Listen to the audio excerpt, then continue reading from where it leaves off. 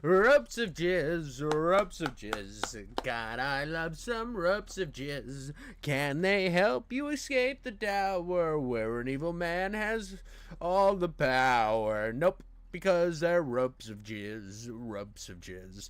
God, I love some ropes of jizz. There you go. You're welcome. Very clean. Very contemporary stream.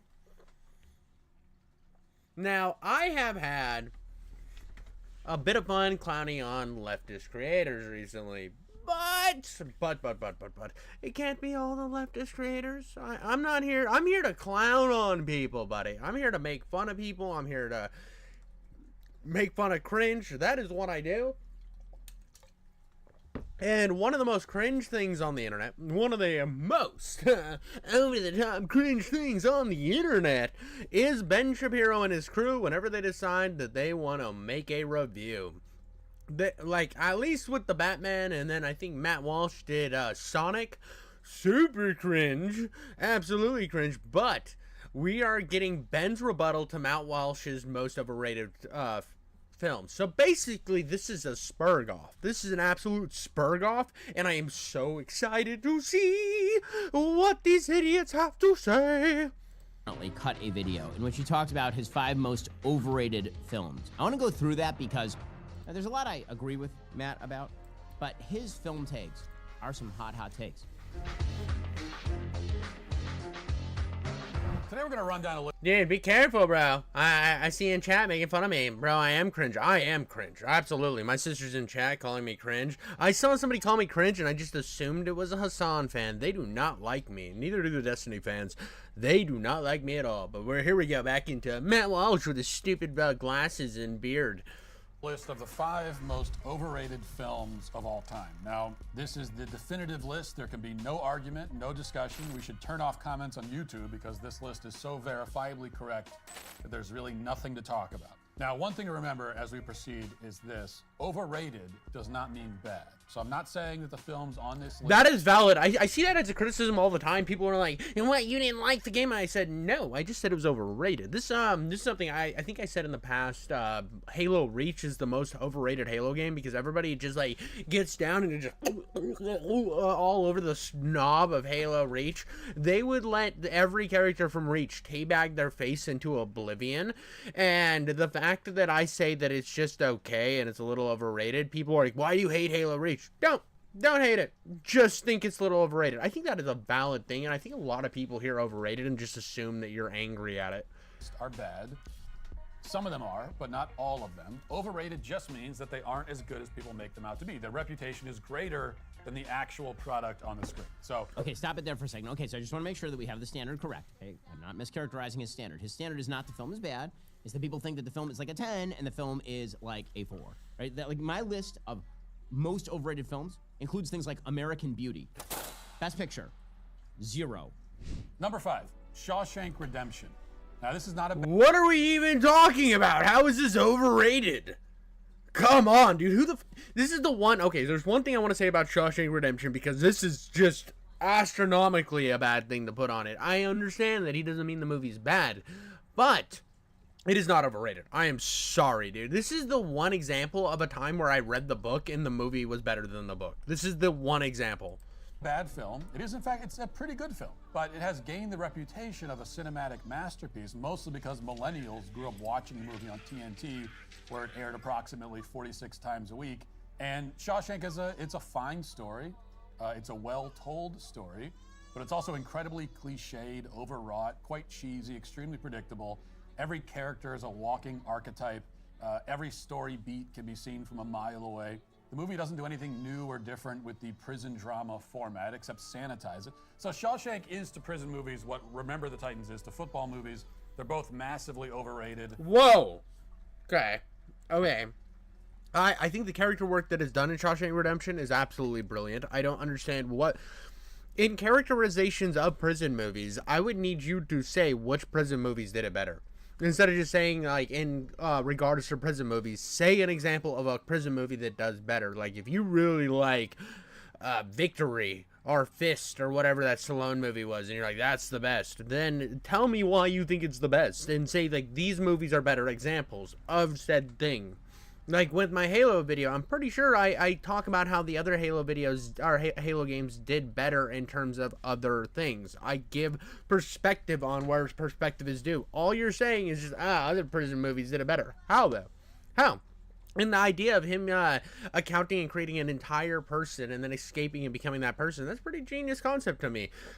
And it also plays on the idea of when you get out of prison, which this is the first and only movie I'd ever seen up until this point where I had seen somebody have to deal with life out of prison, and how if you spend most of your life in jail, you then hit regular society and you're like, what in the figgly dork? I don't know what to do with my life. Should I just sit in a room and just jerk off all the time, or what are we doing? Like, I'm not even gonna address how he said Remember the Titans is overrated. That movie's a fucking masterpiece. It's one of the best movies to deal with. There's a lot of movies that deal with race and stuff like that, but I thought that, in my opinion, out of all the movies that deal with race, that one does the best in terms of sports movies. Not even the best versions of their particular subgenre, much less are they in the conversation for the greatest movies of all time. My biggest problem, though, with Shawshank is that the inmates are all the nicest, most decent human beings you could ever meet, minus the two who are... Yeah, dude, I mean, there was definitely a big scene where people got busted in the butthole, and then he ended up biting off a dude's wonder stick. So there was some other stuff after that incident, they started leaving him alone. So the bad prisoners started leaving him alone. Rapists. Okay, we can stop it there. Okay, so he's right about the plot. Obviously, the plot is basically uber religious but corrupt warden versus a bunch of really sweet and nice inmates who may or may not be rapists in the outside world, but inside they're really actually quite good people. He's right about that. That's a good critique. As a film, it is a very, very effective film. And when he says that there are better versions of this in the genre... Yeah, where? Where are the better versions? What's the better version? What are we talking about? Felon? Felon's a fun movie, but it's not like a great movie. Like, tell me, I don't know of a better prison movie than Shawshank Redemption. I mean, I can understand the plot being simple or whatever, or the weird comparison about the over-religious bullshit. I mean, what do we got? The Green Mile? The Green Mile is a better film. I would say The Green Mile is a better film than the Shawshank Redemption. But what are we talking about here? In, like, the prison genre? Are we talking here? What are, like, the best films in the prison genre? Hi there. Yeah, okay. It goes like this. It goes Austin Powers 3, Green Mile, and then the Shawshank Redemption. We'll go there. I'll say this is better than Cool Hand Luke. Again, he's making an audacious... I like Cool Hand Luke, but Cool Hand Luke has a part of it that gets really boring, and I love Cool Hand Luke, but there's a middle section there that's just kind of lame. If he just wants to say Shawshank is overrated, I'm with him. If he wants to say it's one of the most overrated films of all time, I don't know, man. Number 4, Toy Story. No! This isn't Ben Shapiro. Ben Shapiro's got some good takes in this one. This is him critiquing Matt Walsh's most overrated films of all time. The first one was Shawshank Redemption. So, and there is no way you're going to get me to believe that Matt Walsh just didn't think of like the most beloved films of all time and decided to hate them or decided to call them overrated just to get clicks. He knew what he was doing here. But Toy Story is the most overrated movie, one of the most overrated movies of all time. Get out of here, dog. What are you talking about, Matt Walsh? You just don't enjoy fun. You're just an angry man. What are your movies like? Oh, What is a Woman? And then yeah, Shawshank is a great film. But on Toy Story, he's like, oh, dude, my movie, Am I Racist, is so much better than this. I'm the right-wing Borat. But you don't like Toy... This is insane. A good film for what it is. It's one of the best kids' movies in the last 3 decades. It's just not good enough to warrant 3 sequels with a 4th on the way. The sequels are better than the original. My main problem with Toy Story is... Valid. That's a valid criticism. See, the thing about Toy Story is the first one sets the bar, and then they start, like, building up. Like, Toy Story 3 is... Wasn't Toy Story 3... wasn't Toy... Oh, Up is really good. Up is a really good movie. Up is such a funny movie because, like, the first 15 minutes just destroys you internally. A movie that I think is overrated is WALL-E. I don't like WALL-E. I just watched The Wild Robot, and I think The Wild Robot does everything that WALL-E did, but 10 times better and 10 times more effective. Wally's stupid fat people in space segment, it was the most insufferable, nonsensical BS I've ever seen. Toy Story 3 is the one with Michael Keaton. Wait.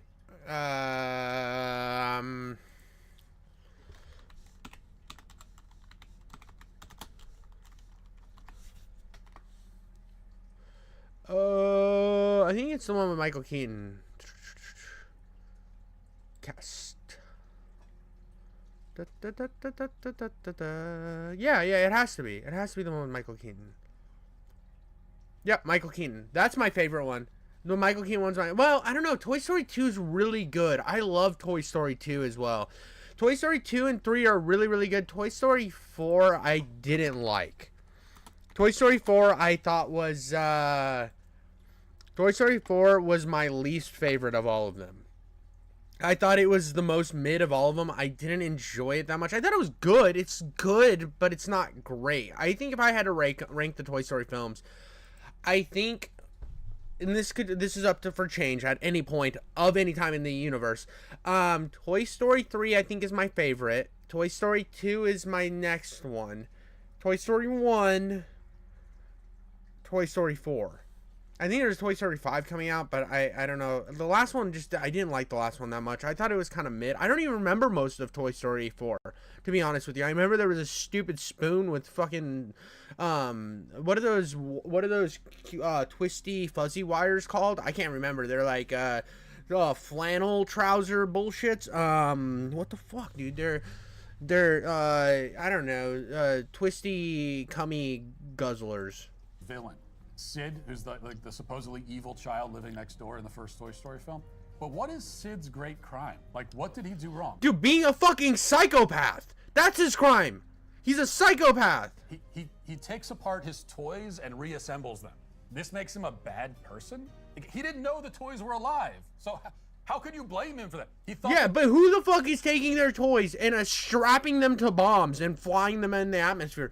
Dudes, here's the thing. Sid was 2 seconds away from dismantling squirrels in the backyard to see how their heartbeat works, and then eventually doing it to people. He was the means to become a serial killer. They were inanimate objects. How can we blame him for his treatment of inanimate objects? Like, if it turns out that my chair is actually alive, am I suddenly a scumbag? Dude, I'm sorry, if my kid starts, like, ripping heads off and gluing it other shit, and then, like, I'm sure Sid, when he got into his, like, teens, was shoving them up his ass and stuff and being, like, real creepy about it. Come on, dude. He was just a prick, dude. Toys or not. Exactly. Sid was just a prick. Sitting on it all these years? Okay, so first of all, it is the most predictable thing in the world that Matt finds sympathy with Sid. And I'll tell you this. I believe him. Yes, I do actually think that treating your children to care and respect for the things they have been given is a good moral principle. Now, it's kind of a weird moral principle, but I think it actually matters. Let's put it this way. If I bought my son a toy, and my son promptly took it out into the backyard and blew it up, I would be a little mad. Also, Sid... Valid, dude. If my daughter did that, I'd be like, I'm not buying you anything else for a while. You can just suck it. Where'd you get the explosions to begin with? I'm sorry. This is not how I raised you. Why are you a fucking psychopath? Like, destroys these toys in the most perverse ways. This isn't like a creative genius over here. He isn't repurposing an old phone to turn it into, like, E.T.'s machine that phones home. Meanwhile, Andy... Like, here's the thing I did. I have this action figure somewhere. I don't know where it is. But basically, it used to be Jigsaw from Punisher, right? And his head broke off. It broke off through me moving and stuff. His head just broke off. It happens. Toys get old. But I had a secondary head from a Blade action figure. And I love Blade. Blade's one of my favorite things. And I decided that I could take and have a second Blade action figure, so I glued Blade's secondary head on top of the Punisher, or the Jigsaw one. So now it looks like a beat-up Punisher Blade. Come on, tell me that's not cool. But that was like, that's repurposing. This motherfucker is just like turning him into horror objects so that he can eventually learn how to do it with cats. Forms very unhealthy fixations on his toys. Never does anything interesting or creative with them. What the fuck are you talking There's nothing about? wrong with a child having a toy, but it's like, it's a bit overboard. Okay, you're a little bit too old to be this attached to your toys, Andy. Wait, hold on. How old does he think Andy is in this movie? Andy, I think in the original movie is like 6. Yeah, that's a bad take. That's a truly terrible take. It's fucking trash, dude. What are we talking? Oh my god. No! Here we go with overrated Dark Knight. Jesus, he just picked this list to piss everybody off, dude. I'm sorry, Matt Walsh, you are fucking worse than Ben Shapiro. I give Ben Shapiro a lot of hate, and I thought this was going to be a spur off, but so far, Ben Shapiro is being based and factual, and Matt Walsh is an absolute fun goblin. Number 3, The Dark Knight. Now, shut the fuck up. Again, good film. It just isn't the masterpiece that people Dude, Ben Shapiro broke. Ben Shapiro's like, shut the fuck up, Matt Walsh, you stupid fuck. I'm gonna lower your contract, buddy. To me, without Heath Ledger's great performance, this movie wouldn't be remembered for anything in particular. Oh, you mean one of the key roles in the film is actually crucial to the film?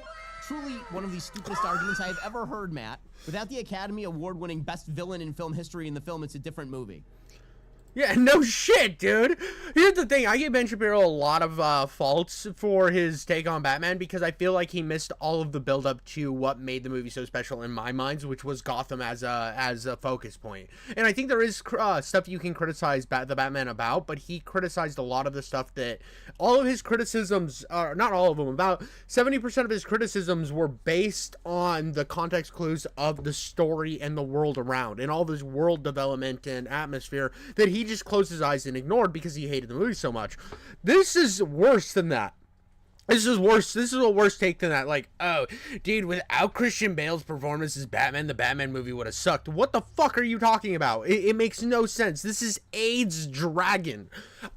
There is a critique to be made about the Christopher Nolan trilogy. If you want to have an actual critique, and here it is. They are not great Batman movies. They are phenomenal films, peak movies.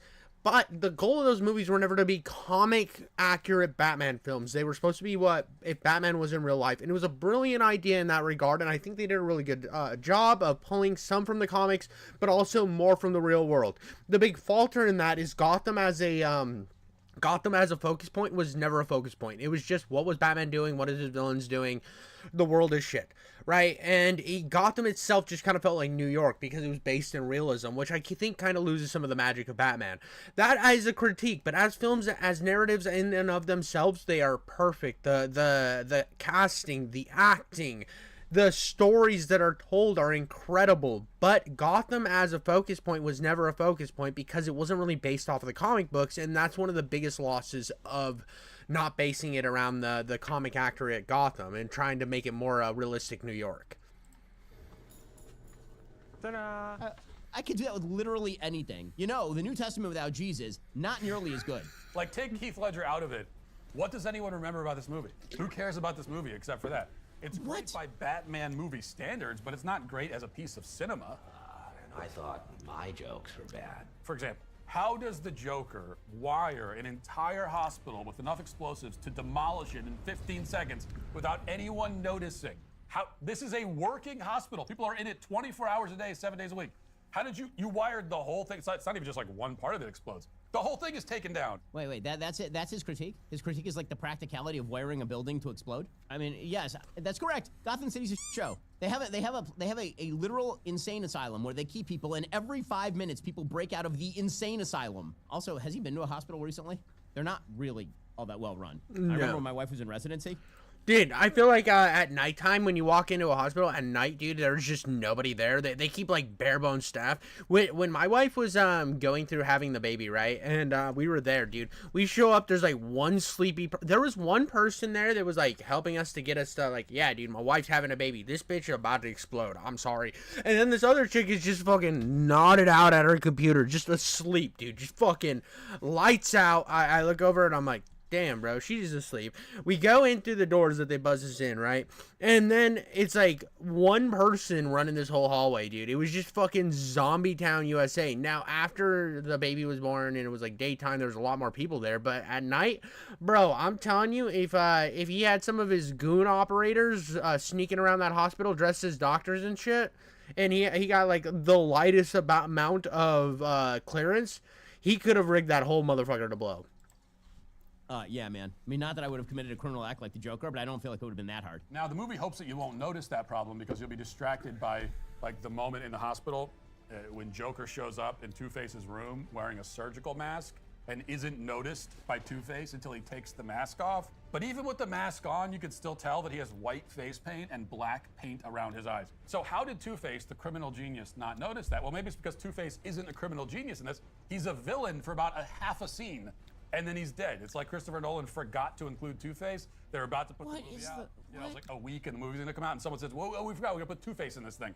Oh yeah, and they gotta go back and What are you talking about? That's the entire. Dude, I love that Ben Shapiro is having my reaction to his Batman review. I love that he's having the exact reaction because I got a lot of like pushback when I put that video out on Ben Shapiro and his hate of Batman. But I love that he's having the exact same reaction as I did, just so upset, just unreasonably upset about how stupid this take is. I love this. This is what I live for. And then, bro, this guy's just being a contrarian, pretty lame. No, absolutely, absolutely. And this is how I felt about Ben Shapiro, dude. This is, I love that he, so when I made the Ben Shapiro video, like I said, people got bad, but I was like poking fun, you know? And this is the same thing. I know they're friends, but come on, dude. It's a fucking bad take, dog.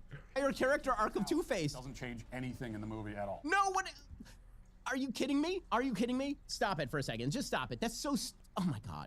Oh my god. The entire plot point in the film is that Two-Face is supposed to be a representation of the fallen state of humanity, right? He goes from the hero to the villain. And the whole point. I gotta pause it right here because all of the shit that he said shitting on the Batman, where I had these things about how Gotham is a correlation to the Batman and how they're both just, they don't understand, he doesn't understand his purpose in this absolutely atrocious world, and the world's building up to it, and it's like a representation, and the representation just flew right by Ben Shapiro. And then he's watching this and just so upset and making these like really deep connections that he refused to make for the Batman. I love the fact that this exists. That all hopes for sort of cleanliness in Gotham City can be obliterated, and if you have too much of an idealistic view about what humanity is, which is what Harvey Dent has for most of the movie, then you end up falling, because once you fall, you really fall hard.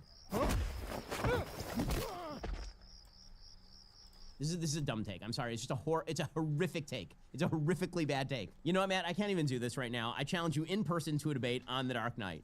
Let me ask you something. What if there was someone out there who... Wow, look at the enthusiasm in the ad read. God, he's not even good at that. Let me show you how real ad read is done right now. Jesus Christ, just roasting each other, dude. No enthusiasm. It's more of this in a moment. First, you need to wake up feeling dialed in and ready for anything. Our friends. If you want some, if you want of his shit, just go get his shit. It's Black Rifle Coffee. They make, so here's the thing I'll say about Black Rifle Coffee, just as a weird, like a tangent. If you want to go and get it from Ben Shapiro, go get whatever the code is. But I buy their little iced coffees from the gas station, and I love it. I love it. Number two, Marvel movies, all of them. The whole Marvel movie canon, they are all overrated because they're all rated as being at least better than cinematic slop, which is what I can't. No, not all of them are bad. A lot of the recent ones, absolutely, but not all of them are bad.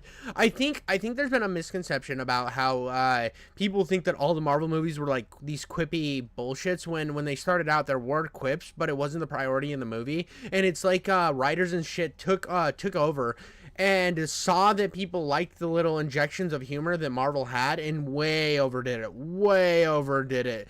And all the way up through Endgame, I think it is a pretty solid like, I don't know, solid series. It just builds into each other. And I don't think we've ever seen anything of that scale be done, and it is incredibly impressive. And I think almost every movie, except for the Thor movies, were pretty solid in their own right. Oh, Iron Man 3 fucking sucks. Fuck Iron Man 3. The movie's stupid. But for the most part, all of the movies really connect, and they're really, really good. I just think... I'm so biased against Marvel, I don't even know what's good or good or not. Can't stand it. So, here's the thing, dude. If you watch Iron Man 1 and 2, those are good movies. Captain America, all the Captain America movies are pretty good standalone. Oh god, they're more like a Tom Clancy film of the 2000s. I really like the fact that they had these Tom Clancy elements, and it's really cool in the Captain America movies. The weakest Captain America movie is the first one. The second one is so much better than the first one. It's like leagues above the first one. It's called I don't even fucking know what it's called, but it's good. Guardians of the Galaxy 1, 2, and 3, I really like those ones. All the Spider-Man movies I thought were pretty good. The MCU Spider-Man movies, I thought all of those were pretty good. Spider-Man 3 is my favorite. Or whatever it's called with all three Spider-Man. What else is the Hulk with I liked Venom. Venom is okay. Iron Man 1 I really liked. Iron Man 2 I thought was fun too. I didn't like the first Ant-Man is just a remake of Iron Man. It just followed the same thing, which it's good if you like Iron Man, but in Paul Rudd, but Ant-Man 2 was pretty good. I liked Ant-Man 2 better than Ant-Man 1. The Incredible Hulk with Edward Norton was pretty good. I really like that one. The ones I hate the most. Well, dude, why do you hate the new Spider-Man? Okay, so if you haven't seen Spider-Man 3, I can understand why you were kind of disappointed in the first two Spider-Man movies. But here's my thing. I liked that there was such a focus on the newer MCU Spider-Man movies on the villain. I think the biggest problem with the Andrew Garfield Spider-Man movies was the lack of emphasis on creating a good villain. You look at the first two Sam Raimi movies, and the reason those movies are so iconic is because of the fact that they really heightened the villain and made them so prominent. Now, I don't think they did as good of a job with Spider-Man, like the first two Spider-Man films in the MCU, but I still think that Michael Keaton gave a pretty powerful performance. Not the best, but like not as good as obviously as Doc Ock in the Green Goblin, but yeah. But when it came to what's his name? God, I love him as an actor too, and I can't think of his name. Jake Gyllenhaal. I thought Jake Gyllenhaal's thing with Iron Man and it was really cool. And I also like the idea that they try to do something different with Spider-Man instead of just rehashing his backstory again and again. They were like, okay, this is because in Ultimate Spider-Man, he's kind of in the Ultimate Spider-Man comic books, if I remember right, he was really attached to Iron Man, and they kind of had a father-son relationship, which I always really liked about the Ultimate Spider-Man thing. And then you got the Iron Spider, which I was so excited to see the Iron Spider in Endgame. And then when it came to the third Spider-Man movies, we got to see all of the villains throughout the Spider-Man universe, the best ones, come back and kick some ass and watch like the struggles that.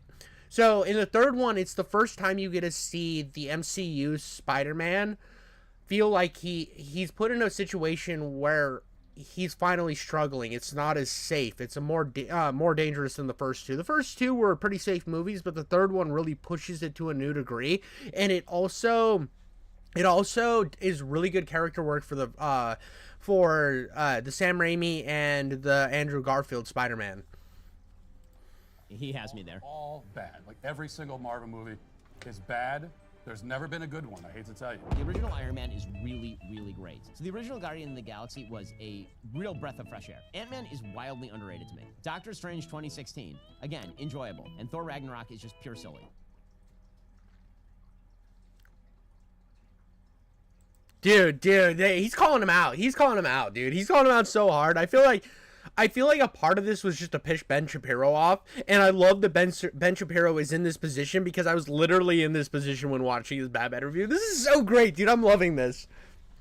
Oops. Well, consistency is the hobgoblin of little minds. However, I was asked in that video to rate which are the best Marvel movies, not Marvel movies versus all other movies. Number one, the most overrated film of all time is Star Wars. Oh. It's fun. Dude, this is the most wild I've ever seen Ben Shapiro, and I love this. This is so great. Now, I will say I like Star Wars 1, and I like the original trilogy. I think they're all very good. As sci-fi movies, I think they should be up toward the top of sci-fi genre, but I do think there are better films. I think there are better films in the sci-fi genre. I think that a lot of people will put it up there as one of the best or the best sci-fi film ever made, when I think that there are better there. Like, take for example Pitch Black. I think Pitch Black is one of the best sci-fi movies of all time. Now, I know that it's more horror, but I think that in the realm of sci-fi, a lot of times they will separate the horror films out from the kind of sci-fi journey romp type things. In terms of the crew and everything, I mean, there's just so much that Star Wars did right. I mean, the camaraderie, the dialogue, it was all really fun. It's a very fun movie. I don't understand how anybody could like hate it. It's decent. It's not deserving of the worshipful praise. Yeah, for the time and even today, the first 3 Star Wars movies were excellent. The sets and how they were filmed is incredibly impressive. I know, it is. I mean, you look at the movie that was more, the only sci-fi movie I can think of that time that was, like, more impressive was 2001: A Space Odyssey. And to be honest, that movie's boring as fuck. That movie is so fucking boring. It's a good film, don't get me wrong. Don't think that I'm out here shitting on 2001: A Space Odyssey.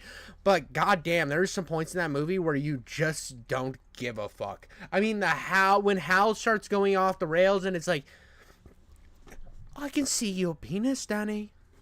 I wouldn't do that if I were you, Danny. Suck dick this way, Danny. And it's cool, but it like takes so long to get there. I mean, I swear you watch Burt Reynolds run around that spaceship for like 14 hours. Coming from someone who dislikes Star Wars, I have so much respect for them. Yeah, dude, and I have respect for them too. I think the first 3 films are incredibly amazing. And I remember watching those and loving them, and then I watched the prequels, and I liked the first one and the third one. I don't like Clone Wars. I don't love those other 2 movies, but I think that they have qualities that are enjoyable.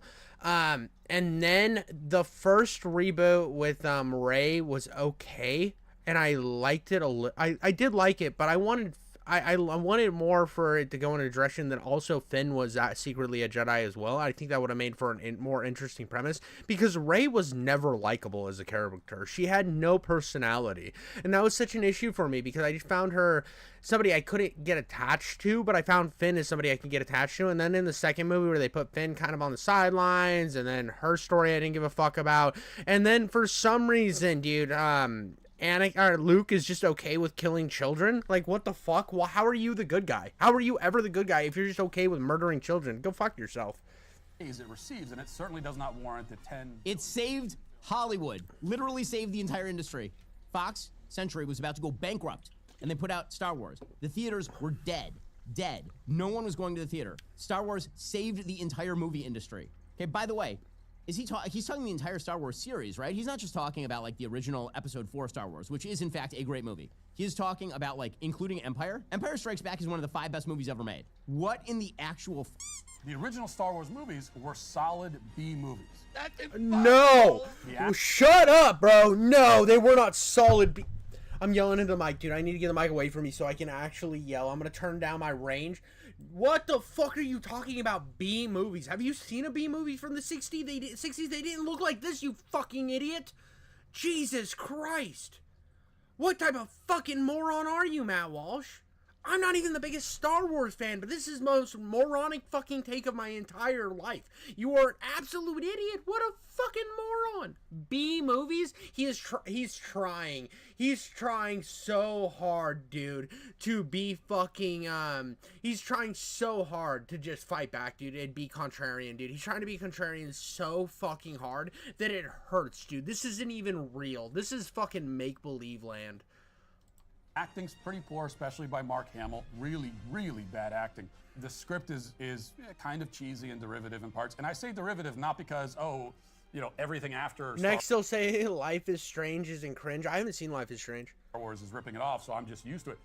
Even Star Wars when it came out was derivative of sci-fi that had come before it. It actually was not doing anything all that new. What is he talking about? Dude, what didn't Star Wars do? What are you... There's nothing fucking logical about this. There's not a single thing that is, like, in the realm of reality here. Holy shit. Yeah, that's not even remotely true. I mean, first of all, the special effects unprecedented for the time. Like, blew everybody out of the theater.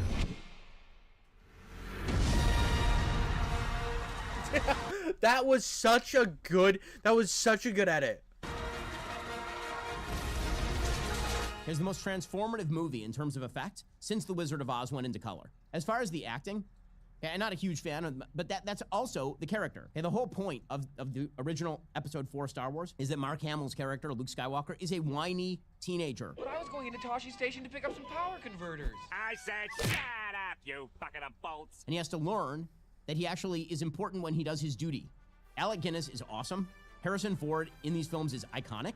Darth Vader is probably the single greatest movie villain in history, particularly in Empire.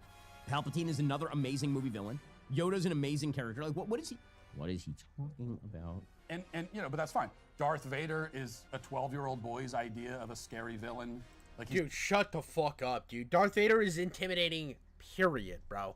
Period. I'm sorry, if somebody can just force choke you to death, that's scary. What the fuck are you talking about, dog? he's not actually menacing, and he doesn't create real tension. Like, if I'm in a room and Darth Vader walks in, I'm not gonna be that scared. Like, I'm sorry, I'm not that scared. Okay, can you pause it for a second? He would literally strangle Matt within the first second of meeting him. Like, I'm sorry, I'm not that scared. You got the, again with the cape. The first thing I'm thinking is like, why are you wearing it? You're... Darth Vader walks in and force chokes him in the first 5 seconds of the film, as he does to the first rebel he sees when he walks into frame. A bunch of 12-year-old boys watched those movies when they came out in the 70s and 80s and loved them, which is understandable. But then they grew up and they insisted that the movies are still as great as they remember them being when they were 12. And that's the problem. Nothing is as good as you thought it was when you were 12, okay? You were 12. But here's the problem, dude. Here's the problem with all of this is it's just like, what do you want everything to be? Just a boring fucking drama masterpiece? If you work everything into a very slow burn dramatic masterpiece, those are boring. Like, sometimes people just want to watch a movie and have fun. This is the problem I see with people who, like, the Oscars and everything, where they bar horror movies. And, like, some of the best performances you'll ever see are sometimes in horror movies. You then bar, like, action movies where they're not considered great. It's like, what the fuck are we talking about, dude? What the fuck, dude? It's like, so you just don't enjoy fun, Matt Walsh? You boring fuck? Stop that for a second. First of all, how do I know that those movies are still great? Because my 10 and 8-year-old still love them. Like, that's a weird take. That's like saying any children's movie that you watched and enjoyed when you were a child is no longer relevant because now you're an adult. So now you have to watch, like, The Whales of August or something all day. Now, you all need to grow up and realize that. The answer is never. Do you hear me? Never, ever.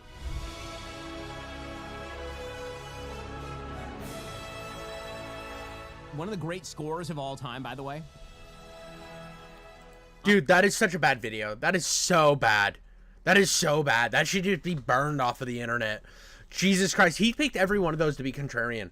And he said some of them were bad. Which ones are actually bad, Matt Walsh? Because it seems like you just prefaced that by saying you weren't saying these movies were bad just so you could rag on them as much as you wanted. I feel like he didn't offer any sort of... He would always say of that time and without actually bringing any examples. So he was just kind of fucking saying shit to cover his ass so that somebody else could come up with some form of a fucking excuse for him when he was just being a douchebag. Honest to God. Like, okay, so he... What in the what? What? Just what? Okay, so terrible takes all the way around there, with the possible exception of the Marvel movies there from Matt. Oh, Matt. Oh, Matt. Well, I guess we'll have to do this in person. That Dark Knight take. Whew. You know what, Matt? I can't even do this right now. I challenge you in person to a debate. Yeah, dude, that was so bad, dude. That was fucking atrocious. That is one of the most obnoxious reviews I've ever seen. That was so bad, dude. Here I was saying that Ben Shapiro was the worst movie reviewer on the internet. I gave him so much shit, and Ben Shapiro was beating him with facts and logic in that video. I'm sorry, dude. His wife's pussy might not get wet, but he was making me wet over here with the good takes. But come on, dude. Matt Walsh, delete your channel.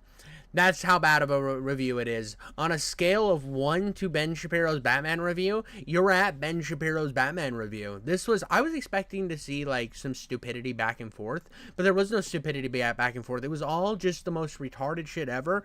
And to say that every single Marvel movie is bad, I think is, stupid. I just think it's dumb. I think that there are good Marvel movies, and I think people want to jump on the bandwagon that they've always been bad, and I think that's just a bad take to have. I just do. I think that there was so many movies, and like, of course, when you have that many movies, there's some that are going to be okay. You're going to get kind of annoyed that a lot of people like them, but there is still some greatness in almost, like, at least, even if you want to say that half of them are bad, I would be like, okay, that's fine. But to say every single one was bad, that doesn't make any sense.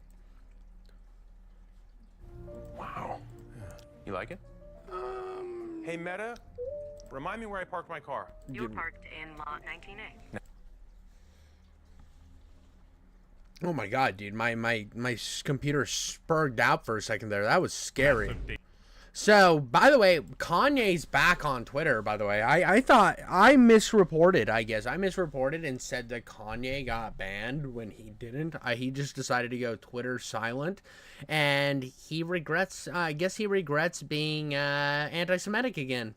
Which I'm kind of curious what led him to decide to not be against Jewish people this time. Last time, it was... who was it? It was Jonah Hill's movie, 21 Jump Street, that saved all of the Jewish people from Kanye West's wrath. So I'm just kind of curious where we're gonna sit here, dude. Where we're gonna sit here in the world of what's gonna happen? What's gonna happen next, dude? What's the big breakdown here? But anyways, this is Kanye West regrets his Twitter meltdown. Hopefully we get another Jonah Hill to save the day from Kanye West's rant, and let's get into it. Massive day for the unemployed. Kanye West changed his mind.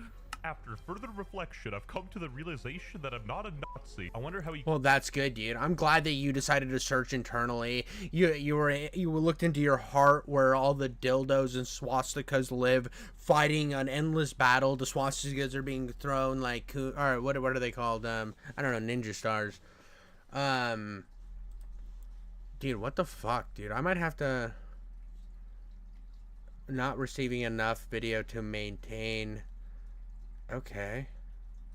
Hold on, guys. I'm getting, like, notifications from YouTube. Maybe they're too mad at my Ben Shapiro reaction.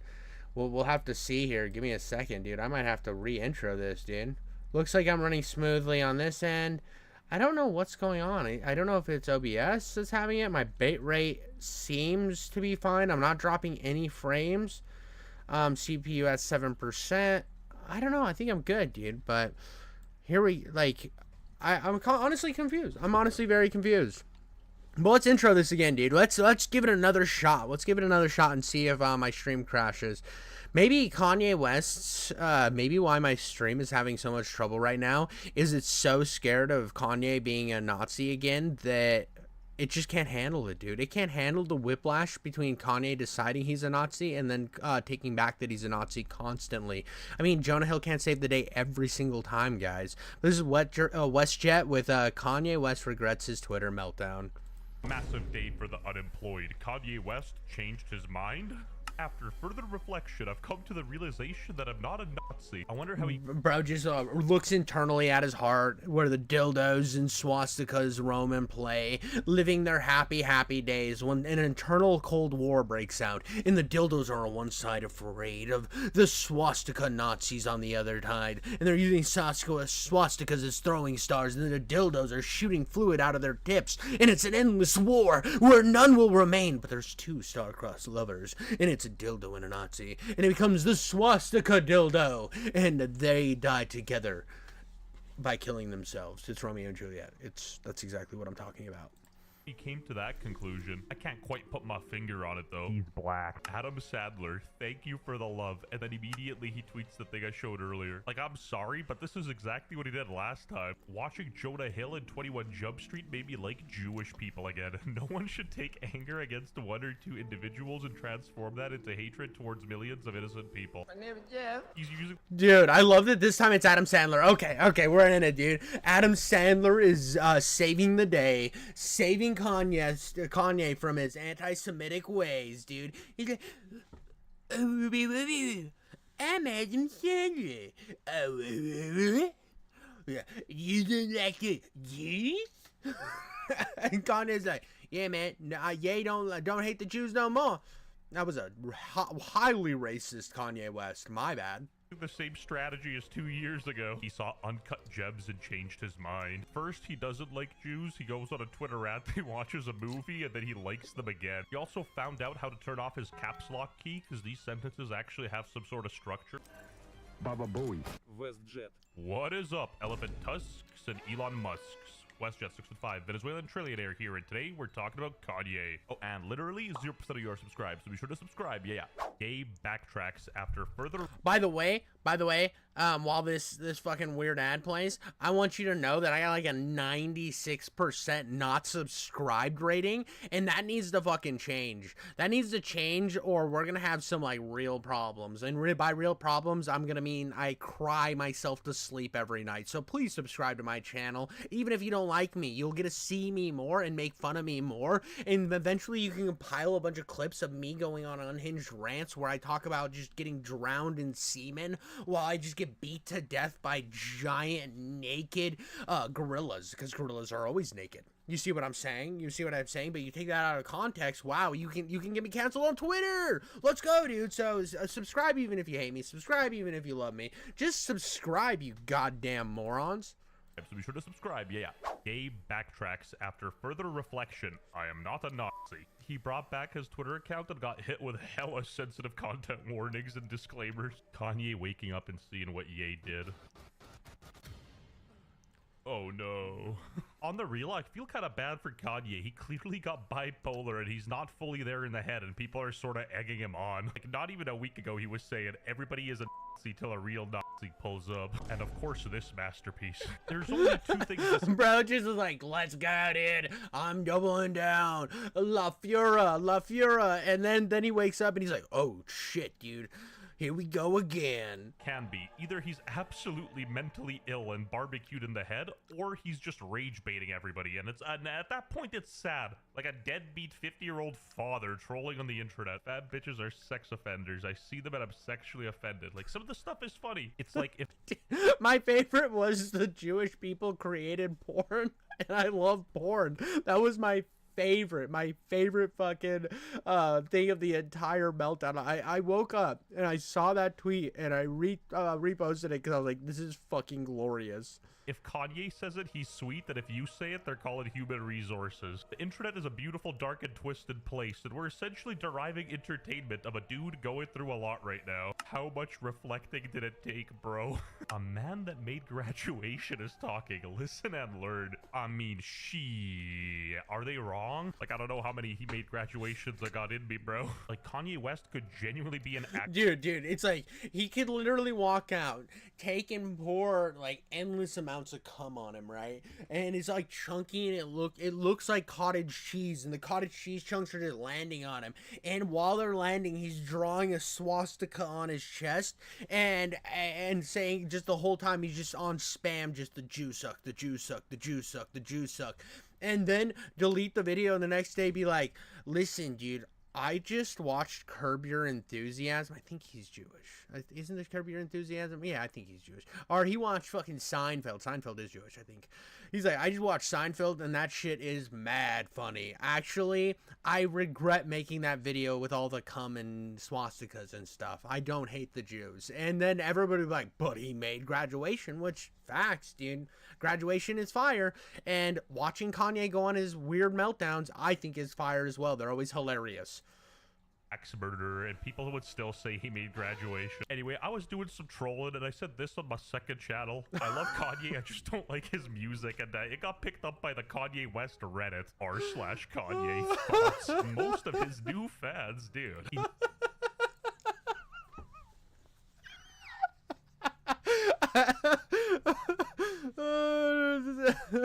He needs to release his new Hitler album. This is so amazing, bro. The Graduation fans are sitting over here like, oh shit, dude, here we go again. The new fans are like, when do we march?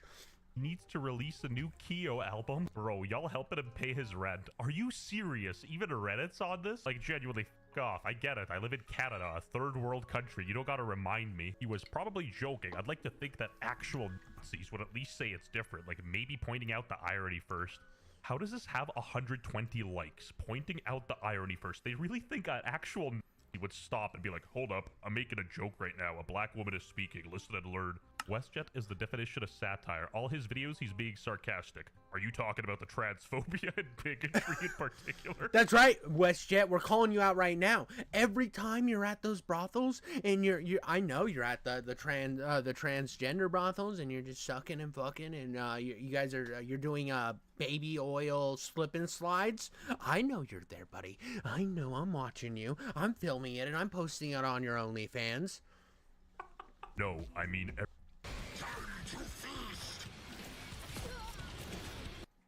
Dan, I heard there's a bunch of new Marvel Rivals drama. Like, everybody got fired because China was just like, we're not paying you guys. And I think that's fucking wild.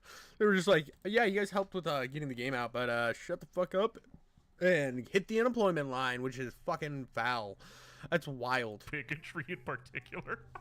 No, I mean everything I've ever said, Reddit. If you see this and you think the person posting this is serious, you might be more mentally ill than Kanye, but I digress. This is the only Redditor I agree with. Please forgive me, I may graduate. Clearly a joke. It would be normally the other way around. Wow. Maybe that's what happened to Kanye. He just went on Reddit for 10 minutes and lost all of his brain cells because, by golly, some of the people there are not real. Ye finally took his meds, bro. Glad you got time to reflect on this stuff. I loved how a lot of people were just like, there was even like some posts with like the hands, bro. They're like, thank God Kanye's back, and it's like, bro, what the fuck are you talking about? Yesterday he went on a fucking tangent, and he was just he was milking his own nipples and spraying it at you guys while saying, I love 1940s Germany, and you guys were like, cats. And then soon as he decides to bring you a treat, bro, you were back at it, bro. This is some animal fucking behavior. Tough decision. Dude realized he's 50 years old and not a 4chan teenager. I never took anything Kanye said as super serious because, you know, this ain't exactly his first rodeo, but I feel like people need to grow up. You're not quite reaching Elon Musk's numbers, but you got 4 children. You're a father. It's time to, you know, act your age. I got a beautiful dark... Absolutely, dude. I'm gonna be honest, dude. I do a bunch of cringe online. I have a lot of fun with this shit. I make jokes, but I'm not out here just fucking going crazy, dude. I'm not out here saying I love all of the funny mustache man's quotes. I'm just out here making fun of cringe online, and then I go back to being a dad. I go out there, I take her on walks. I use her for cannon fodder. I'm just kidding. I don't shoot my daughter out of a cannon, but that would be crazy if I did do. I'd be a monster. What kind of monster shoots there? I mean, even if I shot her out of a cannon, here's the thing. That's spending more time with my kid than Kanye spent with his kids in like the last 5 years. Twisted sense of humor, and I think a lot of the stuff he said was kind of funny. Well, maybe not all of the stuff, but you know what I mean. I think what makes it funny I mean, it's still kind of funny in a very dark way, knowing that it, like, if I look at that and if it was said by somebody like Turkey Tom, right, where I knew it was a joke, it was a fucking hee ha ha, but the fact that it comes from Kanye, he releases a Super Bowl ad at the same time talking about you need to go buy his shit from Yeezy.com and the only shirt's a swastika. This is fucking hilarious. This is hilarious to watch somebody crash and burn so far from the sidelines. That's what's funny about it. Everything you put in context of it's this fucking guy saying it, it becomes the most funny thing ever because how fucking crazy he is. It's like watching lolcows online. Almost every one of the lolcows, not almost every one of the lolcows, a big portion of lolcows end up becoming like child predators, and people still make fun of them like on a daily online. So he is just the fucking he's the rap world Christian. That's all he is. This dude is pushing 60 and he's cracking stuff like this. Kanye and I want the best for the kids, and so anytime we're here supporting our child, it's always good vibes. I love how she says good vibes when her ex-husband was literally going schizo on Twitter, and she chooses this time to like come back. Always good vibes. Dude, even the news is bipolar. Kanye West and Bianca split. She had enough. Kanye West and Bianca Censori are not divorcing. Guys, I have a positive Kanye West update. Finally, he did something not stupid. After further reflection, I've come to the realization that I am not a Yahtzee. You know what? This is exactly the type of guy I imagine defends Kanye. But for those of you out there who are still trying to defend Kanye, yeah, bro, you now have just a little bit more ammunition. Enjoy it. But here's the thing. You shouldn't be defending Kanye. He's a random celebrity you've never met. ever. Here's the fun of it. I from my little world of chaos over here, in my little demon, my demon vault, where I also just like have a BDSM chamber where I get pegged in the background. I know that I can't wait for the next Kanye West meltdown because I'm going to enjoy it. I'm going to sip it up like the world's best ramen, dude. I'm going to... and then I'm going to spit it back into your mouth like the good little baby birds you are. You've probably got no more than 24 hours before everything flips back on its head. And even the Spanish people are involved. Exponiendo el horrible matrimonio de Kanye West and Kim Kardashian. Admiración por Kim, quien en ese momento... Bro, based. El soy Nazi. True. Let him cook. True.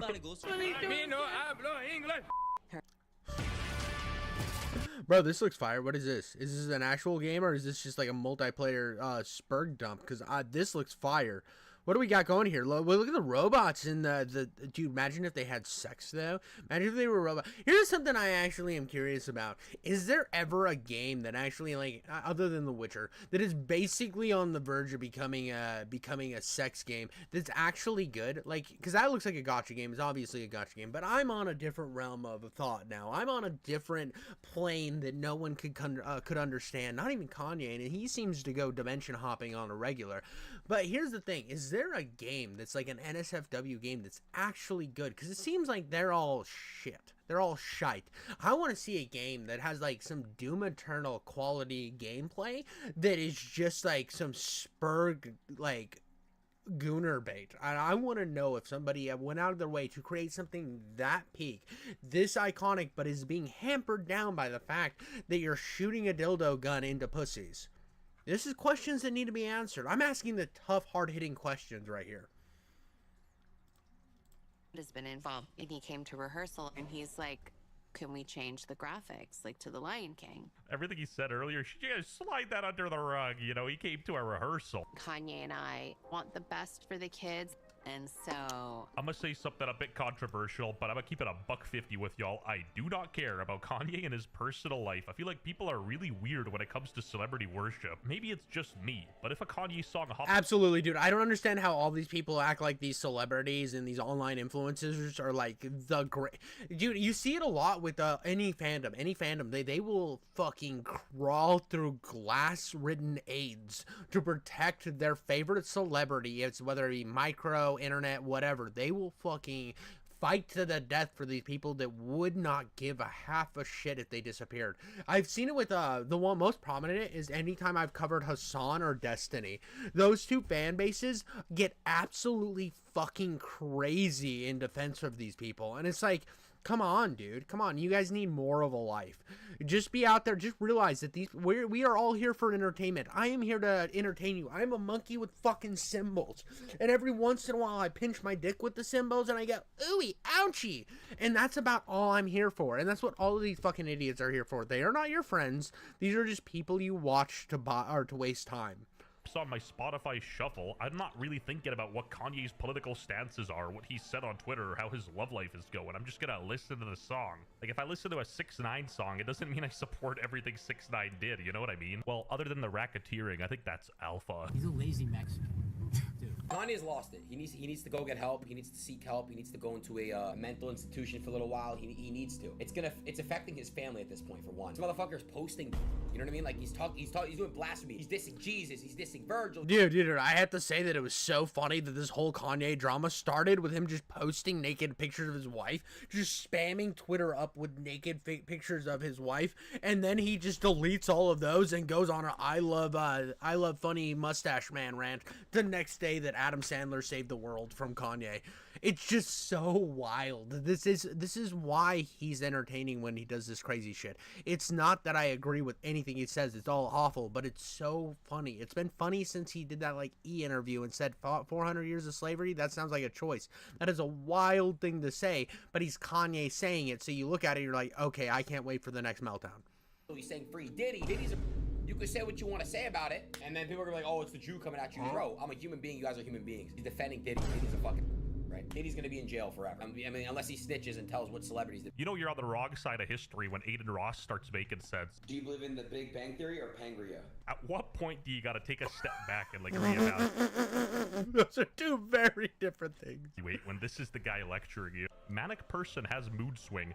Bipolar person finds the opposite pole. Even the Reddit scriptures are starting to make sense. I give it 3 days. I give it 3 hours. Probably watched another Jonah Hill movie. Even Reddit remembers that this ain't his first rodeo. So like, why are people like surprised? If you see somebody nodded off a fentanyl on the street, are you gonna take them seriously? Like, I didn't think so. You know, if every time someone asks you a question, you try to say the right answer, your entire life is a test. Like, he'll say something like this and people will be like, dude, he's so profound. If you're a Kanye West fan, you're not a fan of me, you're a fan of yourself. Yeah, I love myself. Yeah, dude, that sounds pretty base, honestly, dude, because I love myself. A few times a day, I make sure that I can get a couple out so that when I actually have sex, I can last for them more than a minute. Just tell the truth, and telling the truth is crazy in a world full of lies. Then he just started rambling about weird stuff, like, if a hermaphrodite only dates women, that's a hermaphrodite. Pterodactyl mixed with a T-Rex. Bars? What? T-Rectodactyl. Pretty much the same thing. Dude, who's this guy? I kind of like him. He's rendering in 720p. Let's hear this. What you gay? Miss Donda would be ashamed. Ooh, he got his mom and I know into you it. said that, bitch, we don't know your mother, but actually we did get to know your mother. The internet never ceases to amaze me. Like, what is his... Dude, what? You just know his mother? You're just like, yeah, dude, I actually used to deliver her all of the food. When she wanted pizza, I was there. When she wanted chow mein, I was there. And then when she wanted some deep sex, I was there. Dead mom have to do with anything? The apple doesn't fall far from the tree. Aw, comment. Oh yeah, they got to him. They done whooped his ass and put him in the I think closet. he just changed his mind all the time. He go from one end of the He is spectrum a Gemini to the though. other. He is a Gemini though. Wait. Hey, he just Dude, wait, when do we get the WestJet Nazi rant then? They're both Geminis. We're just waiting. It's the time. We're abiding time. We're abiding time until WestJet comes out and he just is like, actually, I don't know if you've heard about this National Socialist movement, but I'm a big fan. That's when we know that it's Gemini's having the problem and it's not a Kanye West problem. The only way to fix this is we should ban all Geminis off the internet. Look at me, for real. Well, hey, listen, man. I heard he only did that because he just got full ownership. Adam just pulled random black dudes off the street to react to Ye's behavior. Subscribe to the channel if you believe that real friends let friends drive drunk.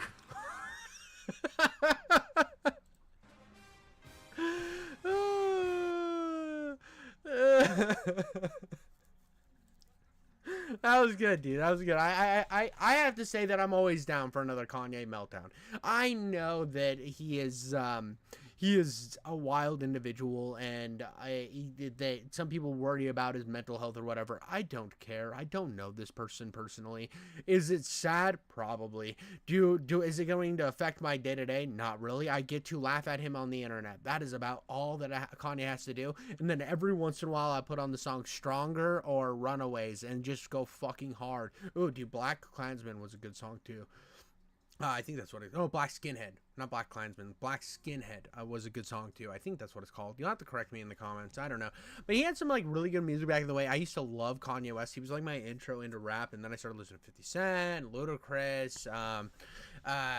Dude, what's the guy who did, Yayo? What's the guy who did the song Yayo? It was, Andre Nicotina, Tupac, Tech 9. I got, like, that was, like, my jam through, like, the beginning and, all of high school. That and like old country music. I don't know why my music taste has always been rap and old country music, and then blues just thrown in there as much as possible. I'm like Muddy Waters, Kanye, Muddy Waters, fucking Hank Williams Jr. I was just on a weird fucking grind when it came into music. But that's the new Kanye West has repented. He has done his Hail Marys, and now he is not a swastika lover anymore. So we'll see what happens next week.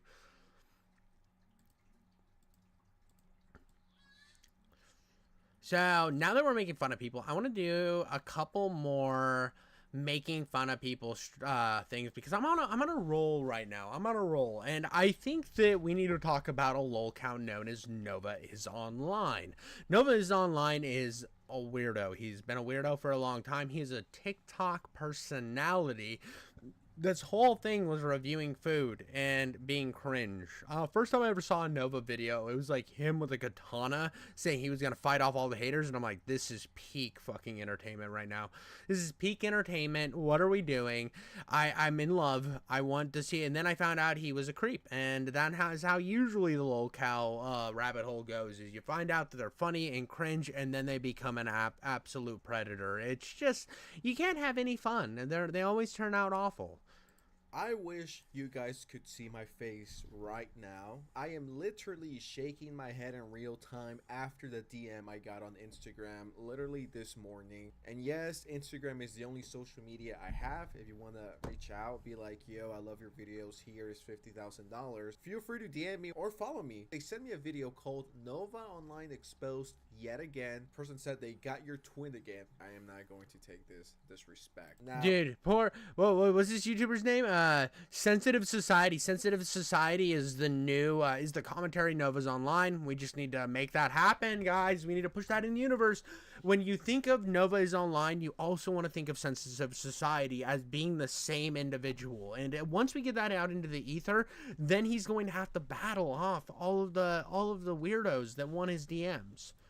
If you've been around the channel for the last year and a half, you know that I've made a few videos about my favorite TikToker of all time who goes by Nova Online. I have to say, anybody who has long hair, you should be like washing and conditioning that bitch as much as possible. You want that to look crispy. I hate those people that walk up to you and like talk to you and their hair's all greasy and they smell awful. It's like, dude, they make showers. You can take one at any time.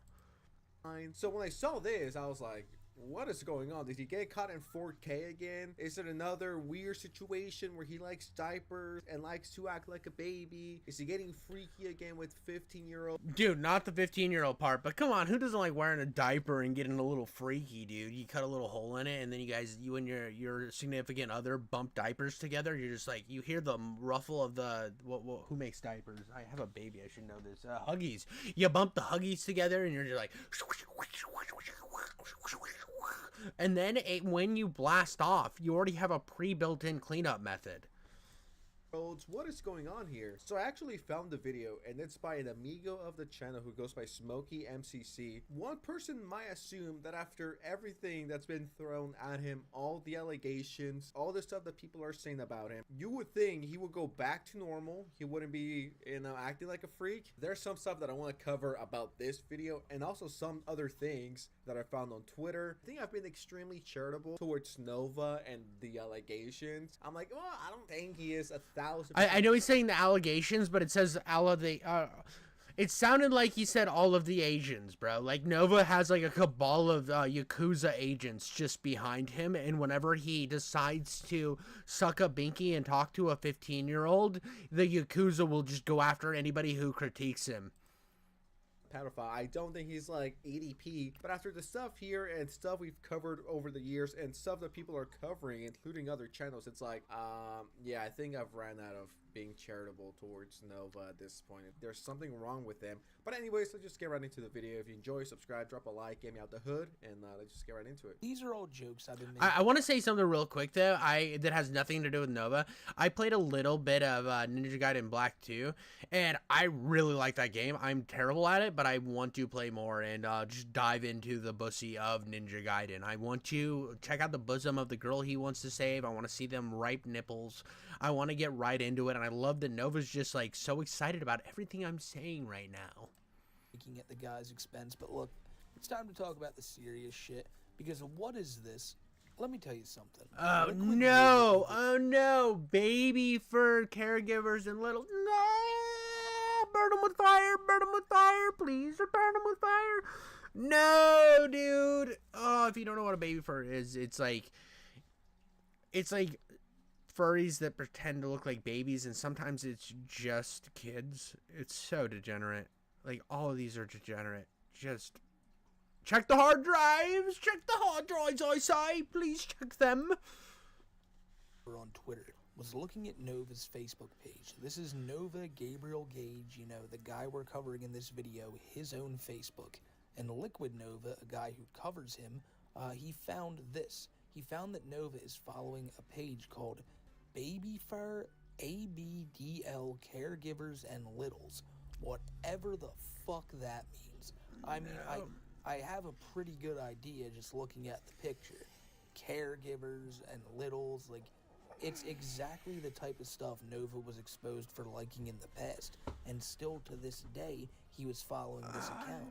And you may say, well, you know, has he used Facebook in a while? Maybe. Yeah, this is the problem with the internet. And I understand that once you create a world where freedom of speech exists and where wacky people can show their wackiness off at any general moment, you are going to get a lot of horrible people.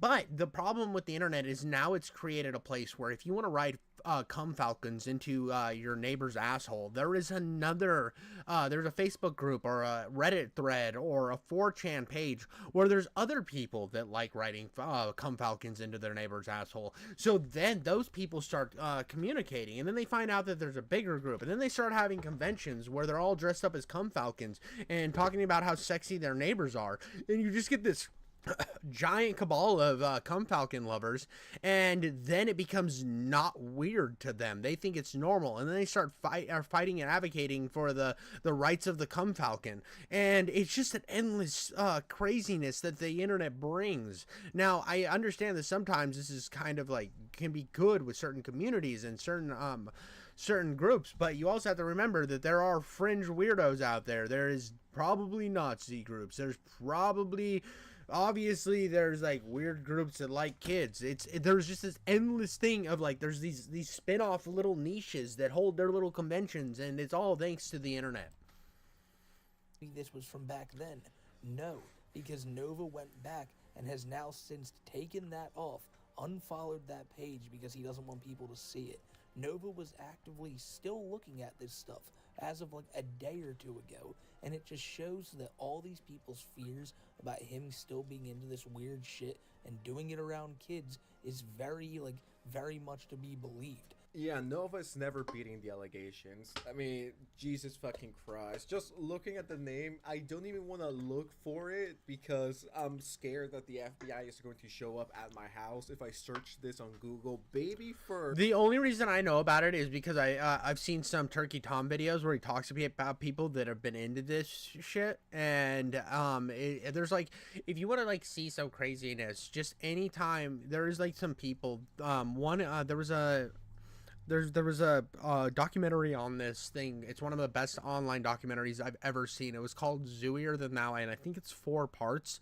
It's a little long to watch on the channel, maybe one day, but it is absolutely insane. And you hear about stuff like this and that, and then when you go down like the degeneracy that is the furry fandom, you will hear about people being into this, and it's just me being too chronically online and watching too much Turkey Tom, where I feel bad that Turkey Tom has to research this stuff. I mean, even though it's kind of funny, there's a part of you that never wants to type this shit into your internet because you just are waiting for a knock on the door. Caregivers and littles. So I'm not going to do that. I have a good thing going. I don't want to fumble it and ruin it. All because of Nova Online. And this is the tweet that Smokey is referring to. He says, "Hey, Kiwi Tapes and Smokey, Nova's real name." I'm going to censor that just because. And he has a Facebook account under the same name. It seems like him because it says he's from Idaho and was submitting 2016. Also, he follows WWE wrestlers, and I know he's a fan of. Anyway, I found this, and it's the the post with Baby Fur, Caregivers and Littles. This, along with other stuff we've talked about. I don't know how anyone could excuse this. I think it's hella sus. And I'm between 80 to 90% sure this is him. It has Nova brand all over him. Location, name, his interest. I mean, again, this is the guy that literally used to have Discord people that were like 15, like read him bedside stories while he sucked on a binky. So I definitely, I'm going to be a little uncharitable and say that it's probably him. I don't think that's a far stretch. I don't think I'm out here like breaking any new ground to say that Nova Online isn't an absolute gooner weirdo. It does check out. And if the page is from 2016, back in 2016, no one really knew Nova. He wasn't a TikToker. I believe he blew up in 2022, 2021, around that era. So there's no reason for someone in 2016 to make a fake account under his name to slander him. Just doesn't make any sense. Like, if it was 2024, I would be a little bit more on the line, just be like, well, you know, it could be someone pretending to The reactions I'm having right here is all because this gameplay looks so fire. be him. I mean, everyone already hates him, easy target. But back in 2016, it just doesn't make any sense for someone to fake this. And if it turns out to be false, I'll definitely update you guys. I'm 90 to 95% sure now that this is actually him and that he's into some degenerate behavior, to put it lightly. And Smokey MC posted this. Good night, everybody. Face review, by the way. And it's pictures of Nova. I told you, dude. Look at this. This is weird. This is weird. I'm sorry if somebody's like offended by me saying this is fucking weird, dude. You're cuddling in like a weird top where you can like see the chest hair poking out and like the slight cover of the nipple with a unicorn and a bedazzled binky. I mean, bro, you ain't going clubbing with EDM music. There's no need for that binky, bro. What are you doing, dog? We know what you're doing. You're talking to your Discord kittens that are 12. Oh my god. Oh, I did not know this was the full image. Oh my god, I want to kill myself. I want to go back to being 2016 Leafy and say a lot of slurs and just kill myself.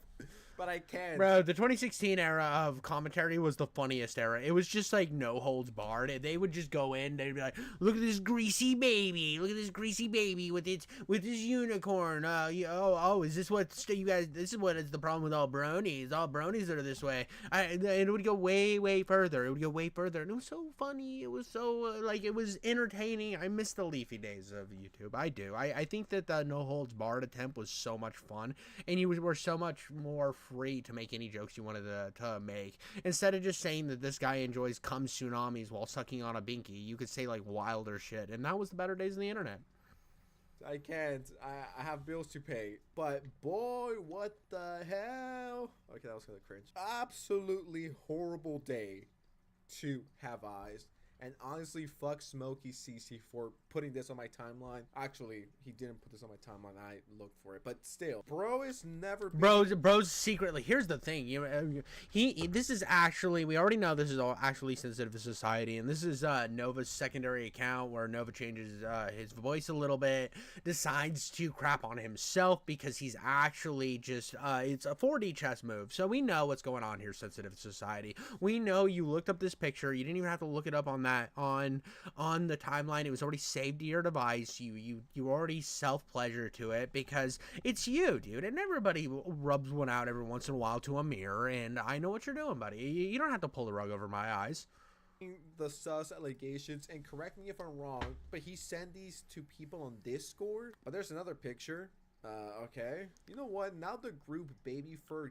Well, here's the thing. Sensitive society. You look like you're sleeping really well. Like, at least we can tell you that. You look like you're sleeping really well in these pictures. They're givers and littles. When you put together the Facebook group he was following, or page, along with these pigs, it's like, yeah, it's starting to paint out who he really is. Here's another one in case you guys wanted a new wallpaper for your phone. Bad day to have eyes. Just a bad day to be a human overall. I had no idea these other two pictures existed. I knew this one was going around, but I've never seen the full picture. Wearing this, now that I'm looking at it again, you know, maybe it ain't too bad. I told you. What did I say? What did I say, dude? He's gooning to it. This is his phone screen. This is a lock screen, and every time he opens his phone, he has to rush through the bathroom and just like spray as many ropes on the wall as he possibly can. You might be thinking when you see writing on the wall in yellow, it's just a yellow marker. It's a yellow Sharpie. No.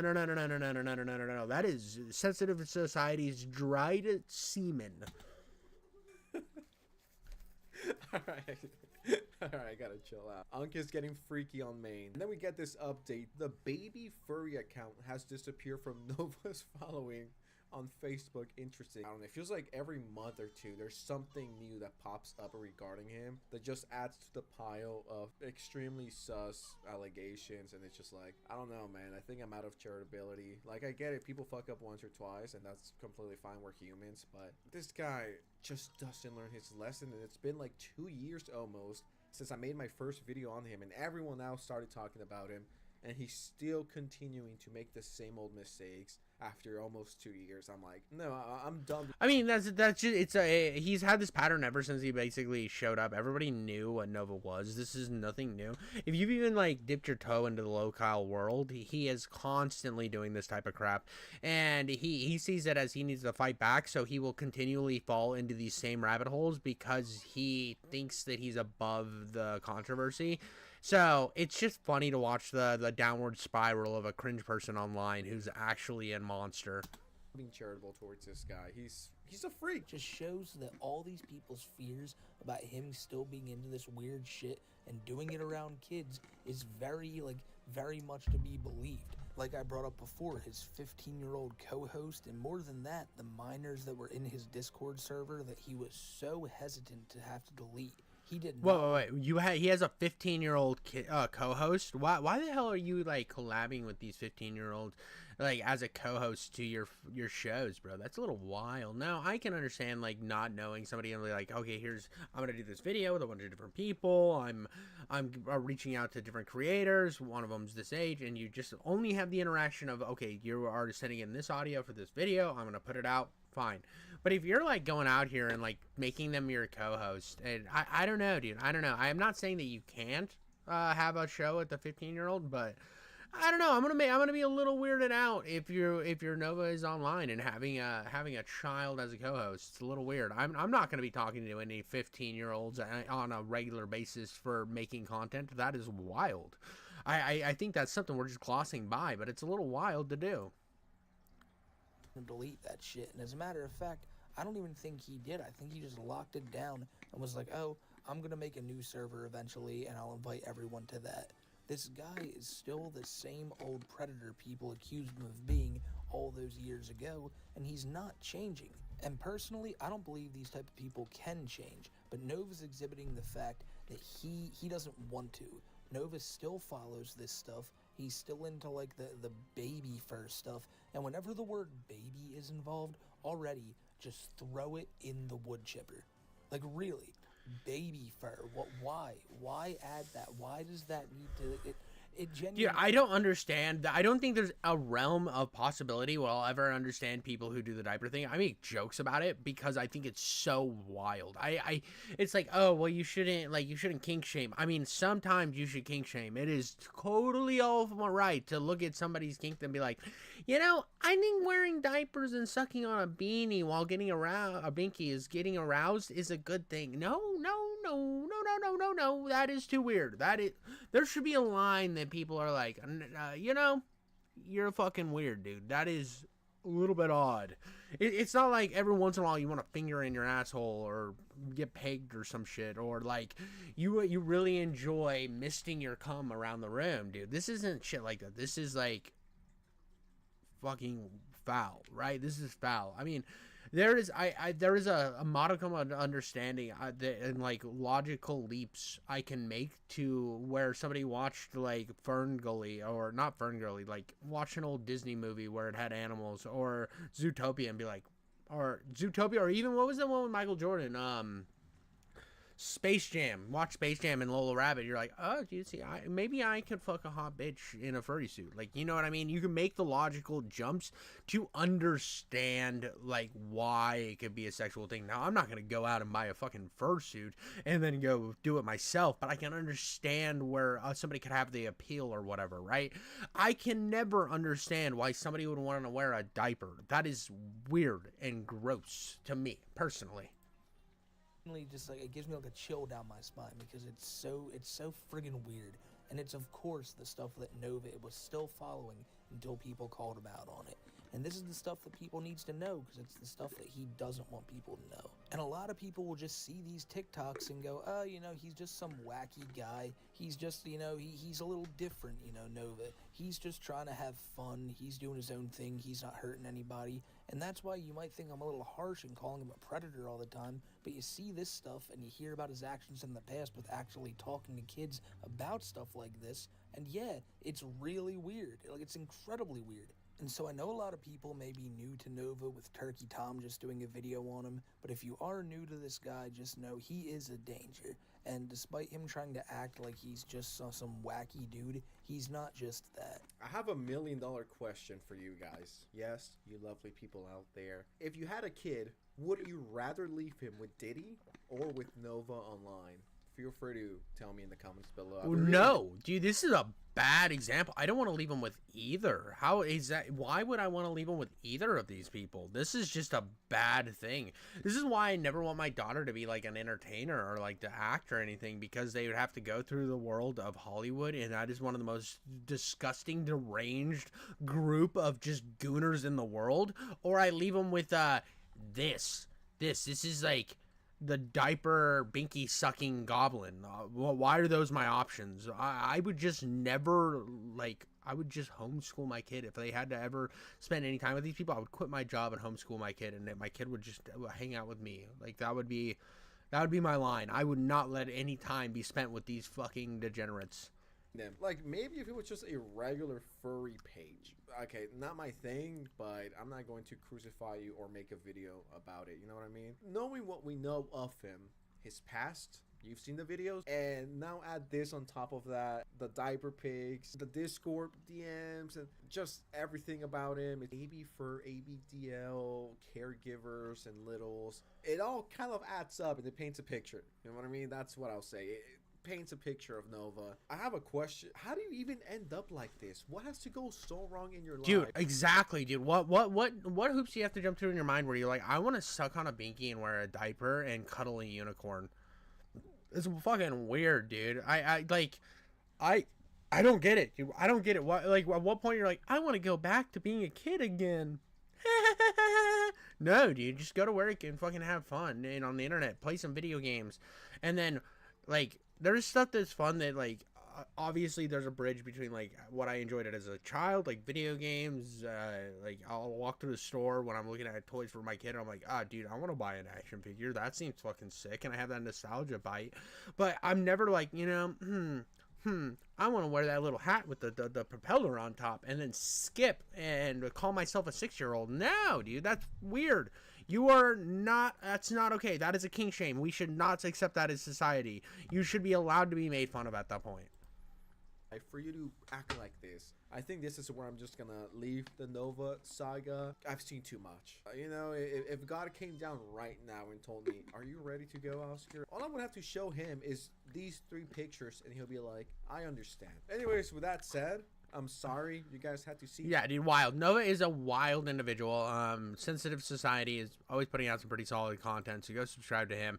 I enjoyed this because I like watching, like, cringe online. I understand that it's like, oh, don't make fun of people. Like, people, yes, I'm cool with making fun of people. If you put your shit readily online and you want to make, like me, for example, you think I am an absolute cringe lord and you want to, like, clip me up out of context and make videos about it, go ahead. Have fun. Enjoy the time you were spending with putting me all over the internet. I will thank you for it. But it's just so wild that we have, like, actual cringe lords like this that exist. And then, like, I also hate that there's people that are, well, I don't want to condemn him for his, I don't want to, like, what is it? Like, I said it already. I already said, like, kink shame. I don't want to kink shame. Yes, kink shaming should be okay. Sometimes shaming is okay because, like, otherwise we end up with a bunch of people like this and then they just think it's okay. There is literally a YouTube podcast about zoophiles, and if you don't know what that is, they are people that legitimately, like, are furries and also want to have intercourse with animals. Now, I'm not saying all furries want to do that, but there is a group and they should be condemned, and people who wear diapers and suck binkies and have Discord calls with children should be condemned. Those people should be made fun of. And like, oh, but bullying, shut the fuck up, dude. This guy's wearing a binky and a diaper. But that's all I got for that one, guys. I hope you enjoyed. But yeah, let's move on to the next. I have to pee real quick. I will be right back.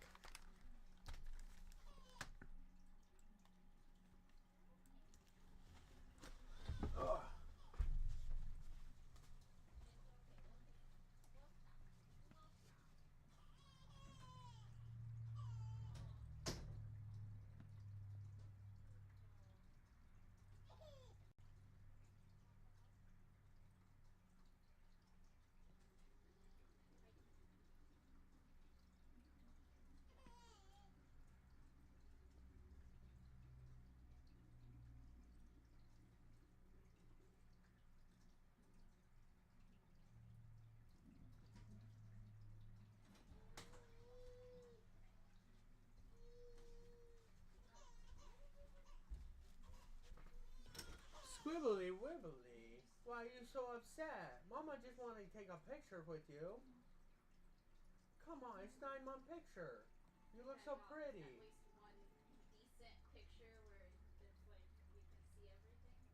I just knew if I came in and yelled squiggly wibbly, it would be enough of a distraction to make her stop crying. Yes, Dada loves you. Dada loves you big muches. Dada loves Mom big muches. Now Dada's gonna go back to streaming so he can make tons and tons of money one day. And he can sit on a pile of gold like a dragon. Alright, boys and girls, we have another cringe lord to cover. We have another cringe lord to cover because I love cringe. I love cringe lords. I love all these guys. Now, there is a streamer named, I think, is this Johnny Somali? I don't know. There's so many of these IRL streamers that I can't keep up. This is not the lolcow fandom that I like live and breathe in. I know that there's a lot of cringe ones like Vitaly, you got Johnny Somali, you got I don't know. There's so many. There's so many to keep up with, and they're just be out there doing stupid stuff. They're just trying to get the entire world to hate them and throw them in jail forever. But we got disrespectful IRL streamer wishes he never went to Korea. Oh God, like, why would you go to another country and act like a buffoon? This is like those people that went to that city hall meeting like absolute idiots and then expected not to be made fun of. These IRL streamers are just waiting to get cooked. Oh boy, well, things have just gotten so much worse for the most disliked IRL streamer, as he's now got hit with another charge, meaning he will likely be stuck in South Korea for even longer. The dude should have never stepped foot in Korea, and this is also on top of losing his last remaining social media account, so he's basically banned on every platform, and now begging to be forgiven and unbanned on Kick. Because even though the Korean— Wait, is his name Johnny Jewish? And on every platform, and now begging to be forgiven and unbanned. Johnny Jewish. That's, oh boy, like what a name. What a absolute name. Kick. Because even though the Korean government has confiscated all of his equipment and he's been banned on all of the major live streaming and video platforms available, this time he's found a way to reemerge on the internet again. And he did so via a video call through someone in Ice Poseidon's circle, because somehow Ice is now part of the story. Ice Poseidon's another one of these absolute gooners, dude. That was the one I couldn't think of. These guys are they're all entwined with each other. Basically what they do is they take their penises out, loop them over the other one. Now the best loop to do when you're tying a knot is to go around, down, and then twist and back through the loop. So that's what they're doing with each other's penises tied together in a giant circle, and then they dance. And then they dance. The dance and dance and prance and prance and prance and ruin other countries. Their assholes in other countries. And that's their life. That's their life. And I don't understand why anybody enjoys them. An IRL streamer many of you guys are familiar with. At one point, the dude was basically the largest streamer on Twitch, until that all came crashing down with him being swatted on a plane. Passengers say that 2 people were removed, a man and a woman. As many of you guys know, Twitch then deemed that reckless and didn't want to have to deal with any future headaches. One thing I want to say is swatting is one of the most disgusting, foul things you can do. Like, there's a few things on the internet. There's doxing is disgusting. Swatting is worse. Swatting is anybody who swats anybody, I don't care how much you don't like somebody, you are an absolute piece of human AIDS dragon filth. You are below human. You are subhuman piles of garbage. The same thing that goes with like people who like release revenge porn and like all this other stuff. It's just like, why are you guys this way? Like, why are people this way? I hate this. Like, where they're so obsessed with somebody that they want to like ruin their life just because they don't like them. That's wild. Or PR disasters, so they chose to permanently ban him. Well, fast forward a couple years, and now he's one of the largest streamers on Kick and has definitely contributed to the growth of the Kick platform. And currently, he's traveling around Japan for his series 100 Days to Learn Japanese. And this is all at the time of recording this video right now. He's already been in Japan for over a month now with a group of friends most of the time. And if I'm not wrong, almost everybody in his group is also an IRL streamer who's also recording their own POV of the whole travel. And even though Ice Poseidon and his friends aren't exactly the same thing as Johnny Somali, who probably is the best example of being a nuisance streamer himself, but I mean, it's safe to say that people online are not a fan of streamers making a scene in public for their streams, especially in Japan. Well, and here's the thing, dude. I remember back in like the day when it was Filthy Frank and like people were doing like the goofy stuff, and then Logan Paul, and I thought there was a lot of hypocrisy where people were really mad at Logan Paul for doing his cringe stuff online, but it was the same people before with who were like congratulating and saying how funny Filthy Frank was. Like, I can get there is a sense of oh, this is funny, dude, look how goofy these people are being, but these guys made their entire being and entire life this shit. They didn't have the funny bits that, like, let's say Filthy Frank would do bits in between, and he had like a lot of other content that wasn't just look how much of a degenerate I am being online always. And then these people get in these situations where they get arrested because they're being like the most big scumbags and not paying attention to foreign laws, and people are like, oh no, we gotta free him or whatever. No, dude, they made their own bed, and now they're going to sleep in that 8x10 cell. And in Korea, after Johnny stirred the pot so much there. But this is a fairly recent clip that went viral from Ice Poseidon's group from a guy named ABZ. For example, in this clip, ABZ, one of Ice Poseidon's friends and Kick former employee, he's in public as he receives a donation, and of course the donation sound was set to some anime moans. Love you too, bro. This may look like you're Come on, the anime moans, dude, these guys are cringe, dude. That is so cringe. It's kind of funny, but it's also cringe. Here's the thing, dude. Here's the thing, like, it's like if somebody was like, oh, dude, why are you okay with this guy getting arrested? It's like, yeah, dude, I don't go into the middle of like town square and then just beat one out and then get mad because I get arrested for public indecency. There's laws against that, and I broke the laws. And these guys are going to other countries where they have much more strict laws about certain things, and then you guys are like, oh, dude, how did this happen to me? Why would this? Oh no, I wish I would have never been here. It's not my fault. Yeah, it is your fault, dude. You didn't pay attention to other customs and then got in trouble. Plain and simple, bro. You can't be a fucking like a period tsunami and then wonder why everybody's mad after you covered them in period blood. You guys are assholes. Alright, stop. No, let's not make this a thing. Bro, but I thought it was a nice dono. Bro, no. you guys are rats, bro. Or here, another dude in the group, slightly homeless, is supposedly drunk late at night and crashes out on the street after getting in some relationship trouble. And this is with the only girl there in the group of streamers. Homeless, this is actually all your fault. You decided to hook up with that girl. It's your fault, and you should learn. I know it is my fault. I shouldn't have asked her to date me. Dude, another thing is, why are people getting drunk in public and then filming themselves getting drunk in public? What is the appeal here? I didn't understand it when people like got excited and like watched Only Use Me Blade just to watch them get drunk and get sick all the time. It makes me nauseous. It makes me want to puke. Yeah, because I don't like hearing the gag. I just don't like this. You will never catch me being the guy that's like, oh, dude, watch me go get like obscenely drunk in public and film it while I throw up on the side of the road. It's not entertainment to me. That is just foul.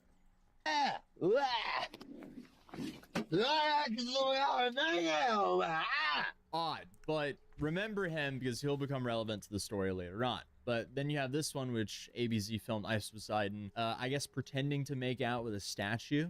What the fuck? Oh, maybe Sam took them. Paul! Oh! Yeah, man. Oh yeah, that's kind of funny. I mean, like, it's not the funniest thing ever, but it's just like, look how, it's like if you and your buddies were walking around. See, this is the thing, like, they're just filming it all for the clicks, but we know that in, like, high school and shit, then this is, like, these guys are, like, past high school age, so they're literally just filming to high schoolers, like, oh, dude, look, I'm still chilled like that, and I remember in high school, you do shit like this, you put it over the mouth, and go, nah, nah, nah, and then your buddies would laugh, and then you go on with your day, and just go do more stupid shit, because you had nothing better to do, because you're in fucking high school. I mean, technically that's cheating because the intent was there. Sumimasen, hanko doko? Hanko doko?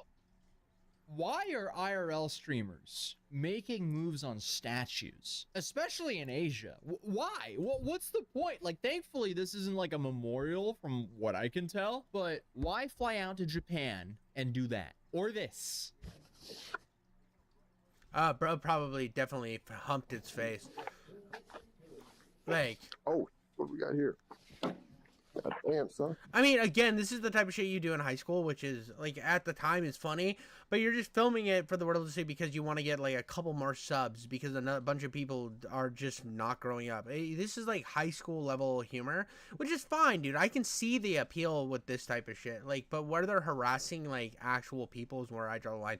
Going out and being goofy around statues, I don't see as being that big of a problem. It's like, oh, yeah, look at them trying to goon on a statue. Like, okay, like, this isn't, like, as long as it's not bothering anybody, who the fuck cares? I'm fucking hurt.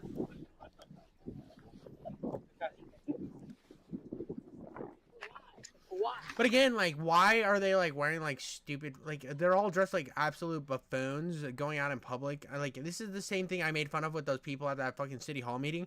It's like, if I go to another country, I'm going to be on my best fucking behavior. I'm going to be, like, a pillar of society. I want to represent myself the best I possibly can be so people don't look at me and as an example of a bad European, because I'm setting it, like, you should think of it as you're setting an example for your country, so don't be so fucking cringe because they meet you and they're just going to assume that every, whether you're, like, Canadian or whatever place you're from, like, I'm American, so they're going to assume that every American is an absolute gooning douchebag tampon swallower, when all reality I could be over there and be really cool, and they're like, wow, dude, Americans are actually pretty fucking cool, dude. Look how base this guy is. Like, when I was in Europe, dude, I never thought I'm gonna just go in here and I'm gonna fucking knock over shelves and laugh at how funny it is on stream. Go fuck yourself, dude. I'm just here to see the cool sights. They seem to be in like a trail, so we just keep going forward. Brother, are you okay? But if that wasn't questionable enough, I guess you decided to follow Johnny's footsteps and say this about the Yakuza? Say it with me, Nana. Huh? The Yakuza. The Yakuza. Yeah, them. I hope they get...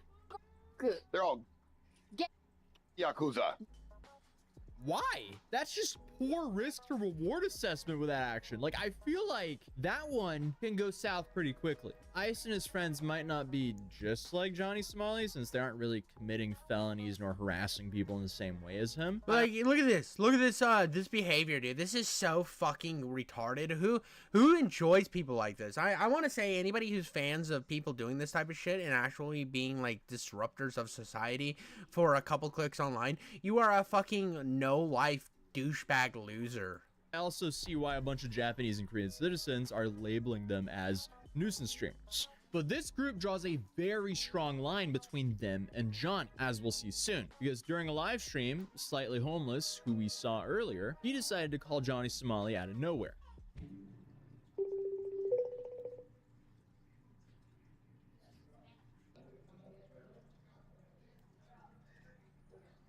You hear me? Nah, I've been watching a little bit of the trivia. I know, Nana. What's up? Yes, the camera's on. Hi. Hi, Nana. Hi. Hi. Hello. Does she know Johnny Somali? Does she know me? Well, here's the thing too. Like, yeah, people like him like wearing shit like America, Make America Great Again hats and shit. Like, if you are an anti-Trump person, now you have somebody that, oh, all Trump people are this way. You go to another country, you see you're like. This is the type of shit, even if it was like if you wear like a political thing on your head and then you go over to this country, now they're going to assume that an entire group of people who want nothing to do with you, don't like you, you're just trying to make them all look like assholes, which maybe is the intent behind it. Like, oh, you hate these people, so go, I'm going to own the chuds or whatever. I think this is cringe. I think it's cringe when people like dress up like LGBT people and go to city hall meetings just to own the libs. I think it's so fucking cringe because you're just maliciously trying to be the worst person you can possibly be for a couple clicks online, and I think you're an absolute fucking degenerate. I love that the only thing that Johnny can brag about in his life is harassing strangers in public. Really, dude? Congratulations, Johnny. So Johnny claims that he's planning to meet this group in Busan because apparently they're also going to Korea soon, but I doubt that'll ever happen, judging from that reaction at the end there. If it does happen, it'll probably be from Johnny stream sniping them. And also, that clip that we just saw also kind of reinforced his ban on Kick, because Ice is pretty influential on Kick, and Johnny clearly begged to get unbanned on Kick because he has no platforms left. And obviously, Ice said this. Oh, what the What? Johnny Somali, are you still alive? Johnny Bro, hang up on this. Bro, what the are you doing? What are you doing? Oh, dude. I mean, this is just asking to get banned. Like, Here's the thing. I disagree with getting banned because you have somebody who's controversial and is banned on a platform, right? I think that you can have... I don't think creators should be held liable for talking to somebody that's controversial. I really don't. I think that it is... No matter how bad they are, I think you can get something from them. And even when Hassan had the Houthi guy on, I think that he had every right to have that person on. I think where the criticism comes from stuff like this is... you can criticize the person for the intention. Like, this is obviously just clout goblin bullshit, so we should make fun of him for that. But like saying he should be banned because of oh well, you had Goonmaster69 on your stream, and Goonmaster69 is a bad person. I don't think you should like hold people accountable for having crazy people on their streams. You can criticize them for it for sure, but I don't think that means that you should be banned. I just want that. It really was a kind of a tangent and out of the way, but I think it's a point that I should stand on. You mean? I want advice. Huh? I want advice. Advice? Yeah, what are you doing? They want to Somali. Let me Somali. Look, when you guys do hobby, he gonna set you up. I'll talk to you later. He gonna set you up, nah. He gonna set you up. Get me on there. He wants I'm banned from K. That's not gonna happen. Peace out, bro. I'll see you later. And to be real, like, Kick already has pretty lenient guidelines, so to get banned from there is pretty insane. But I still think that you shouldn't be banned for having somebody who's controversial just on your phone for like a second. I don't think that's something you should be banned for. But it, like, to be honest, like, going out and breaking actual laws should get you banned from platforms. I do not believe that is free speech. If you were out there maliciously breaking laws and doing illegal stuff, that should not be platformed. Like, not that, like, I don't think that they have the right to say and do or say crazy things, but doing crazy things is much different than saying crazy things, because you're no longer just utilizing speech, you're utilizing actions, and therefore it's different. There is a very different correlation there that I think is something that could be missed by me, like, oh, well, you don't stand for free speech because you wanted Johnny Somali, you thought he got rightfully banned. Well, yeah, he was breaking actual laws and then filming himself breaking those actual laws. That is not freedom of speech. That is he's breaking fucking laws. What are we talking about here? Meet the new standard and I think that there's a lot of people that don't utilize that correlation. They're like, oh, well, freedom of speech is always absolute. It's like, yeah, your speech is free, but going and breaking actual laws with actions is not freedom. That is just breaking laws. And from what I know, it's Johnny Somali going to other places and being an absolute fucking gooner and breaking like countries' laws and then wondering why he gets banned off of places. Well, that's why you got banned, is because you're doing illegal actions. It's like, oh, if you film yourself selling cocaine on the internet, oh, well, you got banned. They're trying to censor my free speech. They're not censoring your free speech. They're censoring you selling drugs on the internet. Well, not like Ice and them are making Kick look great either, but I will agree that there is a difference between them. But honestly, Johnny has way bigger problems than meeting Ice Poseidon, like the bounty Johnny has on his head for the Korean public. Because remember, they call him the Golden Goblin over there. So yeah, strangers are still paying for anyone who can film themselves hitting the guy. So technically, he still drops loot. I love how there's like this niche Korean online community that are essentially playing human Pokemon Go with Johnny Somali because he harassed the citizens of Korea for profit. Kinda deserved. So he has that to worry about, and his new charge, as he was just now recently charged with an additional count of violating the Minor Crimes Act, which is the same kind of charge that postponed his trial back in December. So now we have 2 charges of obstruction of business, and then we have 2 Minor Crimes Act charges as well. Now, regarding the Minor Crimes Act, we don't know specifically what they're investigating because the dude has basically committed so many illegal acts in South Korea. Bro looks cracked out, bro. Bro looks like he's on a bunch of drugs while doing this type of stuff. He looks actually sick and unwell, but does that excuse any of his actions? No, throw this motherfucker away in jail if he's breaking that many laws. Put him in jail. I mean, if I go into a business and I kick over like a stand and destroy company product, that means that I deserve to go to jail for breaking company product and like actually destruction. I mean, there is fines and fees and jail time for stuff like that in the US, so why wouldn't there be in other countries? This is This is like blatant. He should go to jail. Like, if you're breaking laws, you do the time, plain and simple. Send him in there, let him enjoy some prison fun time, and we'll see how he is in a couple decades.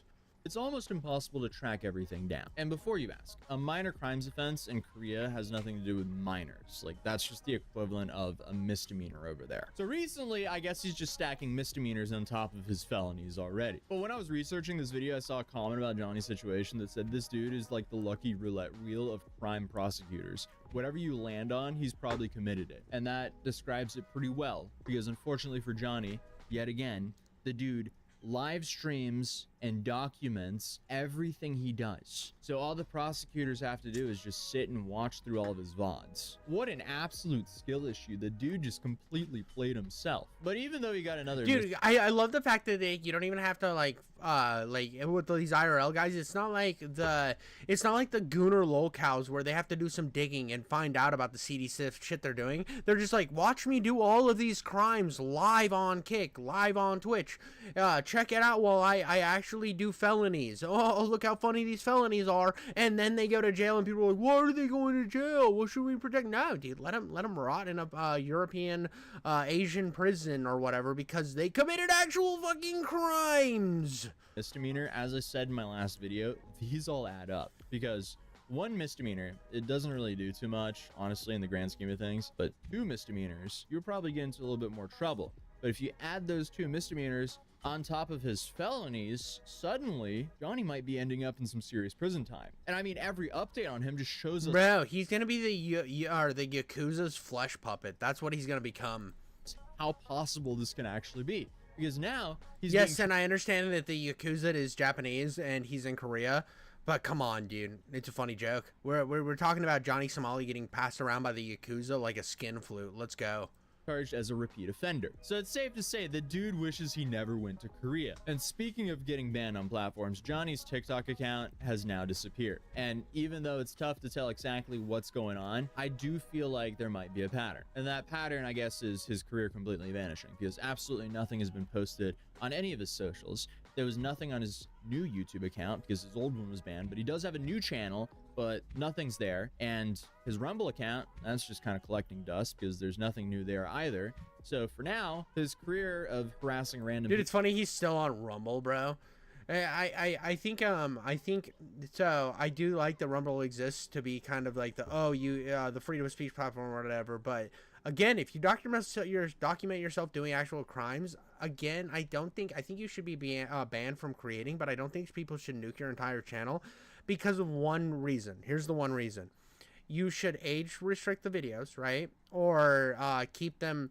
You can they can be put on, they're instantly put unlisted. How about that? They get put unlisted, but I think that keeping them as a documentation purposes to highlight the fact that he did these crimes instead of just wiping it out, it's almost like covering up the crimes.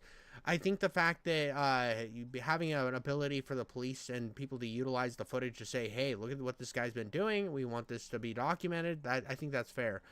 There is a line there that I think too far. Obviously, we don't want the general public seeing like violent actions, like way too violent of actions. But I think there is a purpose to documentarianship. But what's the line? What's the line of how illegal of stuff you can put online? That's what the question I think should be asked. People in public has come to a complete halt. But if you watched our last video on Johnny, you might remember Hank as well, the guy who did that podcast interview where he tried to explain why he keeps being friends with Johnny Somali. A bunch of creators covered that interview, including Andrew from Legal Mindset, who we've also had here on this channel before. And surprisingly, Hank decided to file a lawsuit against a bunch of different South Korean streamers for stalking and harassment, and against Andrew for talking about what he does on a public platform. But when Hank filed this, see, this is where all that like, it's funny that whenever somebody's getting criticized, they're all of a sudden not for freedom of speech anymore and freedom of like this shit, because it's like, oh yeah, I can criticize other people, I can do whatever I want online and be an absolute fucking goblin mode douchebag retard, but then soon as somebody else criticizes me, well, here comes legal action, I'm no longer for freedom of speech. I hate these people. I hate this type of hypocrisy.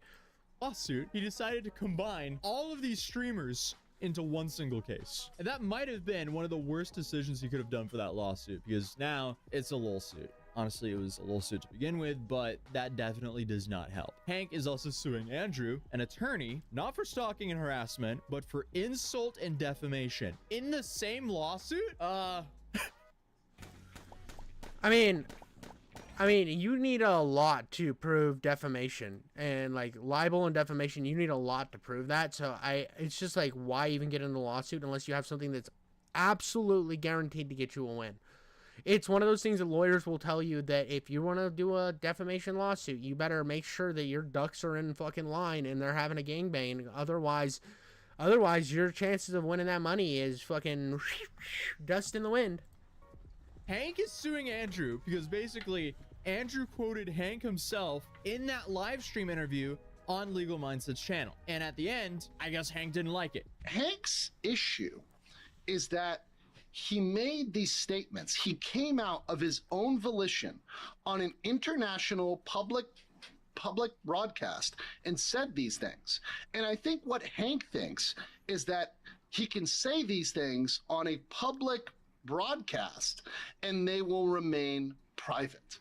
So he thinks that he can go out and just talk to people publicly on something he knows is being streamed, he knows being put out there. Hank was the one who defamed himself on a public platform. Other people just talked about it. That's like suing a mirror for showing a reflection. It's safe to say, like, not even Andrew is taking this issue very seriously because he knows the lawsuit isn't going anywhere, but also because Hank is trying to sue Andrew under Korean law when Andrew isn't even based in Korea. And Andrew is also not a South Korean citizen. I'm currently in Thailand, which once again, I say is a proper venue. I mean, again, it's just so funny. The whole, like, I can do what I want, this is freedom of speech, I'm doing all this stuff. And then they sue anybody who critiques them. It's just such a weak pussy mindset, dude. It's so fucking pathetic. And to waste, just to throw random money at bullshit like this is so retarded. Why would you waste money on this? Would be a proper venue. I can say whatever the I want, and he can't. Under South Korean law, it's inapplicable. South Korean law has nothing to do with what I say as a non-resident of, I'm not a permanent resident, I'm not a citizen of South Korea, so I can say whatever the I want about Hank. So here we are watching the Johnny Somali situation get even worse, which I honestly didn't even think was possible in the first place. Even after all of his equipment has been confiscated, he's still racking up charges, you know, because he live streamed everything and they're still combing through everything that he's done in Korea. His court date is currently the 7th of March, but there are a lot of rumors saying that because of his recent charge that they're likely going to postpone that court date. So I guess we just kind of have to wait a few weeks to find out. But other than that, if you want the full story of how we even got here, you can check out this video. Or this one. I mean, the fact is, he did a bunch of gooner shit, got arrested, they took all of his equipment, then he got out, then he did more misdemeanors, then he's probably going to go to jail for the rest of his life in Korea, and he probably deserves it. You break the you do the crime, you do the time. And it's so funny that these IRL streamers think they can get away with it because they're popular or because they have some sort of internet micro celebrity status, and this all just kind of turns into a giant cabal of don't be an idiot online and break laws for the world to see. That's, I mean, no, this is pathetic, stupid streamer behavior. What are we talking about here? You know, what are we even talking about? This isn't fucking rocket science. I'm not creating Elon Musk's rockets to send them to the moon and then have them come back and land. What are we doing here? Come on, dude. But that was the Johnny Somali situation. That's where we're at right now. I hope you enjoyed it. Like and subscribe. So, we got something. Nux is talking about false allegations levied toward Daniel Green. Now, I don't know who Daniel Green is. I have no idea. I know that I like Nux. From time to time, I think he's quite entertaining. I know that he in and of himself has had his own dramas here and there. But for the most part, I do like his perspective. So, I saw this. I was like, well, let's talk about some drama. Maybe I'll get some backward or some pretext into it. We will see. And you know what? I want to show you something, because this is what they called Lord Nuxenor was right all along. So this lady made accusations against someone named Daniel Green, calling him a sexual assaulter and stuff. Well, she just made an apology. Well, here's the thing too. I hate these people. I hate people who make accusations that aren't actually true. It's that idea where with the I think it was the Me Too movement where it was like believe all women, which to a degree I can understand the idea of like a lot of sexual abuse goes unreported, and I think that it needs to be more reliance on, you should listen to the stories, you should understand them, but then you have people that go out here and just try to defame and ruin somebody's entire life because they had a bad conversation one time. Get out of here. I think there does need to be a more balance in the system. I don't know how that is. Some people are like, oh, well, they should spend just as much time in jail as the person that they're accusing. And yes, I can understand where that sentiment comes from, but I just think that is a bad rabbit hole to more abuse situations going unreported, because if the dude is like, or female, whoever's doing the abuse is good enough at hiding their tracks, then you have somebody going to jail for not doing it. The same problem then is occurring on the other side. It's an overcorrection. So what is the right course? I don't know.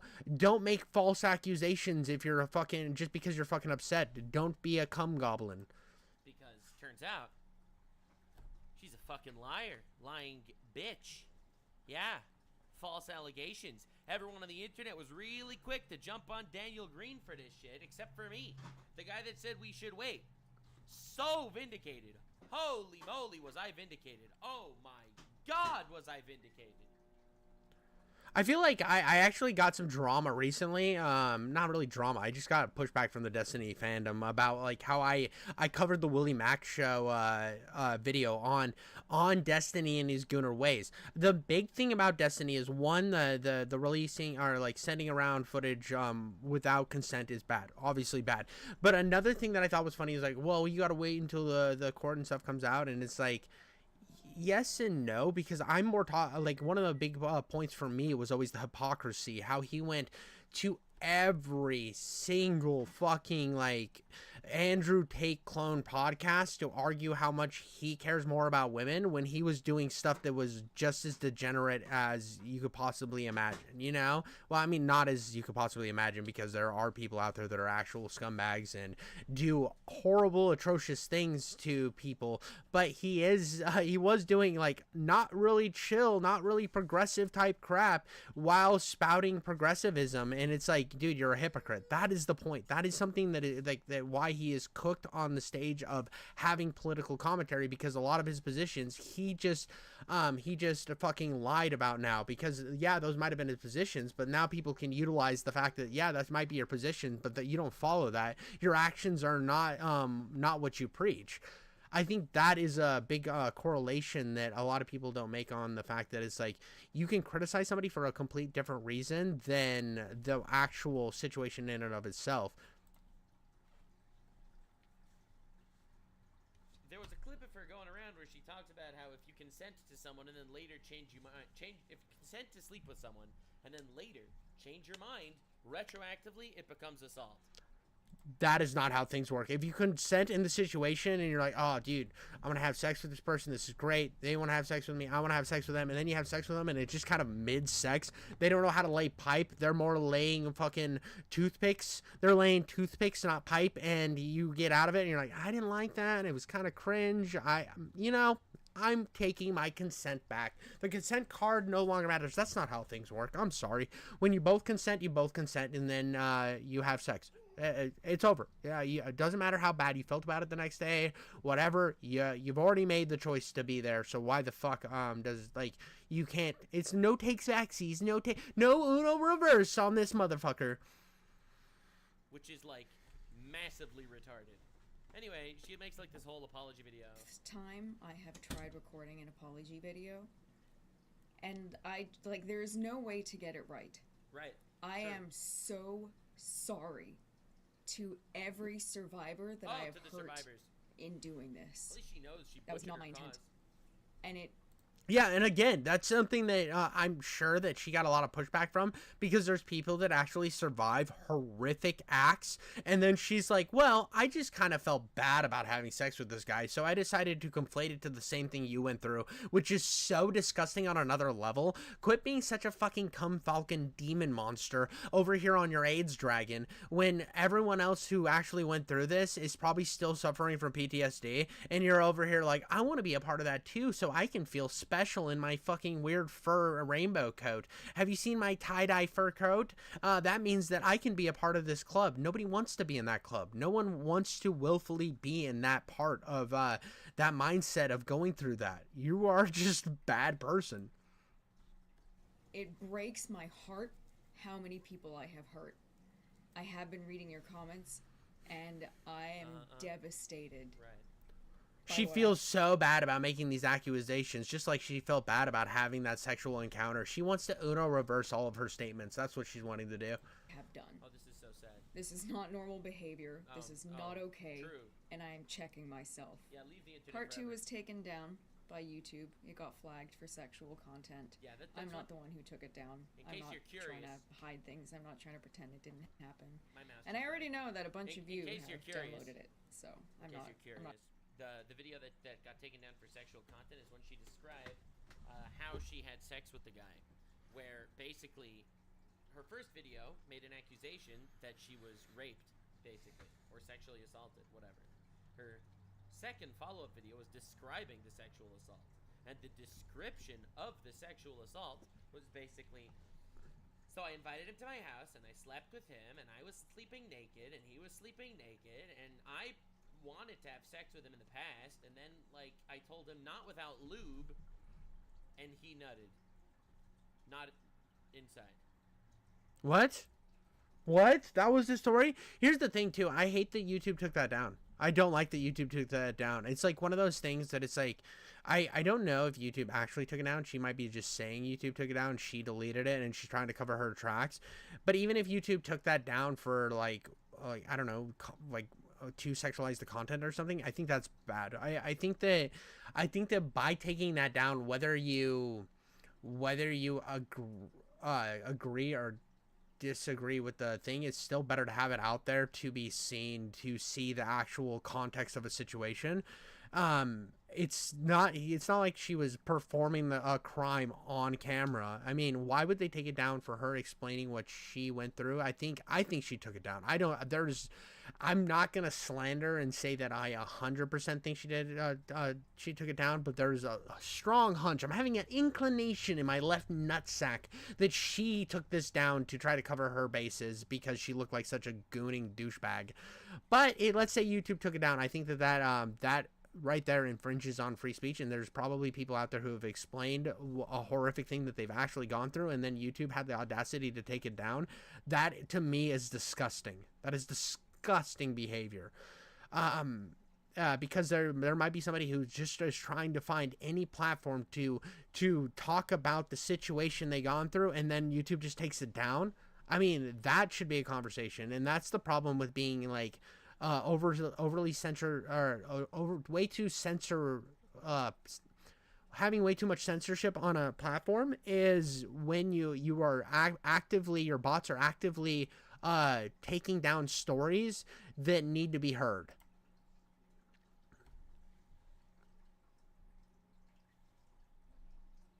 And he didn't have sex with her at all. And then she slept in the same bed with him the next day. Again, naked. And then the third day in a row. And she's calling this rape or sexual assault? I'm not trying to hide.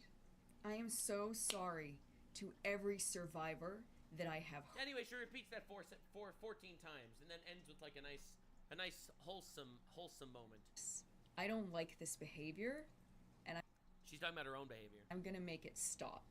Okay. And I am so sorry for all of the hurt that I have caused. I thought I was doing the right thing. Clearly I was wrong. Yeah, but like, in what world does that make any sense? In what world do you hear? Yeah, it's like you can actively go out and like you've probably seen a movie or heard a speech of somebody who actually went through this, and you're like, you know, I had this guy nut next to me, and that sounds a lot like I can't even think of a movie, but that sounds a lot like what the actual act sounds like, sort of. And I think I can get sympathy online, and we should run with this. This is a great idea. She honestly thought she was gonna get love, praise. This other guy was gonna get buried. His whole career was gonna be over. She thought she was gonna come out like a shining light to the masses. She was going to come out like a fucking lighthouse and just bring all the ships in to then cause a unanimous military action against this man. But instead, what happened is she got the backlash for having a story that was nonsensically and fucking retarded, and now she's sitting here all teary-eyed in her fur fucking tie-dye coat, trying to feel bad for herself and be like, but I'm taking accountability. Bitch, no you're not. No you're not. You're just you're trying to save your career when you're trying to ruin somebody else's career over random bullshit. And I am deeply ashamed of how I have been behaving. And that's the end of the video.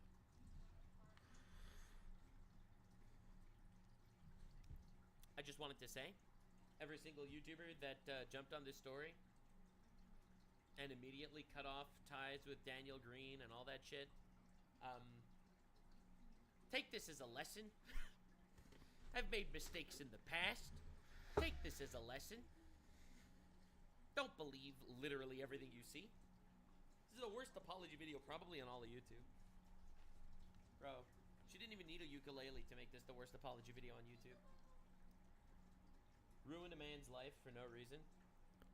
Well, and this is just malicious. I hate when people do like malicious shit like this and try to ruin somebody's career. Just like, here's the thing I've said a million times when I'm like reacting to shit like this is I'm just here for the chaos. I'm just here to enjoy my little part of the internet drama world. It's fun to do. It's fun to react to this stuff. But I don't think anybody should be looking to my videos for the ultimate takedown of somebody. I'm here to enjoy the takedowns. I'm here to enjoy the chaos, but I'm not here to be a cause moving the cog to the end of somebody's career. Now, I might give you my opinions on it and my thoughts and how I feel personally about the situation, but that doesn't mean I'm like, and even when I've said you should delete your channel, it's usually in a joking matter, like with Ben Shapiro's Batman review. There is no time where I'm actually the person that is over here saying we should take their entire channel down. We need to end them now or whatever. I'm not that guy, pal. I'm not that guy. I'm just here for the fun and the hoo-hoo laughs of all the situation. I want to slip in as many fucking weird jokes as I can. I want to just keep slipping in the jokes back and forth until I explode. You know, that's what I'm here for. Who's Daniel Green? Book YouTuber guy. But anyway, like, dude, insane. Bro, he was a book YouTuber and she was trying to throw the book at him. It's a dad joke. It's a dad joke. Right, so here's Man Carrying Thing. He's a YouTuber with 500,000 subs. He made a post talking about how, like, he's disgusted by Daniel Green and stuff. I'll read the actual thing. Absolutely disgusted by your actions. I'm deeply sorry for Daniel for initially believing you. Can't fathom the damage you've done to the SA victims who struggle to speak out. I stated this already in your now removed video, but I was hasty in my judgment, and this is definitely a learning lesson. That's my mistake to own. Again, I am sorry to Daniel, and I hope that you do way more than this to atone for your actions. Seek help. I mean, here's the thing. You should never be the first person to rush out and talk about this type of stuff.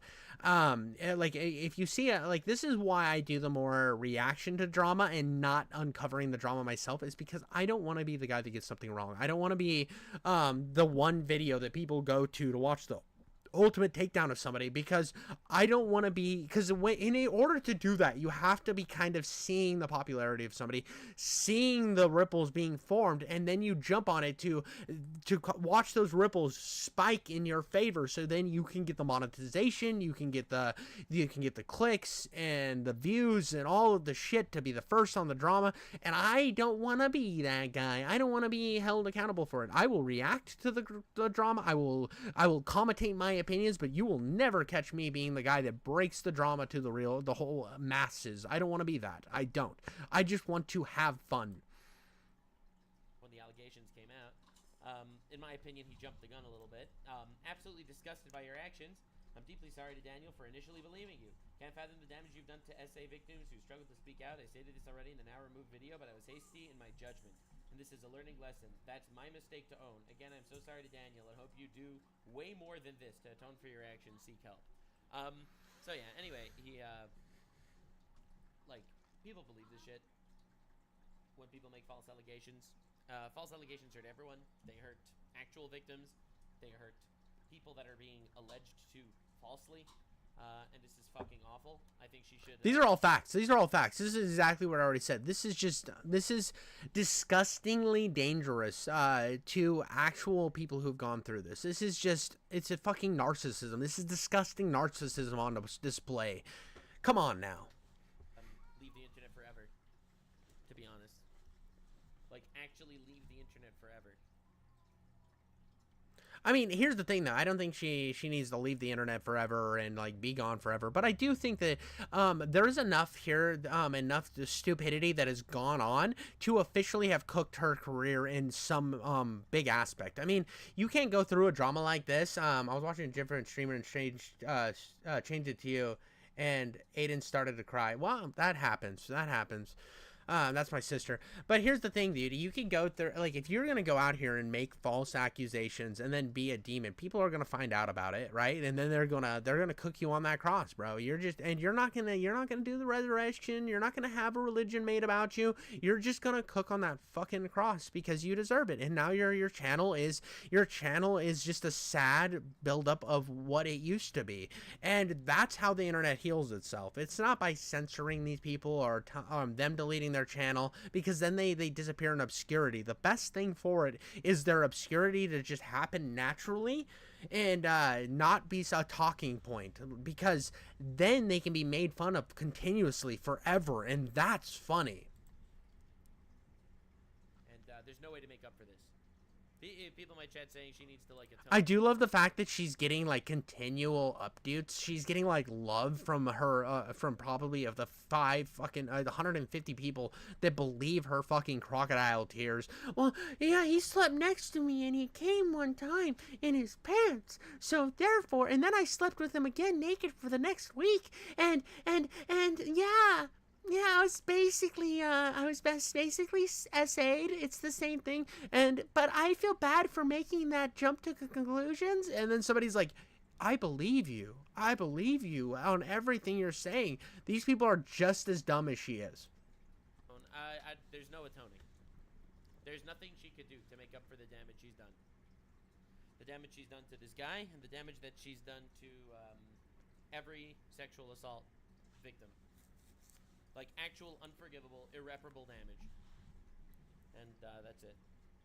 Yeah, I mean, there's nothing her career can do. I mean, she's just going to keep floundering, and eventually, here's what's going to happen. And this is why I say that she shouldn't delete her channel. It's all for selfish reasons. If this chick, Naomi King, decides to just keep pumping out videos, eventually she's going to get so fed up with the thing that she's going to get really angry because she's narcissistic. Because everybody who creates stuff online has a pinch of narcissism. We were hit with the narcissism fairy dust and decided to put our face on screen so that we could get fucking likes and dislikes and comments and all the stuff so that we can feel a little bit better about each other, get that little dopamine hit.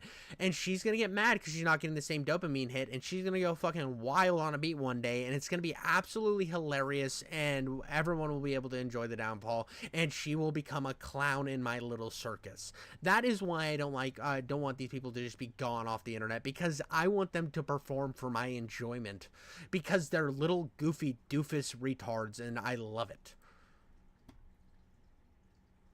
Well, Nux's avatar is going absolutely Spurg mode over here. What do we got? What do you got going on here? Are you having like a seizure behind your VTuber avatar, Nux? You need to get that figured out, buddy. Anyway, I mentioned this on stream. I'm not like making a video about it because this is pretty open and shut. But I was right. Right again. Well, look at that. That's crazy. All right. Anyway. Bro, I like that he pulled out his cryo Trump voice just to do it at the end there. Now, if you don't know about Nux, Nux has been covering a lot of like Trump-related stuff lately, and he's been talking about like how every 4 years we're gonna unfreeze Donald Trump and bring him back as president, and then he does that voice, and I don't know, it's funny. I actually, out of a lot of these people that I react to, I think the person that I watch them or listen to the most in my off time is Nux, because I find him entertaining, which is weird because when he was on Some Ordinary Podcast, I found him to be the most annoying member of that trio, and now I think my least favorite is Mutahar, because Mutahar just bores the living shit out of me. Not that Mutahar isn't a good YouTuber, isn't a good person or whatever, I just don't enjoy his content like I used to. I feel like it's just kind of, I don't know, a lame version of the content. I feel Nux brings more energy to the table. I mean, obviously the best out of all of them, it will always be Oompaville, because Oompaville's fire. But yeah, I actually enjoy Nux's content a lot. And it's not just because he covers Trump. I also like watching his lore breakdowns and when he reacts to lore and stuff. And I've utilized some of his ways that he's gotten, some of his thumbnail designs have inspired my thumbnail designs. Now, I don't just rip them off. I do my own twist on them. But I look to him and sometimes to Asmongold and some of these other people that are in the same niche in terms of reaction commentary YouTube, and I utilize it. But that's all I had for that one. I think it's gross that she does that. I think she's a disgusting, foul, goblin piece of human garbage, and she's going to have another meltdown eventually, and it won't be as big, but it'll be covered by like lolcow YouTubers, and that's how you know that it's a better for them not to delete their channel, because you eventually get to make fun of them again.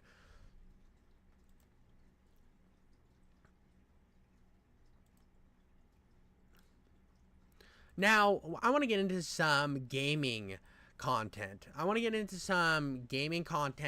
Real quick, because I saw a drama type thing, and now there's this YouTuber, and I was on a podcast with this YouTuber once, and now that doesn't mean that we share any sort of opinions on anything, or we know each other personally. I just happened to be on a podcast that he was on one time, and I one time was scrolling through Twitter, and I saw this guy named Under the Mayo, Mr. Sauced Eggs was out there just starting fights online. Maybe not starting the fights online, but he was definitely clapping back in any opportunity he could have, and I loved that energy. There was something that I thought maybe he was like a commentary YouTuber that liked to just poo-poo on bad takes, but actually he makes a lot of RoboCop and Doom type content, and I found that I love RoboCop, I love Doom, and he's a very entertaining individual. But I saw he made this video called Doom Eternal Fans Attack Their Own Allies, and it's embarrassing. I want to see how embarrassing this downfall is. This is the type of stuff I live for. I love downfalls, I love chaos. Let's get into it. There's a channel called Ungly that recently did a good video on the greatness of Doom 2016. It was like a retrospective review, a similar style to Kurt Collects if you know his stuff. It was well received. Don't know any of these people, gonna be honest with you. But I'm sure it was a good video. A lot of those retrospective guys are incredibly talented. I just like, I kind of, my Friday reviews sometimes fit in the retrospective genre, like adjacent. I'm the obnoxious douche who decided that he wanted to make breakdowns of games. So you look at like the regular one, and then you go over to me, and I'm like Marlon Wayans in the 90s version of a retrospective. And it looked like we had a new friendly voice to welcome to the community. His channel is only 6 months old, and he's already got his first video nearing 50,000 views. I'm sure it was a nice feeling. Then, he made a very positive 30-minute video on Doom Eternal, calling it the game that divided a fan base, and right from the title, you know where this is going. A whole bunch of fans jumped on him and derided him for what he said. Some of the comments were really bad, and First of all, every Doom since Doom 3 can be called divisive. Absolutely, absolutely. I hate the people that hate on Doom 3. Doom 3, okay, I don't hate them. I have no actual hate in my heart. I'm here to love ya and massage your ego and eventually, like, get a little hand in there when we've built up some rapport and it's consensual and I slip a finger in and then you go and then we make out and then have babies together. I mean, I don't hate anybody. I think that people who hate on Doom 3, I don't agree with their opinions. I think Doom 3 is a wonderful game. I think it's wonderfully atmospheric, and what people don't seem to understand when Doom 3 came out, it was pretty positively it had a pretty positive reputation. It was reviewed well, a lot of people liked it.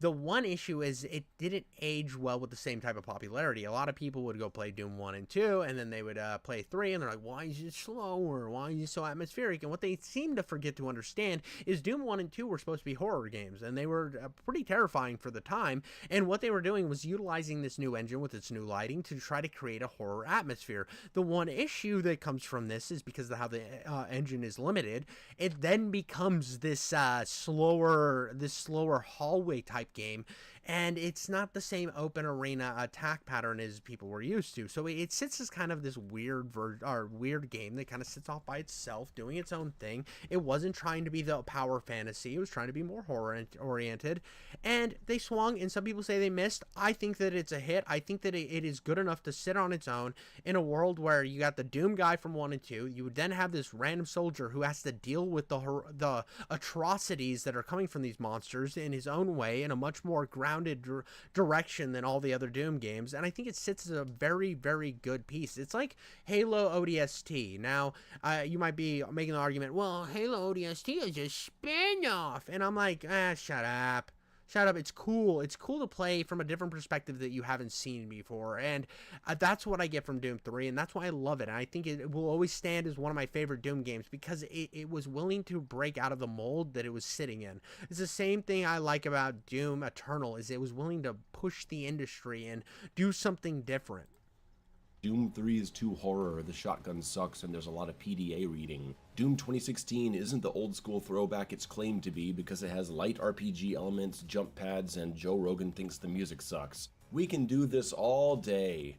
But regardless of which Doom is actually the most quote-unquote divisive, Doom Eternal's detractors are particularly loud and annoying. And they write like this, which is just... Yeah, dude, I do not understand the people that just hate Doom Eternal. They are so vehemently against this game, and they're so angry about it. The only time I have seen crazy enough people to hate it as much are the now Doom the Dark Age detractors, because they're mad that Doom the Dark Age isn't Quake. And it's like, well, you don't really understand Quake then, because Quake doesn't even know what Quake is. Quake is a sci-fi shooter. Quake is a Lovecraft shooter. Quake is all over the goddamn place. But, oh, well, you see Brown and Gothic, you're like, oh, well, it has to be Quake. And what I'm excited for with Doom the Dark Ages is maybe it is a it is a slight feed into what could eventually be a new jump-off point with Quake. It could be reintroducing the ideas of kind of this Gothic nature to then put you back into like the boots on the ground type gameplay that would be more Quake styled, and you get to see the horror sides of it. And that would be cool. That would be a cool way to introduce you and push you in a new direction. Say like, okay, we did the back we did this whole backstory, and now you can live and breathe inside this world as the Quake guy. I think that would be cool. Now I don't know if that's going to happen or not, but I think that would be a really good way to reintroduce Quake to the masses. Just embarrassing. Whereas critics of Doom 3 in 2016 simply state their issues and move on, Eternals lie awake at night in a feverish sweat, and they play the victim when they get torn apart online for spreading blatant lies about the game, which they do habitually. We've seen the same crap for 5 years now, that you're forced to play one specific way. We've heard that player expression means you should be able to spam one weapon the entire game. We've heard that you're forced to... Dude, one thing, this is another thing about this where they're like, well, there's never any ammo. It's like, you always have a chainsaw. You always have a chainsaw to cut somebody open and actually get ammo from that enemy. You are never out of ammo in Doom Eternal. I ran out of ammo way more in Doom 2016 than I ever did in Doom Eternal.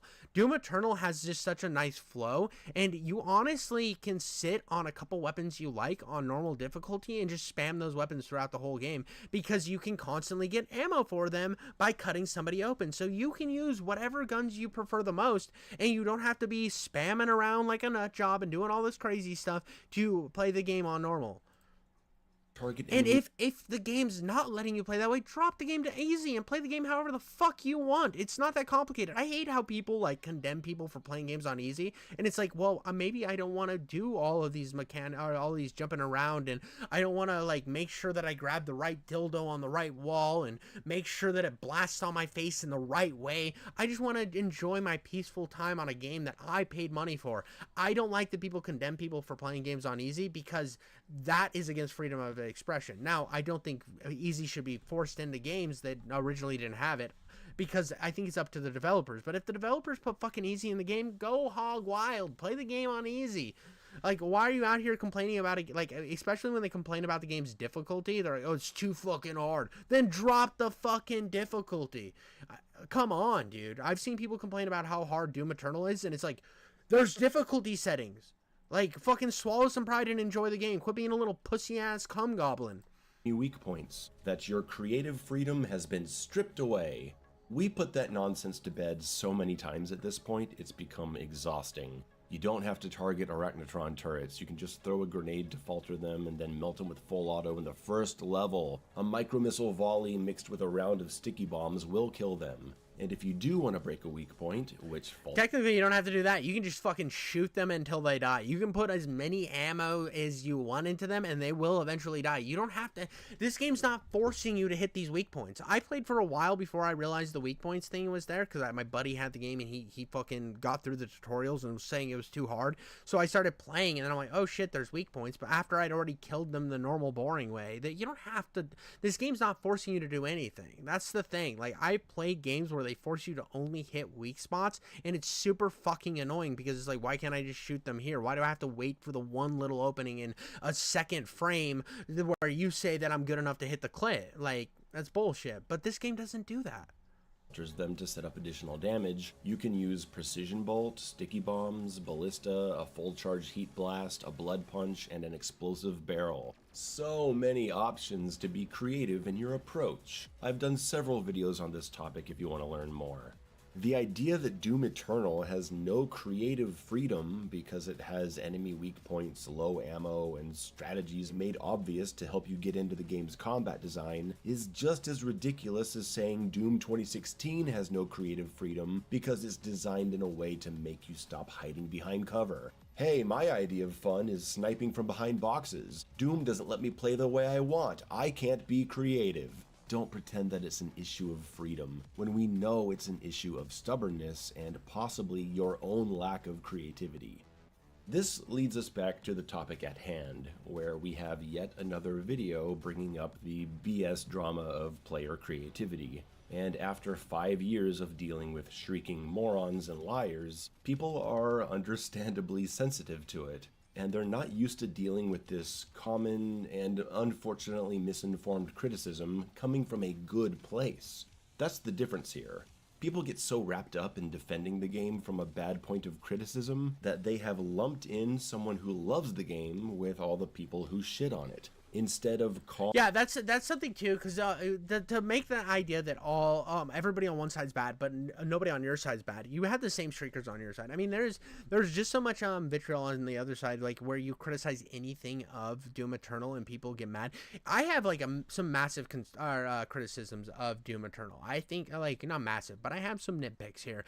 Like, I didn't enjoy the platforming. I thought the platforming wasn't great. It works, don't get me wrong, it's functional, but then I play something like Shadow Warrior where it just feels fast and fluid, and Shadow Warrior 3 I thought did everything in Doom Eternal that I had an issue with. Shadow Warrior 3 fixed. I felt like the animations were quicker in Shadow Warrior 3, and they had a purpose. I get that they have a purpose by dropping health in Eternal, but the fact that I gotta utilize a weapon out of the monster to then cause more havoc, It's a step up. I think that everything Doom Eternal did was perfect for Doom Eternal because it set a jumping point for other games to follow, such as Postal Brain Damage and Shadow Warrior 3.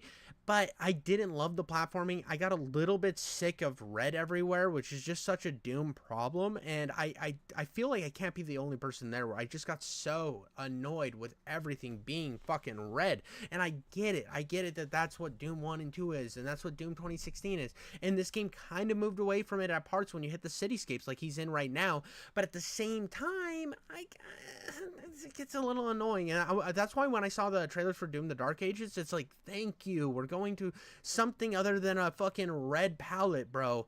It's like oh, looking at Donald Trump's tanning machine setting. It's orange always. Come on. And so those are my gripes. I think those are valid gripes, but again, if I said that online, somebody would get really, really mad at me saying that I hate everything about Doom Eternal. Well, that's just not true. That's not even like in the same same world. I can respect a game and I can love 90% of a game, but I can still have my criticisms of a game. Calmly addressing one point in his 30-minute video lavishing the game with praise, they've taken someone who is their ally and raked them across the coals for their mistake. And it makes people not want to talk about Doom anymore when they're gonna feel like they're walking on eggshells. People take that Mick Gordon quote about Doom fans burning your house down if they don't like what you do as some kind of compliment. Dude, here's the thing though. Doom fans are pretty fucking crazy. I've seen it online a lot. They are fucking crazy. I mean, but that's any fandom, really.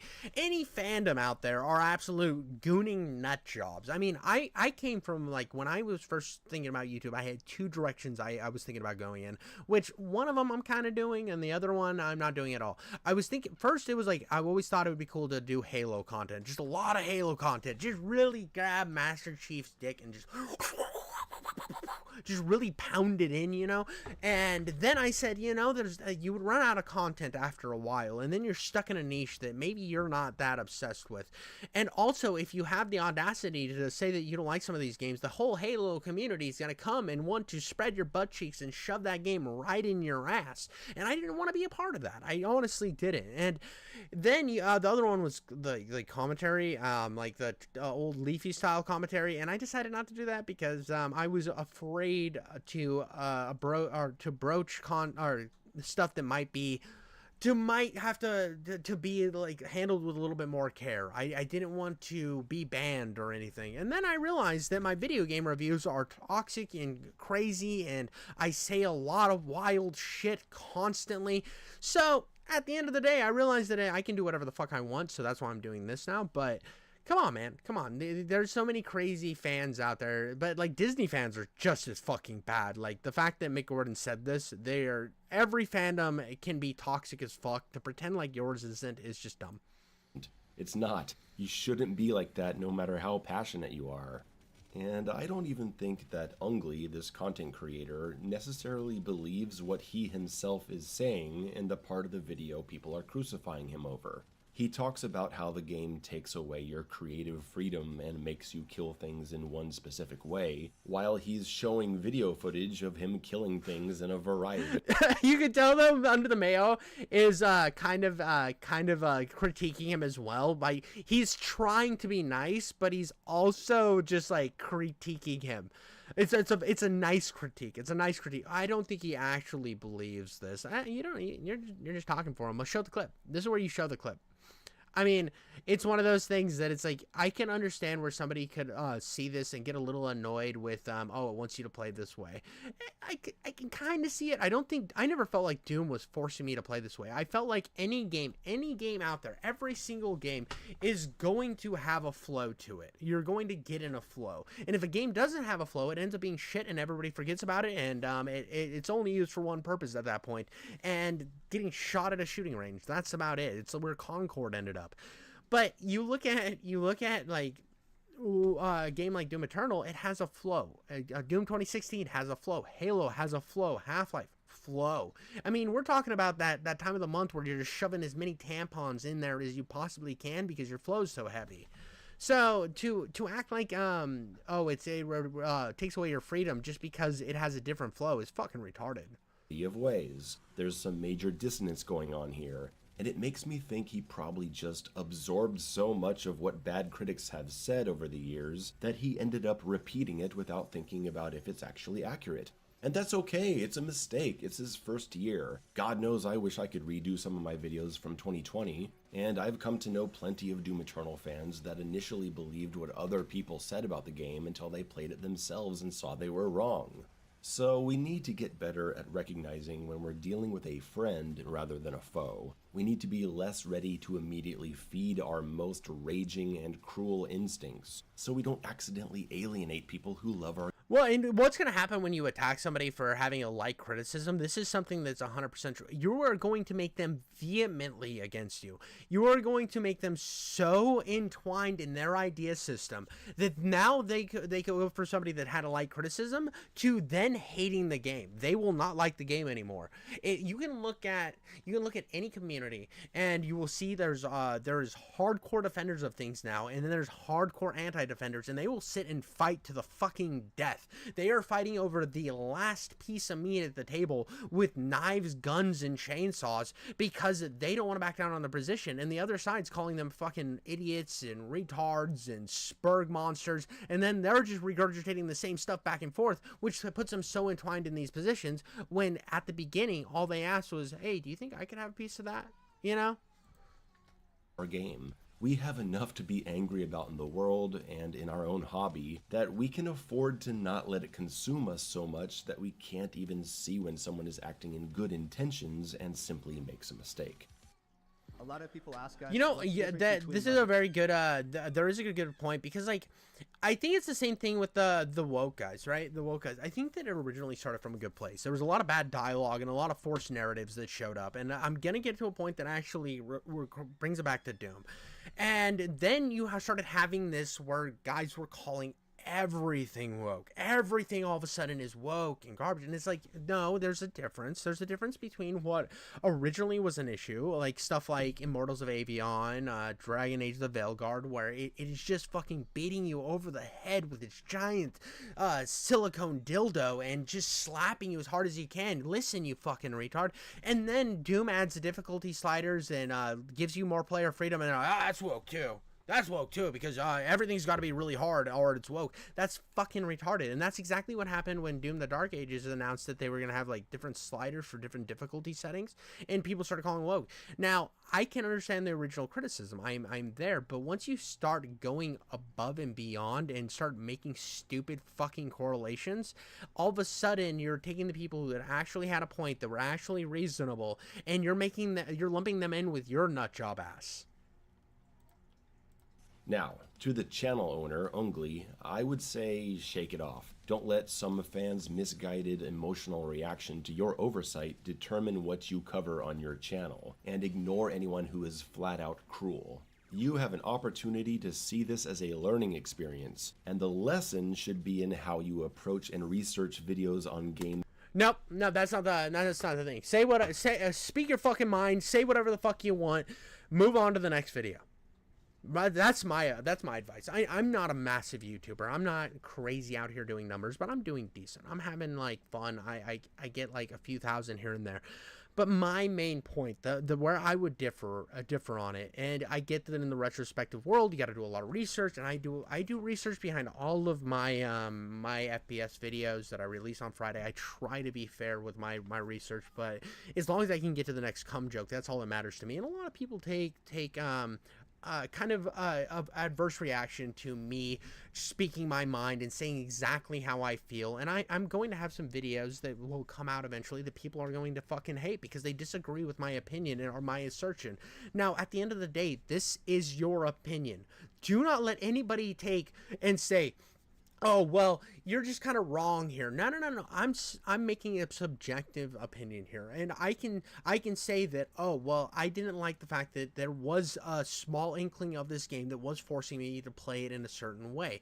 I preferred the way that Doom 2016 did it because of the fact I wasn't always thinking about where I had to put these shots.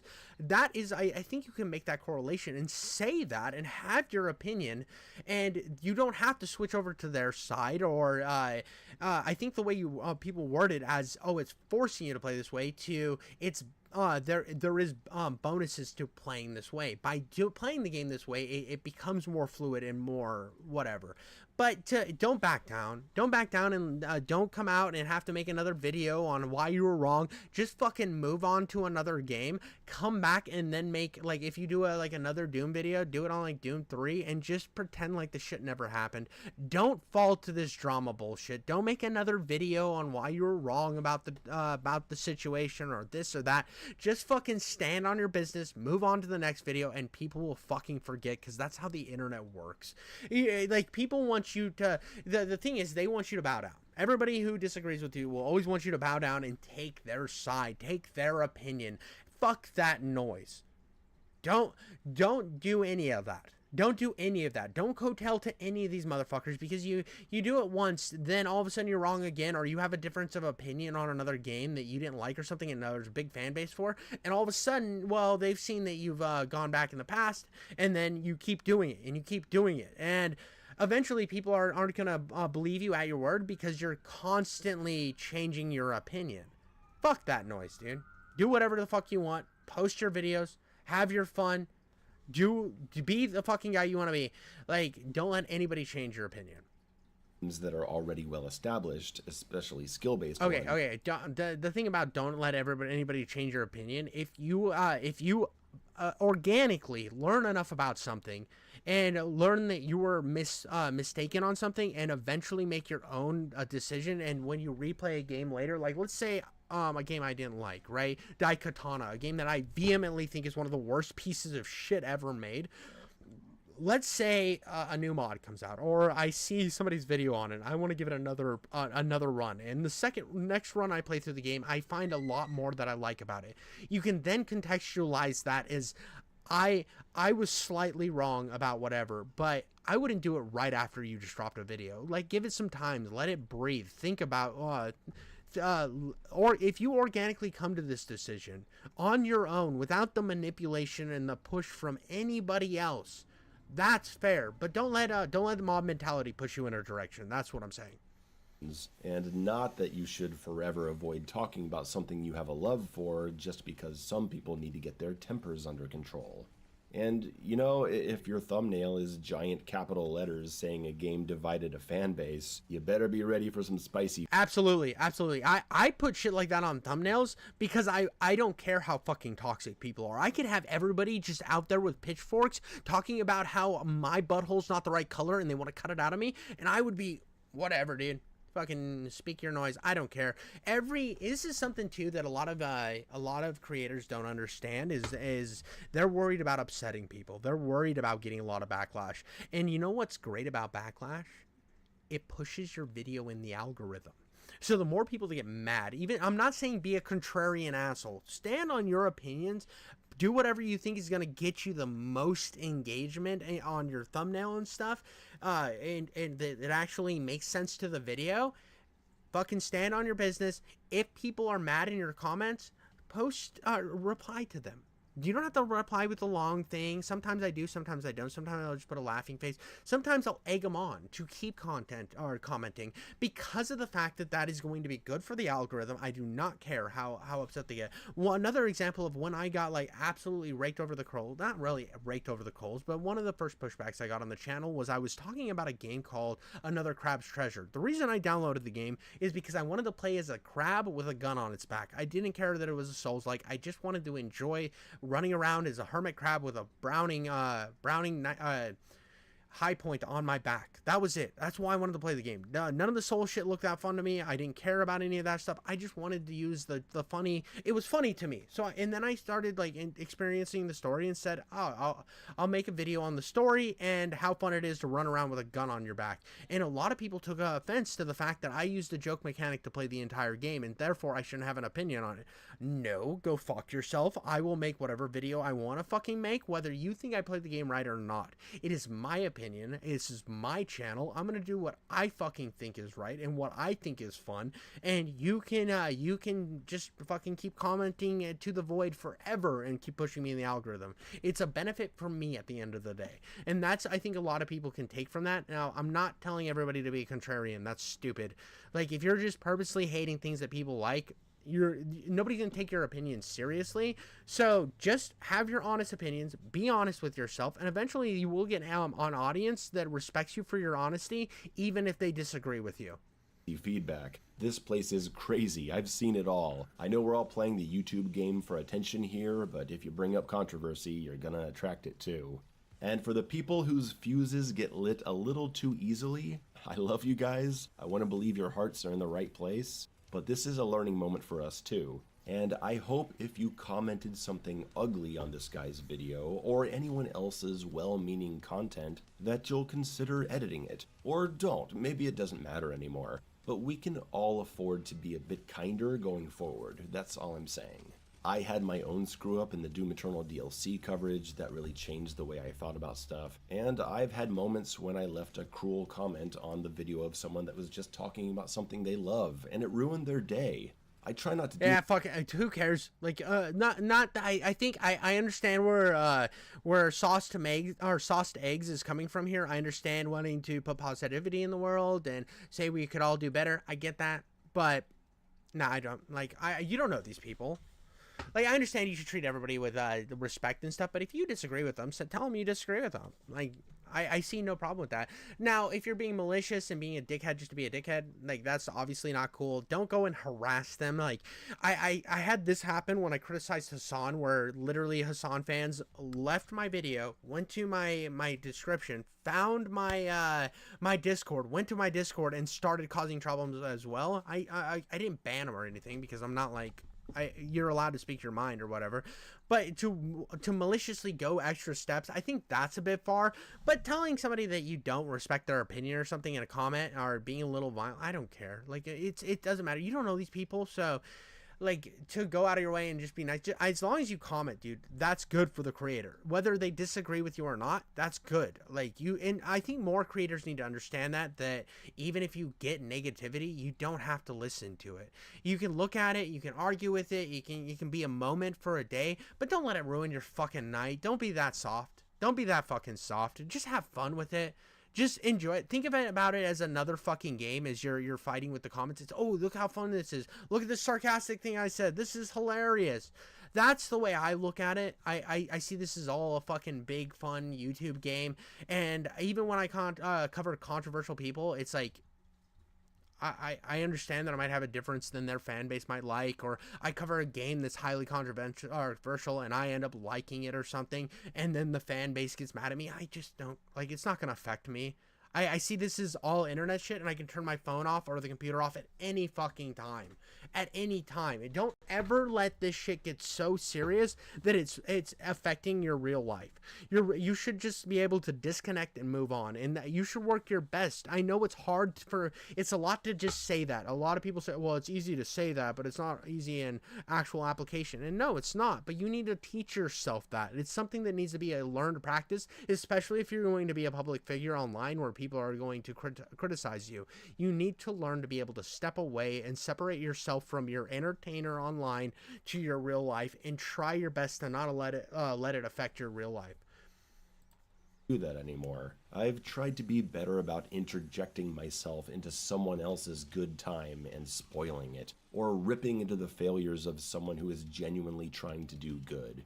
We've got plenty of people out there actually spewing nonsense with bad intentions that we can freak out at and insult if we must, but let's save it for them and not our friends. So, to wrap it up, was Doom Eternal the most divisive Doom? I don't know, man. Yes, it definitely is. It definitely is. I'm sorry. Like, Doom 3 has some divisiveness of it, but lately online, there's a reason his video did well with that title, because of how divisive it is, and he proved that point by Doom Eternal Defenders showing up in hordes in his comments, and then there's people that are Doom Eternal Deniers that were probably in his comments getting mad that he said anything good about the game. It is incredibly divisive. To pretend that it's not is just intellectually dishonest, and I'm not saying that Sauced Eggs here is not an intelligent person, because he is, and he makes incredible content, but the idea that it's not incredibly divisive is just wrong. It's just like not correct. People argue constantly about this game, and especially in more modern times. It's like when it came out, there was almost unanimous love for it, and then over time we've slowly started to see this weird anger coming out of the woodworks to come after this game. Now, you might disagree with it, you might disagree with the dissenting opinions, but they're there, and it's became a big proponent, and it's only gotten bigger since the divisiveness of Doom the Dark Ages, which little there is.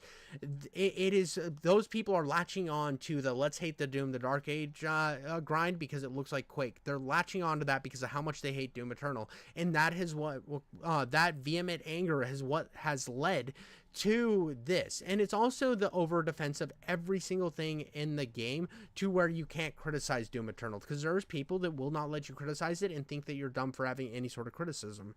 It is very divisive. Doesn't even matter at this point. Doom Eternal was released to massive critical praise and fan enthusiasm, and great sales. It still breaks the top 25 every time it goes on sale. It created a passionate community much larger than 2016's, with tech channels, strategy channels, meme channels, podcasts, analysis videos, speedrunners and streamers, and regular events with the studio. I think this also helped to getting that vitriol against it. It's not here's something too. An exposure of something and an overpopularization of something is going to take the people that hate anything that's popular, those contrarians, and they're going to come out of the woodworks and hate it for no absolute logical reason, and they want to hate it just to hate it. So therefore they will find the arguments that strengthen their position, so they're going to go to the people that had critiques of the game. They're then going to heighten those critiques, and it's going to be more of a thing. The more popular something is, the more people that are going to hate it. And over the years, this game has been so massive and so influential that you're going to have people that hate it, which then will bring more controversy. I mean, that's why the hate for Fortnite is so strong. You think about one retrospective or one like long form creator who doesn't go out of his way to talk shit on Fortnite and talk about how live service games are always the worst thing that's ever happened, when that's just blatantly not true. I mean, it has brought more people to gaming than ever before, like games like Fortnite and shit. So like, you can say that's bad and you can have that opinion, but it's still like the game was ultra successful. It's brought more people into the industry. More people want to like play other games. It's been a plus positive for all these other avenues. But because it's Fortnite, you gotta poop on it because Fortnite bad, you know. And I don't like Fortnite. I think it's kind of a boring game. I don't enjoy anything that's battle royale. I hated the building. I don't like the art direction of it.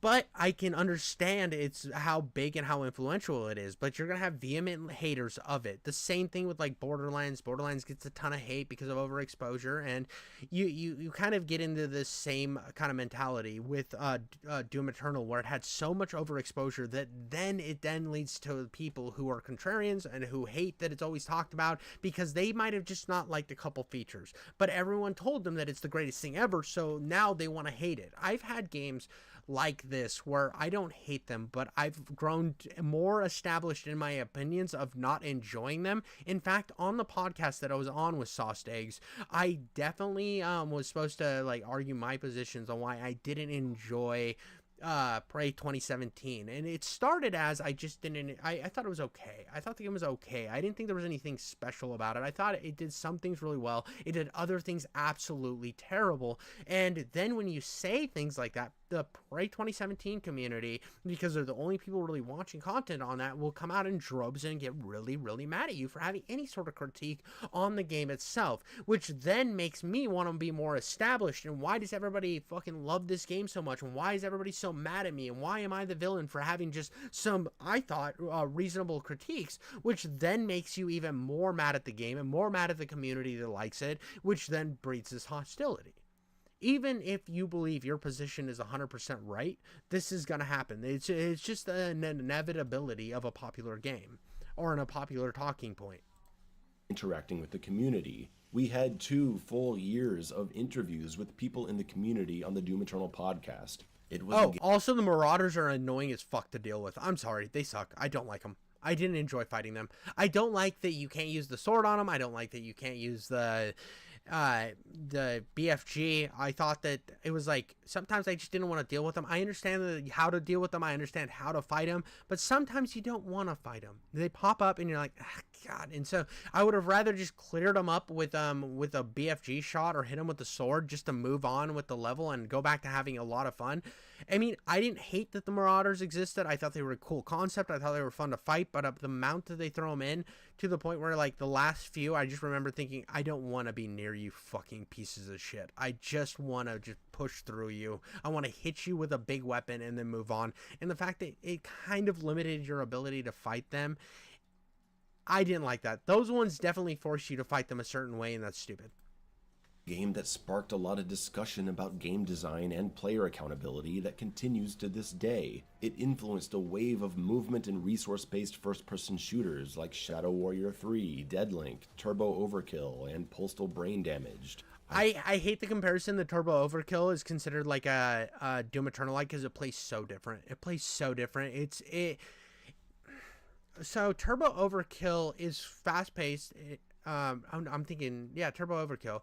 It's fast-paced, it's twitchy, but it's not twitchy like this. It's a different type of flow. I think when you look at, like, Postal Brain Damage and what's the other one? Postal Brain Damage and Shadow Warrior. Shadow Warrior 3 is definitely a Doom Eternal clone. It feels like Doom Eternal. It acts like Doom Eternal. It does a couple of better things with the platforming, and I think the weapons feel a little better. I actually like Shadow Warrior 3 more than Doom Eternal. I like Doom Eternal a lot. I love Doom Eternal. In fact, it's one of my favorite Doom games. If I had to rank them, it would be Doom 3 because I love the aesthetics of it. I just really like Doom 3. Doom Eternal, Doom 2016, and then Doom 1 and 2 are mishmashable. I don't care what happens to them. I enjoy them. I understand why they're great. They're just not my favorite games. But it's one of those things that it's like, I think Shadow Warrior did everything that Doom Eternal did, but better, and I like playing that game more. I think it's funnier. I enjoy that it actually has a better story, a more engaging story, that is. I think Lo Wang's a much more fun character to have around. It's why I used to like characters like Duke Nukem and Lo Wang, is because they heightened the character to having a personality and being fun to be around. I think Doom Eternal is going to be just fine. Oh, but the thing I was saying about Turbo Overkill, it just doesn't feel like any of these other games feel like. It feels completely different. It has its own flow. It has its own vibe. Yeah, it has some, like, arena-based fighting, but it also just, I don't know, it feels, I feel almost, I'm sure that the developers take it as a compliment when it's thrown in the same ring as Doom Eternal, because I would be hyped, but at the same time, I think it does enough different that it stands alone. I think that it should be looked at as something that is actually special and stands alone by itself, where it took the world of, like, build shooters, and then the world of, like, these modern shooters, combined them and said, check it out, and then they were just kind of lumped in as a Doom Eternal-like, when I don't think it should be. Despite the people that cried about being able to stagger cacodemons with sticky bombs. Okay, children, it's past your bedtime. Papa Mayo's gonna light up that stogie and call an escort. Sleep tight.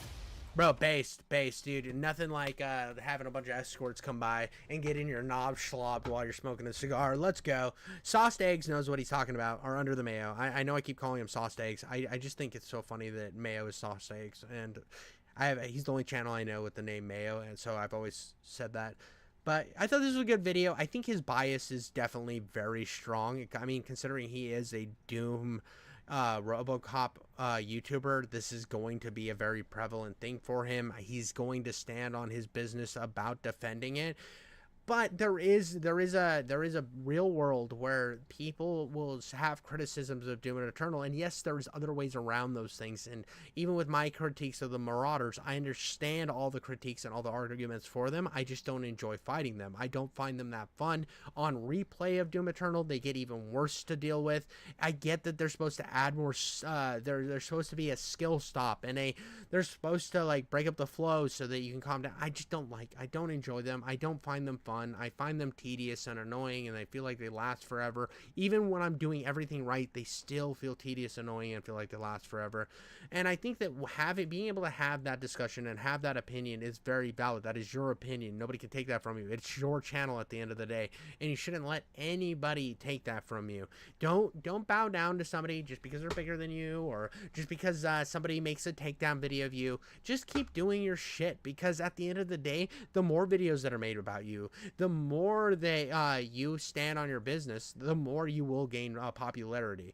I mean, it's not just about being somebody who made a good video on somebody, or not on somebody, made a good video on something. That helps a lot. But being able to be authentically you always in every single video, you will gain fans that aren't there just to watch the coverage of the game, but also to watch you. And that's, I think, is way more important. That's all I got on that one.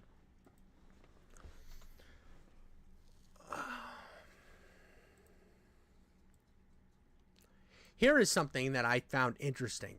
It is not my job to care about your game. I thought this is such a profound title for a video. It's something that I found incredibly interesting because I feel like there's a lot of people, and I don't know where this video is going to go, but I wanted to say my piece. I wanted to spit my nonsense. There's a lot of people that when a game dies and it was absolutely horrible and it fails and then the studio goes bankrupt, that then they get mad because they made a good game in the past and they're upset because the studio went up, and it's like, well, we should have bought this game more or whatever. It's like, it's not my job. It's not my job to like a game even if it means the studio's going up. That sounds horrible. That sounds like I don't care about people, which I do. But the idea should always be to bring the best game possible every single time, because it's not my job to care about the game. You have to make me care about it. You have to make me want to buy this game. You have to make me want to play it in every single second, and keep me there. I remember seeing all of the people, or all of the media things talk about Immortals of Avion, which lives in my head rent-free. I hate that game. I don't think it's fun. I don't think it did much right. I think that it was preachy and annoying, and I remember the water that was being carried for almost every single person at that studio. They're like, well, the studio worked hard. It's not their fault. It is their fault. It's 100% their fault. It's not my job to pretend to care about this. And when you show me trailers that look as cringy as you did, hey, I'm not gonna get the game. I'm not going to get the game. And the only reason I played that game is PlayStation gave it to me for free. I would have never bought it after, like, the second trailer. The first trailers made it look cool. Second trailers made it look lame. And then they made a bunch of excuses for themselves. And this is why it failed. You can't make a FPS story-based game anymore and have it hope to succeed. That's wrong. RoboCop did it.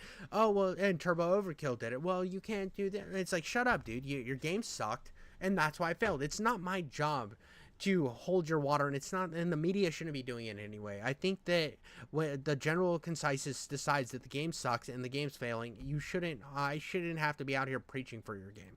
It's not my job to be your fan.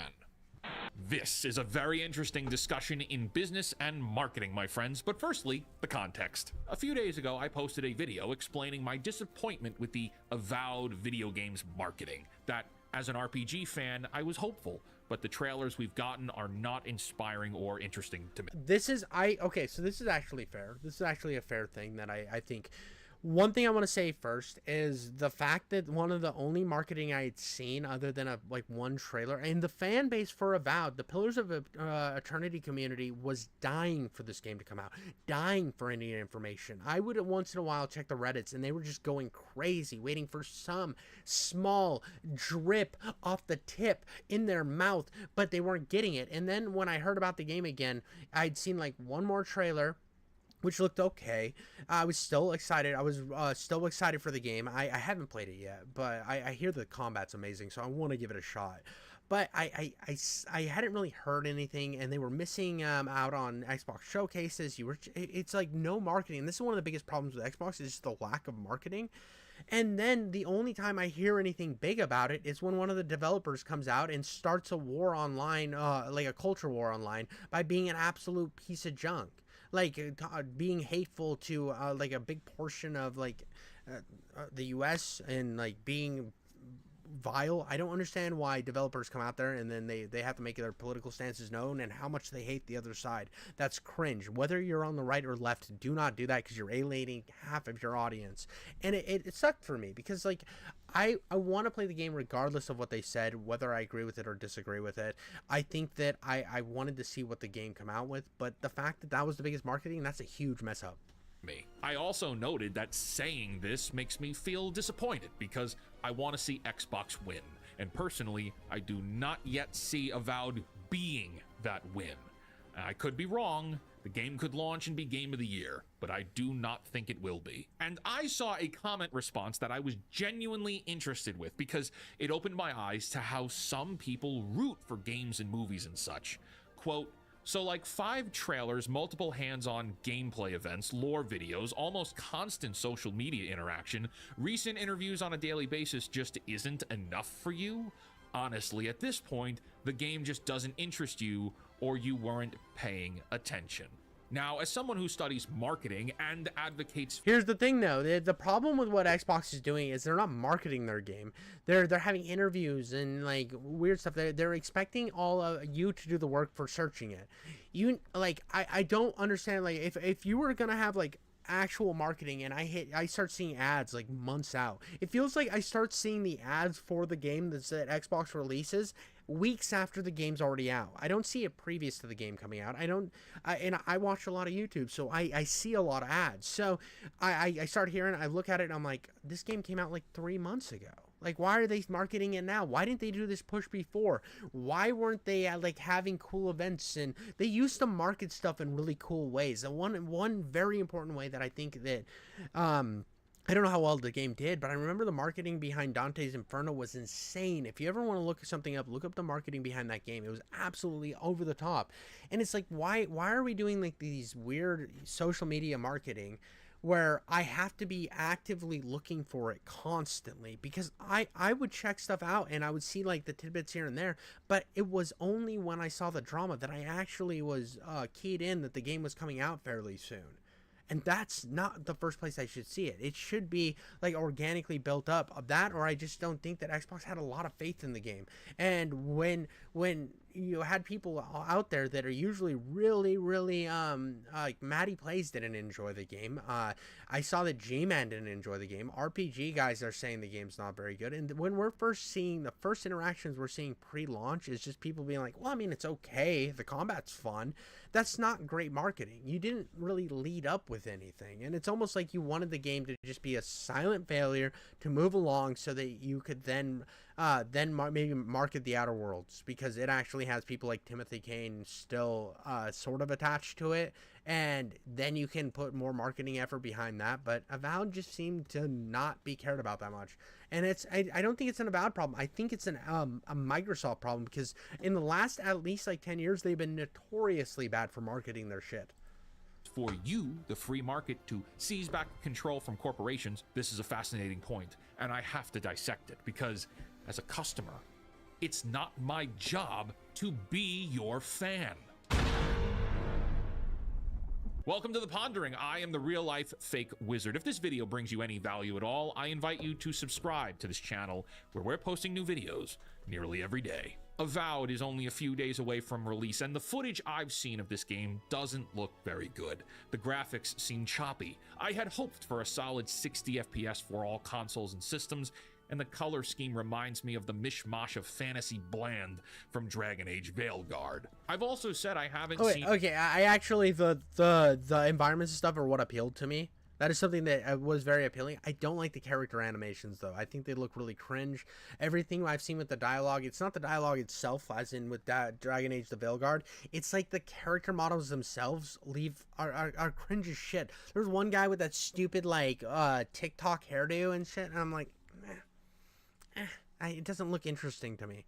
But the combat looks really fun, and the world design I thought was really cool. The monster design I thought was really cool. Even if it looks like Fortnite-y, I still liked the bright colors and stuff. I don't think we see enough of that in fantasy RPGs, especially in first-person fantasy RPGs, because you go back to Morrowind and Skyrim, and they're very bland. They're very bland-looking games, and I like myself a little bit of color and the magic that's brought from color. And I think that they have a good idea in that regard to bring more color into fantasy RPGs, but it just seems like there was nothing biting it.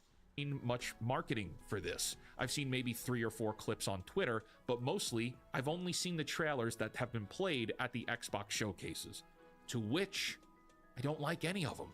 And so, if based on my small exposure to this game doesn't pique my interest, it doesn't pique my interest. That's fine. What's more important about this comment is the "you weren't paying attention." The implication is that I need to be actively paying attention. I don't. And see, I was trying to be active, and I still feel like there wasn't very good marketing. I still feel like I was missing out on stuff.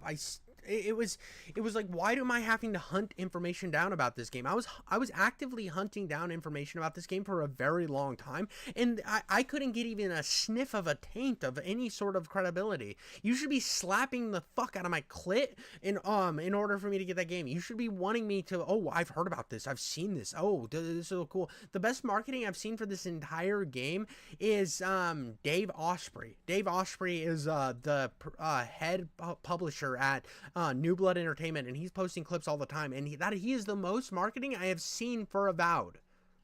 That's fucking insane. That's monkey tits wild. Even the Indiana Jones game didn't seem to have any like actual marketing push behind it. When PlayStation's announcing a game, you hear about it every fucking 2 seconds. You see 87 pre-roll ads before every YouTube video. You're constantly being inundated with it. But then Xbox releases something like, it'll do whatever. I don't fucking care. You don't. None of us do. And after going back and forth with this commenter, they also then said that I should put in the minimal amount of effort. My friends, my mind is blown. We are the customers. They are the businesses. Xbox is a business. It is... Bro, they should be on their hands and knees, figuratively, crawling and gulping every piece of juice you sprayed out of the tip of your dick to you to suck, to show that they're like, yeah, this is the game you want to play. You should be salivating at the bit when the game comes out. You should be hitting me with all the cool shit you can do. You should have like funny little things popping up. I should go to the grocery store and I gotta buy a soda or a candy bar and I see the fucking characters and Avowed written on it. It should be, that's how it was back in the day. That's how, like, you'd go to the store and you're like, oh shit, this game's coming out. I mean, I remember when Cyberpunk came out, I used to drink Rockstar, and I would go buy a Rockstar and Cyberpunk would be on the can. I'm like, oh yeah, I was gonna get this thing. And at the time, if you peeled the taps and you collect, each tap was worth $1 of Xbox currency. So you would collect, I collected 60 of those taps over like a span of like 3 months before the game came out, and I ended up getting the game for free because I had those taps. Like, that was something where I was like, I was actively excited to get this game with the taps from my fucking Rockstar. That's cool. That's like a marketing move where I'm like, yeah, dude, I want this. I want this. This is, I already drink this stuff. I might as well just keep collecting them. I'm thinking about it. The game's inundated in my mind. And even with all the problems that Cyberpunk had, I still got the game for free. Now, you might be like, well, you bought the Rockstar. I was going to buy the Rockstar anyway. So it was a perk to me already having an energy drink addiction, and I was already thinking about it. But we don't see marketing like that from Xbox themselves. They're like, why aren't we? Where is these pushes? Xbox's job to convince me to open my wallet and purchase the game. It is the business's job to give you a reason to care. It is not your job to put in any effort. They need to sell. And if that means I've only seen 3 or 4 clips and a couple of trailers, whose fault is that? It's not my fault. It's the marketing department's fault. I am a dude who dresses like a wizard to talk about video games and movies. I am the target market for this game. It's their job to meet me where I am. If what I see isn't interesting, that's on them. Take you back to 2010 when we got that first Skyrim trailer. That was legendary marketing.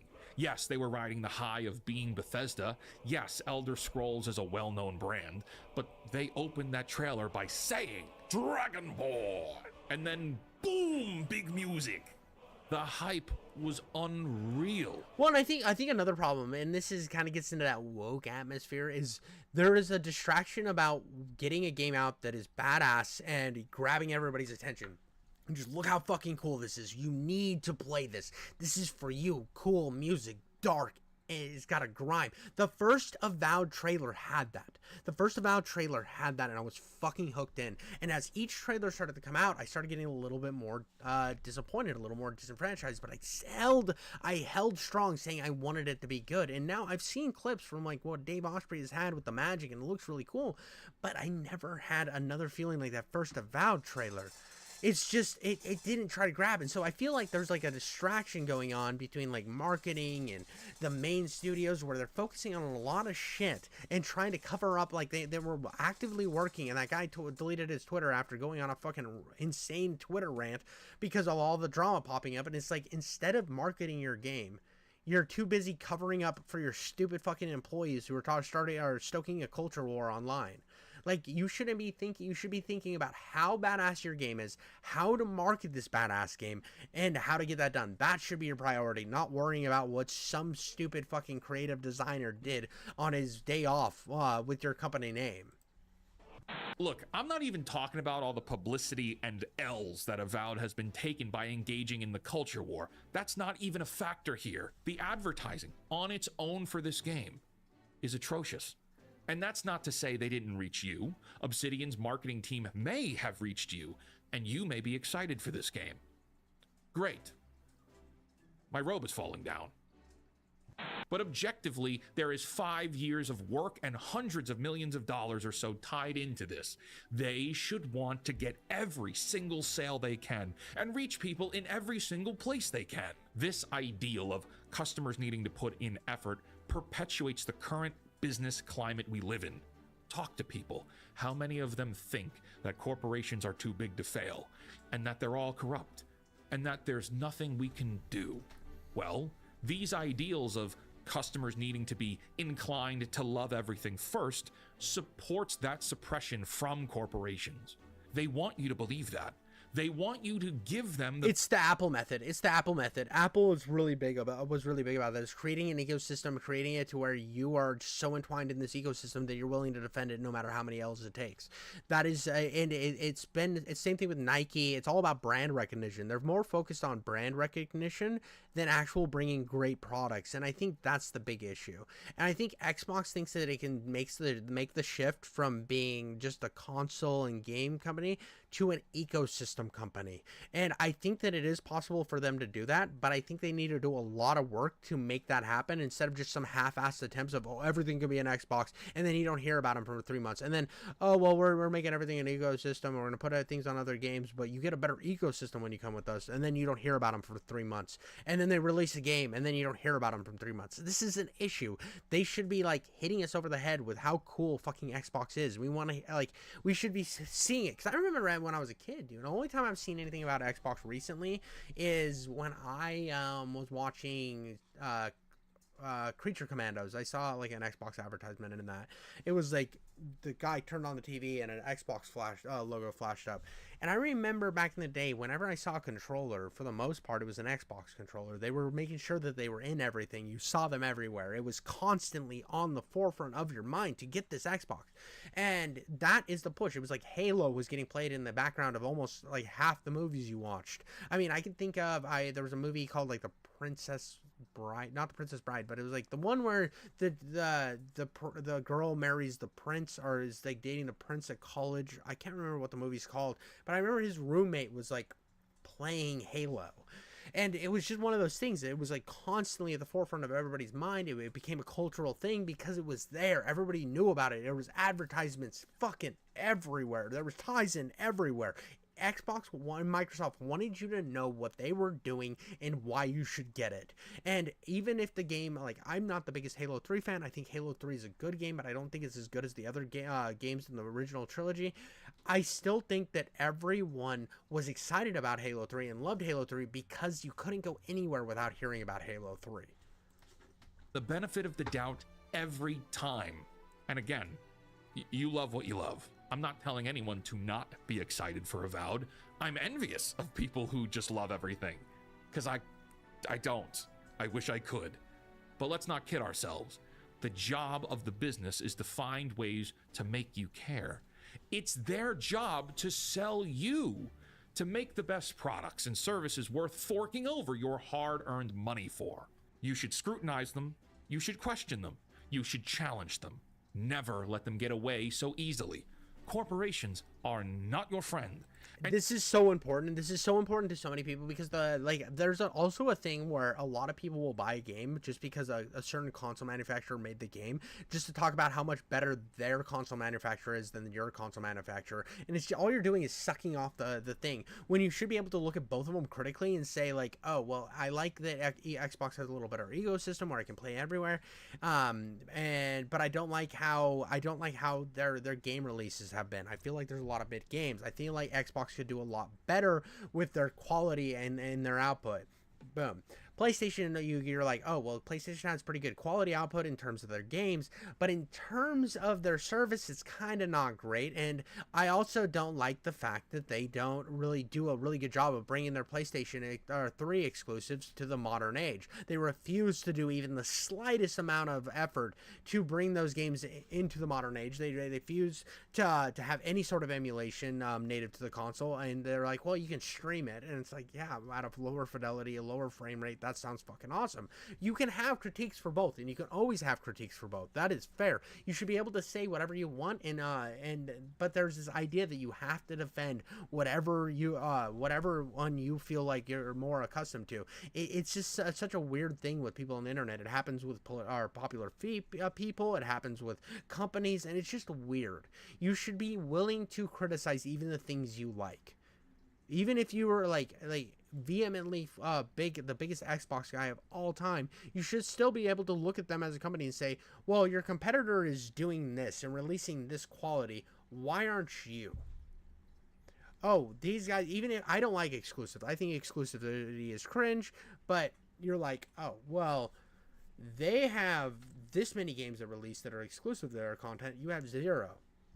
Right? You should be able to criticize them in that regard. Now, I will be happy when all exclusivity dies because I think it's anti-consumer, and I don't like that is the only thing that's verifying your purchase for a certain ecosystem. I think that you should be purchasing it for the best hardware and the best overall experience in terms of its services, and not over what Plastic Box has whatever poor popular game today.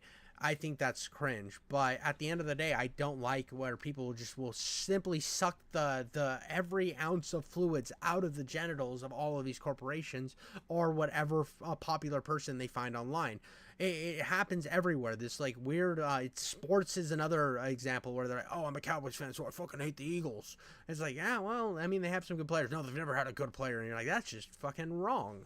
I don't like this zealotism and this tribalism. I think it's so dumb. You should be able to think about anything critically.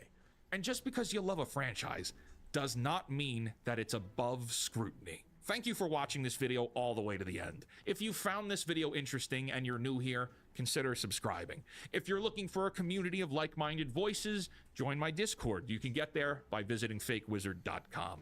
Until next time, create, innovate, inspire, and for the love of God, cancel Disney Plus. This is my Life Day Snuggie. Yeah, I enjoyed that. I enjoyed his idea. I think that there is a lot of zealotism and a lot of overly defensive people on almost everything. I mean, I've covered like the Doom community. I've talked about the Halo community. I've talked even on another scale where I've criticized creators and their fan bases have been like absolutely after me. It doesn't matter what you cover. There's going to be a fan base involved, and they're going to defend it without any sort of recourse. They believe so vehemently, and that there is no criticisms to be made, and you shouldn't be allowed to make these criticisms.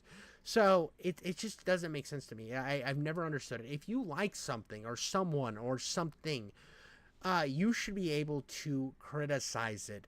As you should be one of its biggest critics, because you want them to bring the best to you every single time. That's why you were a fan. You should never give it the benefit of the doubt just because you enjoy them.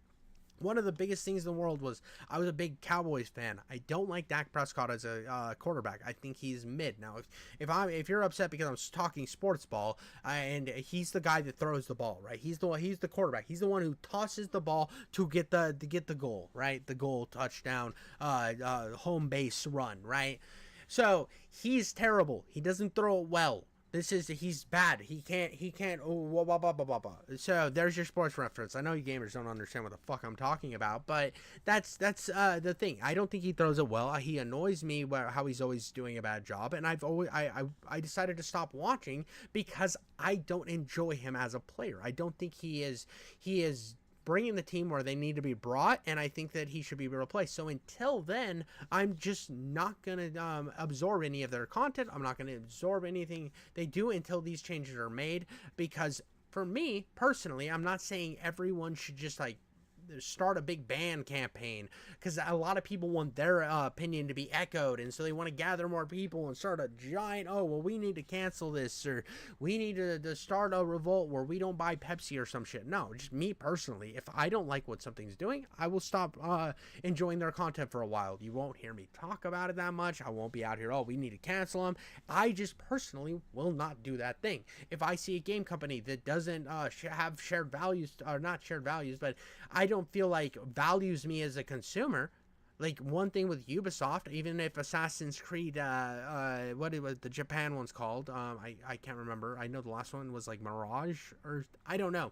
Ubisoft as a company, since they made Rainbow Six Siege, I have not valued because of what they've done with Tom Clancy's name, and I refuse to get more of their stuff because I feel like at this point, they are not respected why I liked Ubisoft to begin with. I loved the Tom Clancy games. I like Tom Clancy as an author. So now I'm watching them just slap his name on multiplayer games. I'm not going to be cool with that. And I started to notice that all of their products kind of have dipped in quality, and it doesn't seem to really be the Ubisoft of old. So why am I going to give them their money until they prove to me, until I see a game come out that has universal love? It's just like, everybody's raving about it, everybody says it's so good, then I might look into the game.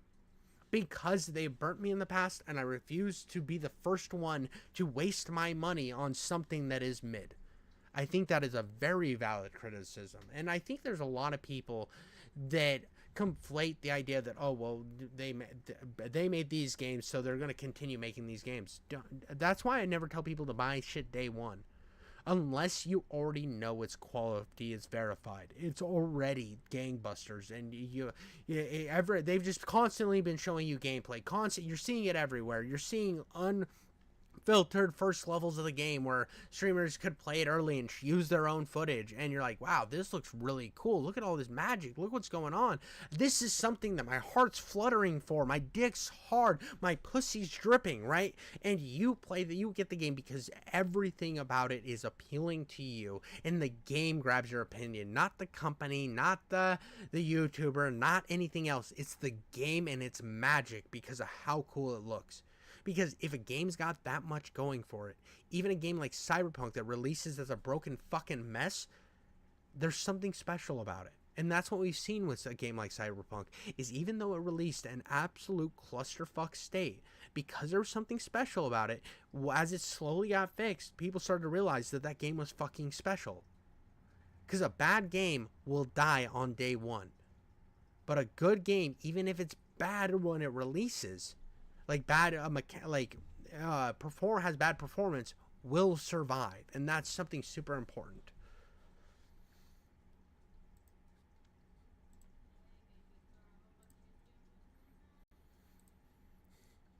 No.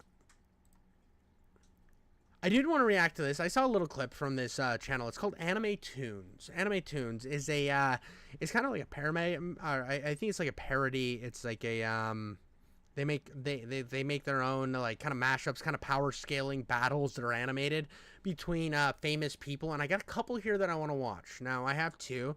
I got Mijite Goku versus I don't know what that means. It might be a super level of Goku or a regular level of Goku. I don't know. I don't know all of this. I know there's Super Saiyan 2.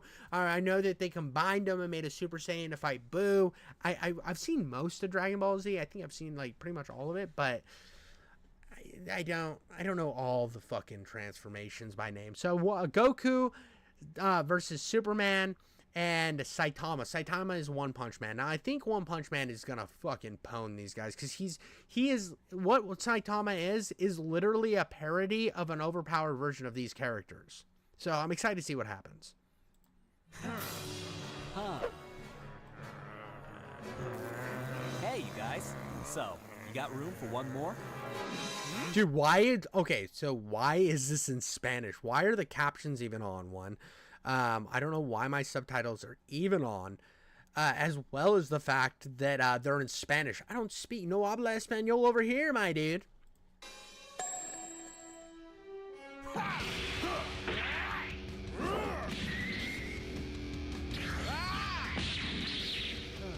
One thing I do like that they put in this, and this is just me being a One Punch Man glazer, is there's something about One Punch Man going from like the worst drawn thing that's all goofy to once he gets into combat, he just turns into absolutely goated Giga Chad and then gets distracted by Leaf or Aircom or something. It's just so amazing. So I guess that's a yes, right? Interesting. I take it you also have super strength? Normal punch. What the? This guy is strong as Jiren. I need to fight him seriously.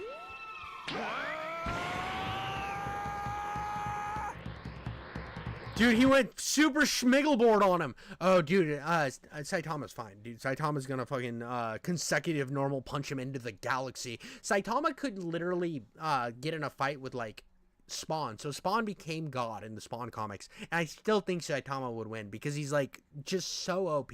He's giggity schmoodle amount of power scaling.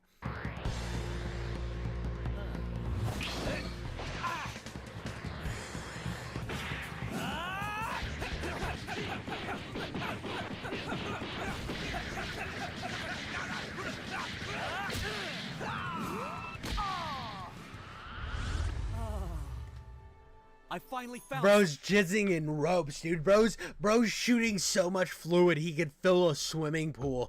But the thing Saitama wants more than anything, because he trained it so hard he went bald, that now he wants a good fight. He just wants to have that one good fight. He dreams about it constantly, and he's finally getting it. This is glorious. I feel so happy for the little guy. Someone stronger than me. I wouldn't say that. You're also really strong.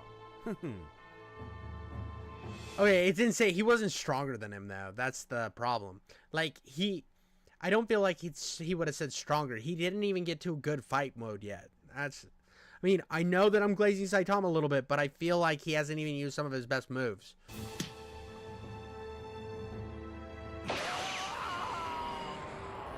Huh? Don't leave me out of the fight. Okay, I don't know this version of Superman because honestly, I have to say that I've always thought Superman was super fucking mid. It was super mid, man. He's just so boring. He's so boring. The only time I ever liked him was when in the Henry Cavill Superman when he actually broke somebody's neck. I'm like, finally, Superman did something cool.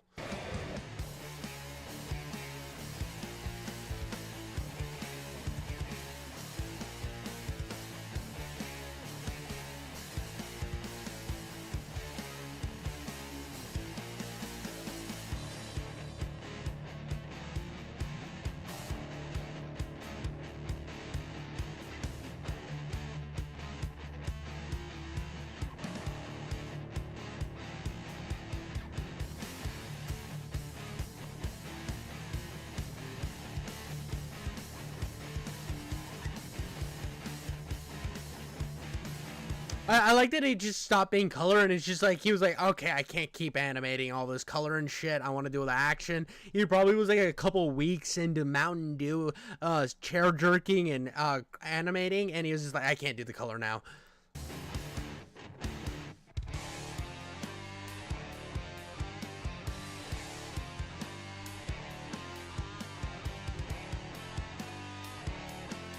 I also think they're kind of underscaling Saitama a little bit.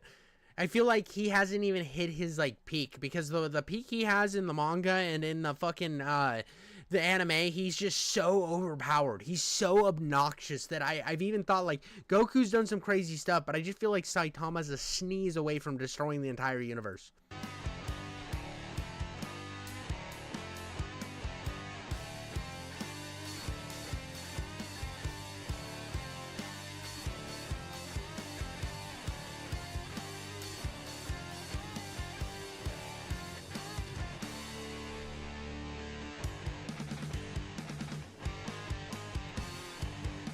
I also think that that this was smart of the creator to pit those two on the same team after they fought, because those two are always looking for a good fight, and just to make Superman look like a maniac, an absolute goblin demon. Because, like, Superman might have a lot of fans, but the most vicious fans in the world, and I'm not saying most vicious ever, I mean, the Saitama versus Goku argument is one of the most toxic arguments you will ever see online. These guys do not calm down. They are just absolute demons.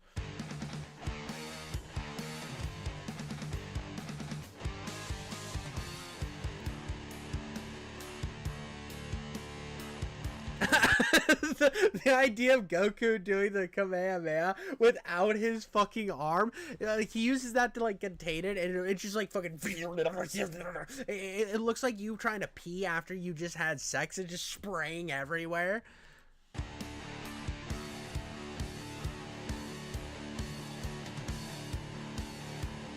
Oh, dude, I thought he was going to keep downgrading the animation quality because it went to them just being fucking stick figures. I thought it would have been funny that they broke reality because of how intense this fight was. I thought that maybe that's where it was going.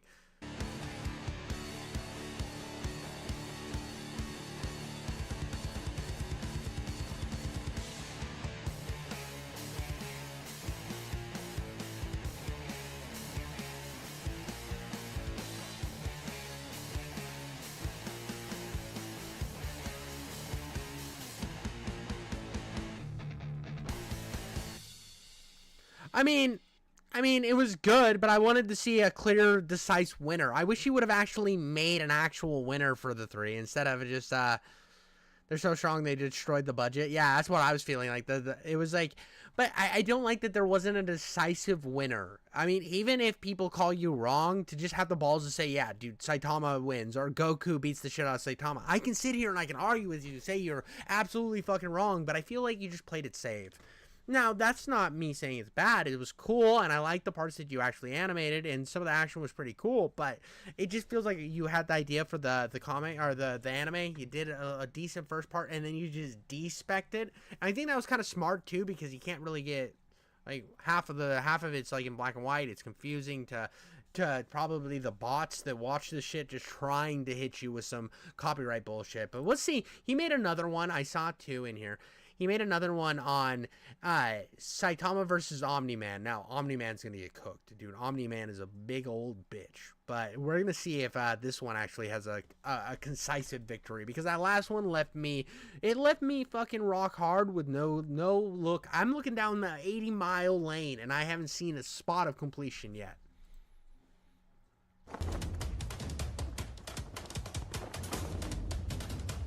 Ha!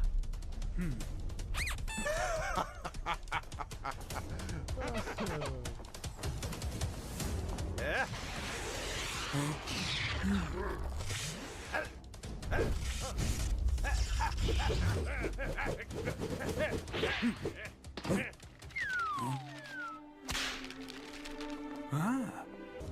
Dude, I love the fact, this is something in the anime that I just get so excited for. When there was, like, I think it's like the first season where he destroys this massively overpowered monster beetle creature, and then he's like, shit, I forgot there's half off Bean Day or some shit. And he gets so excited about sales and stuff because his life's so boring at this point that he has nothing to look forward to. Every fight is mundane and monotonous because he knows he's gonna win because he can't use even a full power punch.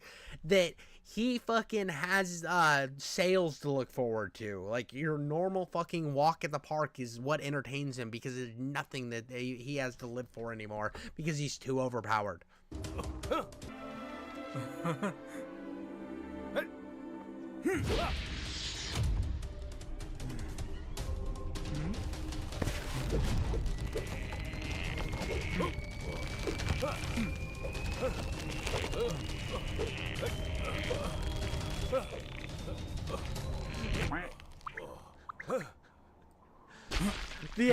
The animation style here is really good. I gotta give it to the guy. I love his animation style because there's something about Flash Gitz and Me Canyon. I love the both out of them, and I think they are better than this guy is. I'm gonna be real. I think they have a higher quality, but they have a very unique art style. They're both, but you see a lot of animators coming out doing an art style like theirs, and I like that he's taking anime art style and then putting his own twist on it and making it feel authentic. Oh shit. Oh shit. I knew he was gonna win, but god damn. Bro fucking busted him, dude. Bro fucking busted him. Jesus.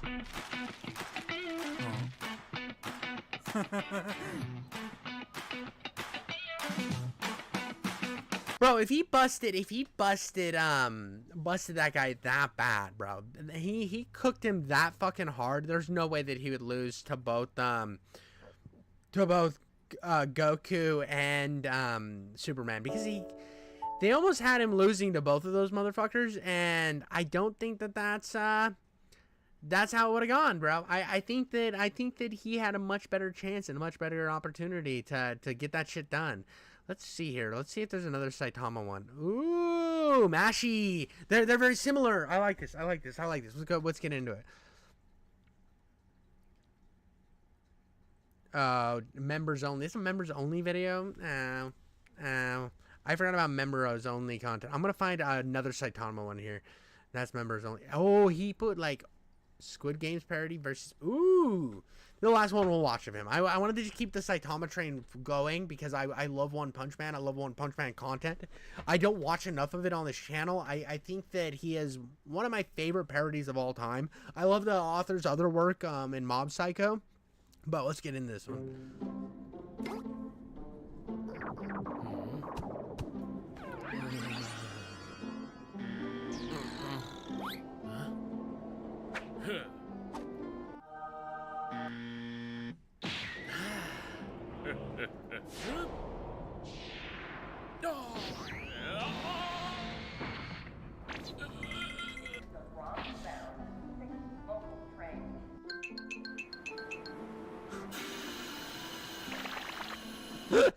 I haven't watched Squid Games. I'm gonna be honest with you. I've only seen like the Mr. Beast Squid Games because I was like, this might be just a quicker version than watching the entire TV show. That'll save me some time. And to watch like this like weird fucking North Korean super evil money game or whatever it is, you got Saitama just fucking around. This is great.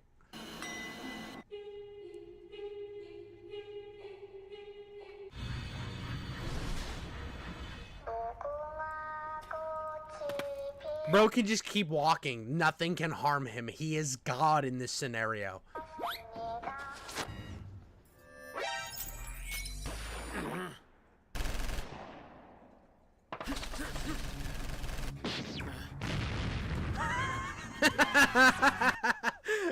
Bro's literally gonna peak this entire game because of how god level he is, because he's literally made to be the most overpowered character of all time, and everybody's gonna get to eat for once.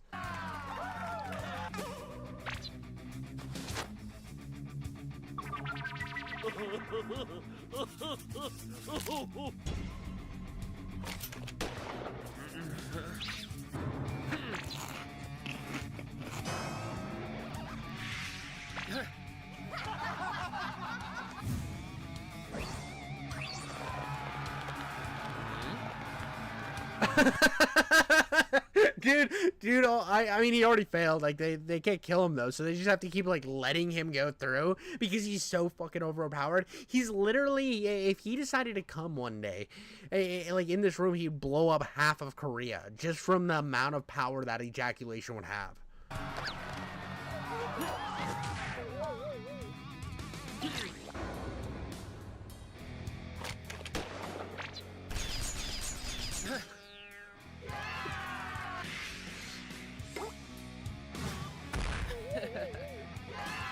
Bro's so goated, dude. I love it. He's gonna finally get his burger, dude. This is what we're here for. This is the perfect Saitama side quest.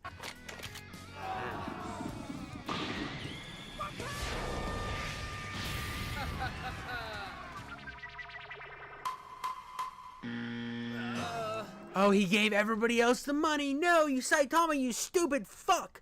You stupid absolute moron retard. That's such a Saitama move, though, to just end up with nothing at the end of it. Because in the anime, dude, the craziest thing is he always, even though he's like been living for a while and destroying all the super beings, he never gets credit for it because nobody knows who the fuck he is. He's just a random bald dude. I think they call him Caped Baldy.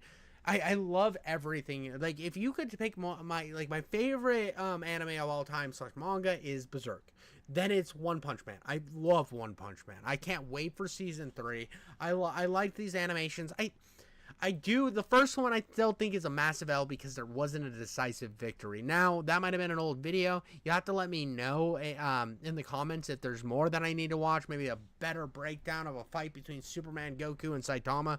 Not that I need Saitama to win. I just want it to be a fair comparison. A fair power scaling. Now, because again, I've never seen like an actual power scaling level between these three. And I think it would be cool. I think it would be cool. All right. Well, I think we'll do one more. And then I'll get off for the night. Or 2 more. I mean, these last 2 are pretty short. Let's see here. I'm gonna pee, and then we're gonna do these last 2.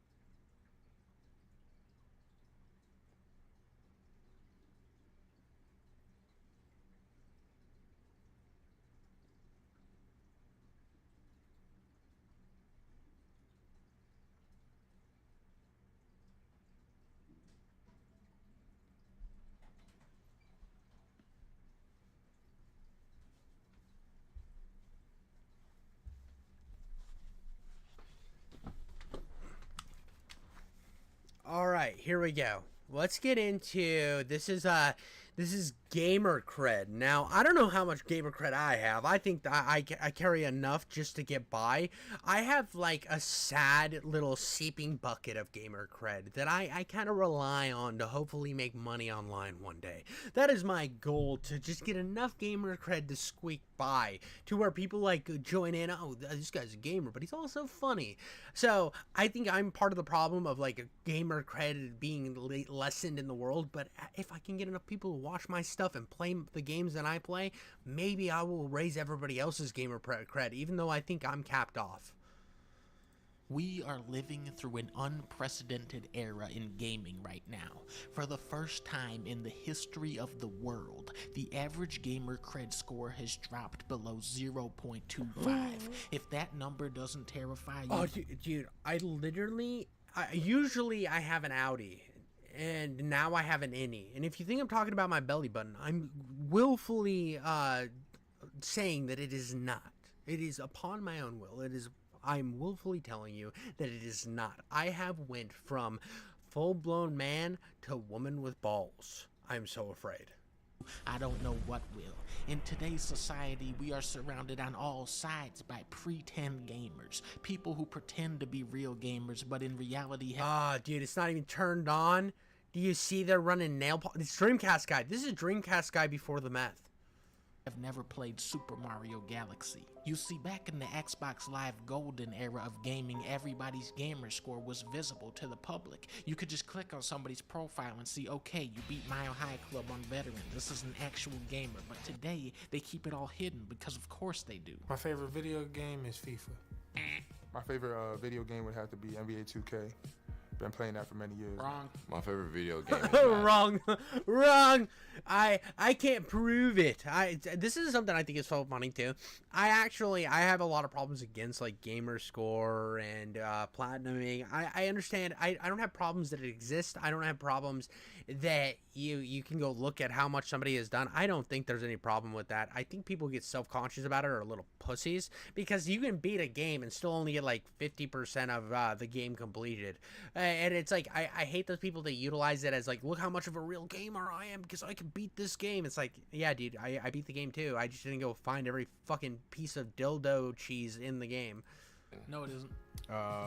Call of Duty. Deleted. Grand Theft Auto San Andreas. Actual gamer in the building. Yesterday I was watching this Twitch streamer. I'm not gonna say who it is, but you know who I'm talking about. He's going on this huge rant about video games. You could just tell from the look in his eye that he's never played Warcraft 3 in his entire life.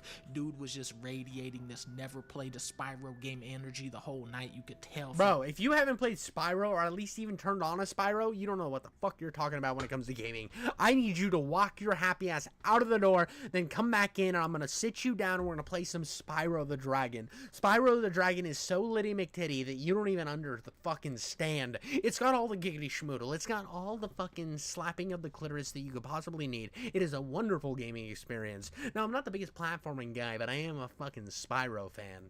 The chair he was sitting in that the man has never touched a single Hitman game. Then he starts talking about the golden age of gaming. You know what game he starts talking about? Valorant.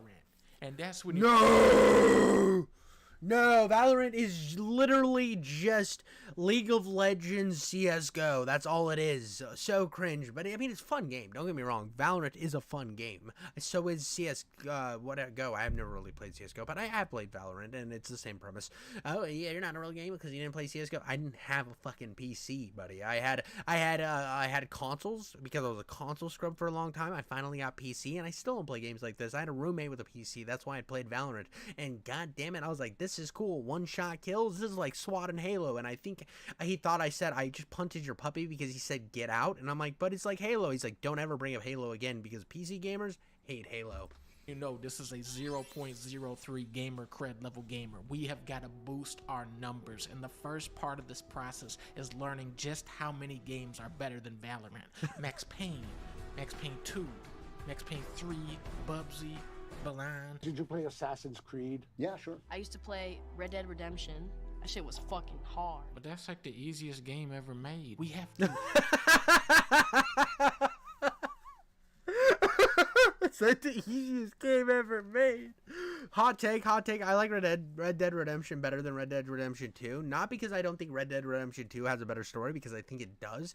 But I feel like a lot of Rockstar's identity with Red Dead Redemption 1, the goofiness, the characters that are over the top, they were there in Red Dead Redemption 2, but not as prominent. And I think the prominence of them in Red Dead Redemption 1 still made it feel very authentically Rockstar. And in the second one, I feel like they were like, we'll put some in there, but we're going for a grand narrative here. And I think they're both good for their own reasons. I just prefer the first one. Expand our knowledge of gaming history, or the pretenders will erase our illustrious legacy. Did you know that before the PS5, Sony made games for a different console called the PlayStation 4? Now think on that. Wait, they don't make games for the PS5. The PS5 and the Xbox Series X don't release anything.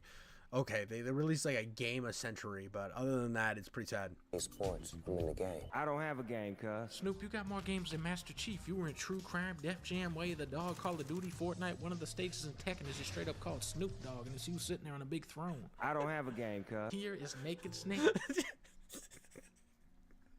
I think it's so funny that, like, 50 Cent had 2 games, right? But the other rappers are like, we don't have a game. And they're in fucking everything. Like, even, Snoop Dogg was even in Grand Theft Auto 5, I think. No, that was Dr. Dre. It was Dr. Dre and Snoop Dogg, wasn't it? You'll have to correct me. But I thought he was in, they had something where they put him in Grand Theft Auto 5. Snoop Dogg just pops up fucking everywhere. He was in Call of Duty. He's everywhere. It might not be his game, but he fucking exists throughout the ecosystem of everything. You sneeze wrong, and Snoop Dogg's making a fucking cameo. And the whole cameo smells like obscene amounts of marijuana, which is good or bad, depending on your views on marijuana. I think it's pretty chill. I don't smoke weed, but I can't fault somebody who enjoys something else, as long as you're not beating your wife and kids. And Solid Snake, can you tell me the difference? You have 1 second. Sorry, you took too long.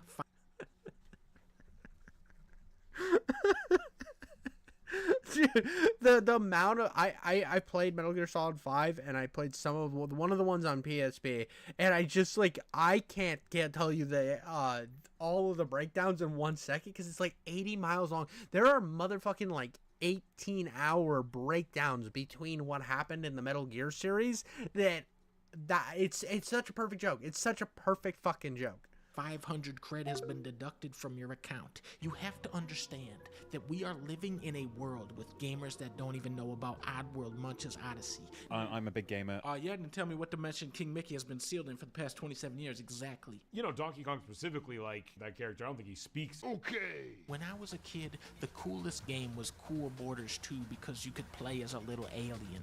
Today, kids have godlike access to hundreds of incredible video games, but are misled into playing the lamest trash imaginable. Apparently, you guys really like cats. I'm Anna. Burn this with fire. I've officially hate Valorant more than any other game. That was terrible. And I head up the Valorant studio. When you are interviewing for a job, they don't care how many Valorant skins you have. What they're gonna do is ask you, what's the better bowling game, Flintstones or Animaniacs? The correct answer, Tekken Tag Tournament. Oh, dude, I was gonna say, that's a tough decision. But Tekken, obviously Tekken wins, even though I've never played it. Let's say you Oh, you could throw people? What do you use? Okay, here's the thing. If it's a female character, do you get more spin on the ball because you have 2 holes compared to 1? That's the question that needs to be answered. Grind it out and hit the top. Or maybe you get more spin on the 1 hole because you can actually whip it harder, but with the other one you throw a bullet straighter because of the 2 holes. These are the questions that people need to be asking, and I'm not seeing those questions being asked. I don't even think Donkey understands the answer to that question, what makes him a -1000 gamer. Rank on Valorant. That's gonna net you about 42.7 gamer cred. However, just by completing the first mission of Marble Blast Ultra, you would have got 403 points. Jeffrey Darevensky is a McGill University professor who studies video games. Valorant has always been trash. When I was a teenager, all I... I fucking love Donkey. Donkey's so good, dude. But I do think, here's something, I think there's a commentary on the real gamer thing. I think that there's a lot of people out there that are like, oh, well, you haven't played this, you're not a real gamer. Oh, well, you're not like this, well, you're not a real gamer. It gets kind of annoying. It gets really annoying when people, like, harken this idea of what a real gamer is over the top of your head by, like, saying some niche fucking title you've never heard of. It's like, oh, well, you've only played Halo, you only play FPS games, you're not a real gamer. It's like, yeah, well, what the fuck am I playing then? I mean, somebody can play Candy Crush for 18 hours a day and they're still not called a real gamer when they play twice as much video games as you do. I mean, is it a real game? I don't know, but it is kind of funny. Played was multiplayer shooters. I went from SOCOM to Wolfenstein to Counter-Strike to Rainbow Six, Halo, Gears, Battlefield, but looking back as an adult, I realized that I was actually generating more cred when I was 10 than when I was 16. When I was 10, I was playing stuff like Tron Bond, Crash Bandicoot, Rogue Squadron, Shenmue, Power Stone, Gran Turismo, Diddy Kong Racing. I was unwittingly branching out into all these different genres of video games, and sometimes I would get lucky and play something made with genuine artistic vision. Dude, I haven't played Psychonauts 1, but Psychonauts 2 is one of my favorite games ever made. I fucking love Psychonauts 2. I need to play the first one because it just looks so good. It looks so fucking good, and I've heard it's great. My community has told me it's amazing, and I need to play it. I need to break down and actually play this game because it looks so good. But there was a time when I remember I used to play so many, like I don't play racing games anymore, but I think that's part of the early experience of playing games is you play a bunch of different things that slightly pique your fucking gamer boner and make your gamer pussy wet. You hit all of these different angles and then eventually find a genre that you really enjoy, and then you play a lot of different games in that genre. Now, I'm not saying that everybody does that. There's still people that are fully rounded, but I see it now right where I currently at, where any of the RPGs don't really call my name because I don't have fucking 80,000 hours to spend in a video game. I don't have time for that. So I look at like old platformers. I'm like, okay, maybe I'll play you. But then there's a boomer shooter calling my name that's 8 hours at max, and I start playing it, have so much fun, and then shit out a video for you guys all to suck on. And then I start playing like all the genres of boomer shooters. I think I'm starting to become like a boomer shooter god, but not really at the same time. I have so much gamer cred when it's only in the FPS genre that not even anybody can understand. And when it comes to multiplayer shooters, I am absolutely fucking retarded. I don't know how to use my thumbs unless I'm shoving them up my ass. Like Yoshi's Island. What is a movie from your career that would make the best video game? It's definitely got to be Nacho. They already did that. I'm Bowser, baby. There are sections of this game where you are generating over 1,000 CPM. We're talking cred per minute. DK Country, Streets of Rage 2, Halo 1. These are verified gamers games with highly... Dude, Halo 1... I fucking love Halo 1. I love Halo 1 a lot. I think Halo 1 doesn't have the strongest story in the series, but I think it is... Oh, the Halo 1 pistol. Oh, dude. The fact that you could, like, strafe around a hunter and shoot him in the bussy and he just fucking dies. Oh, and then they had to make it, like, weaker in Halo 2. I still like the dual-wielding pistols, but I don't love them. They're not the best. Concentrated CPM. A player that has played these games is considered to be untouchable by the League of Gamers. When you are in a military... You know, but that's not even true, dude. You tell the boomer shooter, the FPS community on the internet that you're a Halo fan. Oh, do they get mad? They're like, oh, Quake's better. Oh, this is better. Halo's overrated. And they get really, really mad and call you not a real gamer because you haven't played enough FPS games. So it doesn't matter what genre you have and what game you like. There's going to be somebody else out there who tells you you're not a real gamer and you don't understand games because you like a certain game of a certain genre of a certain name. Every combat scenario. Who do you want watching your 6? The dude that plays Quintus in Valorant, or the dude that's played through the entire campaign of Tom Clancy's Ghost Recon Island Thunder on the hardest difficulty? When you see a car crash, it's because the people driving never played Project Gotham Racing. When you eat... Oh, dude, Project Gotham Racing was so much fun. I have never played a game that made me more mad than Project Gotham Racing, but also a racing game that I liked. I think Need for Speed Most Wanted I liked a little bit more than Gotham Racing, but I remember Gotham Racing, and I still own that game, but it was so pretty at the time. I thought it was the most gorgeous game ever made. I didn't think anything could compete with Gotham Racing. I was terrible at it. I was fucking awful. I couldn't unlock any of the good cars, but I kept trying and grinding, and I had Gotham Racing too, but oh, did I love that game. Bad food. It's because the chef never played Cooking Mama. When your beagle won't behave, should've played Nintendogs. When the pizza's late, should've played Spider-Man 2. Pretend gamers are always trying to convince us that gamer cred is worthless.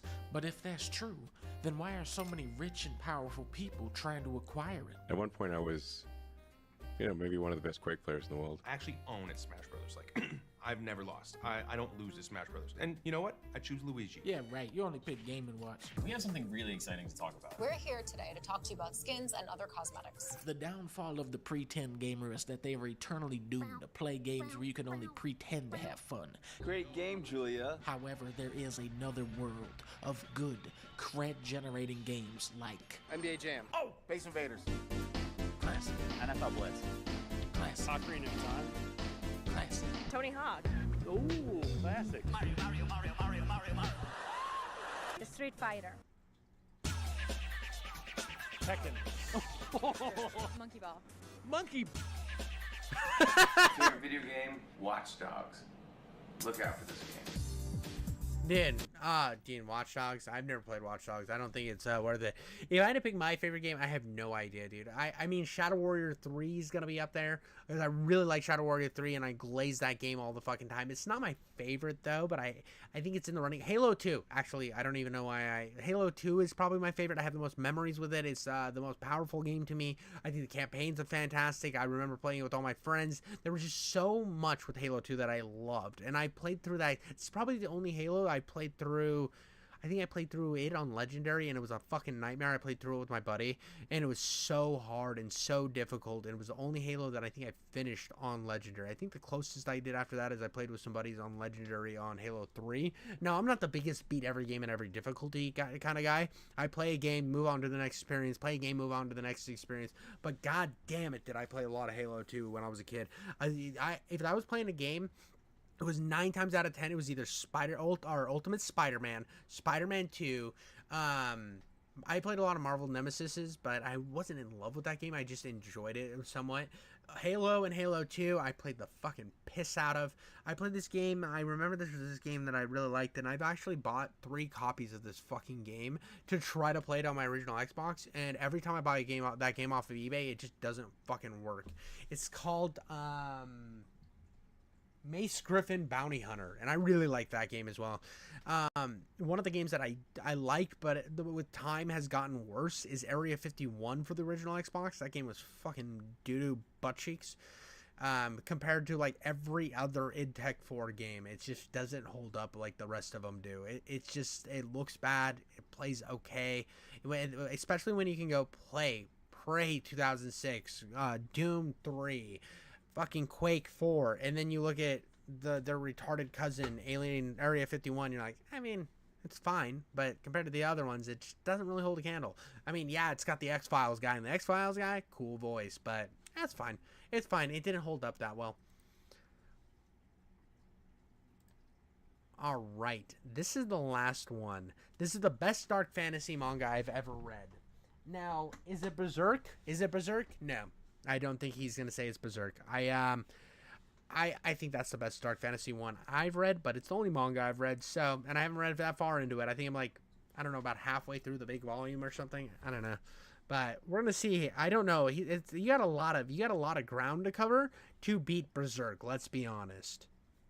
Tower Dungeon. So many. Wait. Sufferance is the guy who made this. There we go. I've read his name.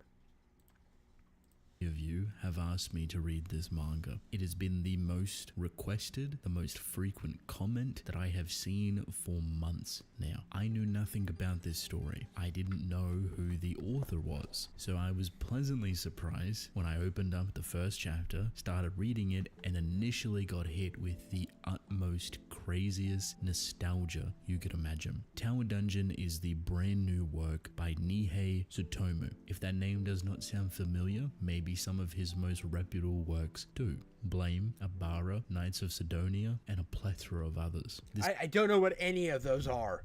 Yeah, I know you guys are gonna murder me, but I don't know what any of those fucking things are. Do they have anime?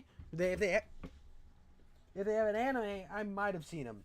We might have a chance that I have an opportunity that I might watch the anime one day. Let me know in the comments below. Like my stream, because I had the best penis and clitoris jokes you've ever heard. His head kind of looks like a penis, though, in like a really, like, penises can look nice, I guess, if you put the right lighting on them. I mean, I have to work really hard to get the right lighting on mine, but I mean, kind of. I have no idea who this dude is or seen anything he's ever made. This man is arguably one of the greatest dark sci-fi, dark fantasy authors in the industry, and there's a ton of different reasons. The way that he is able to capture his worlds artistically is some of the most impressive I have. I mean, that is really gorgeous, dude. I'm like dripping in my pants right now, dude.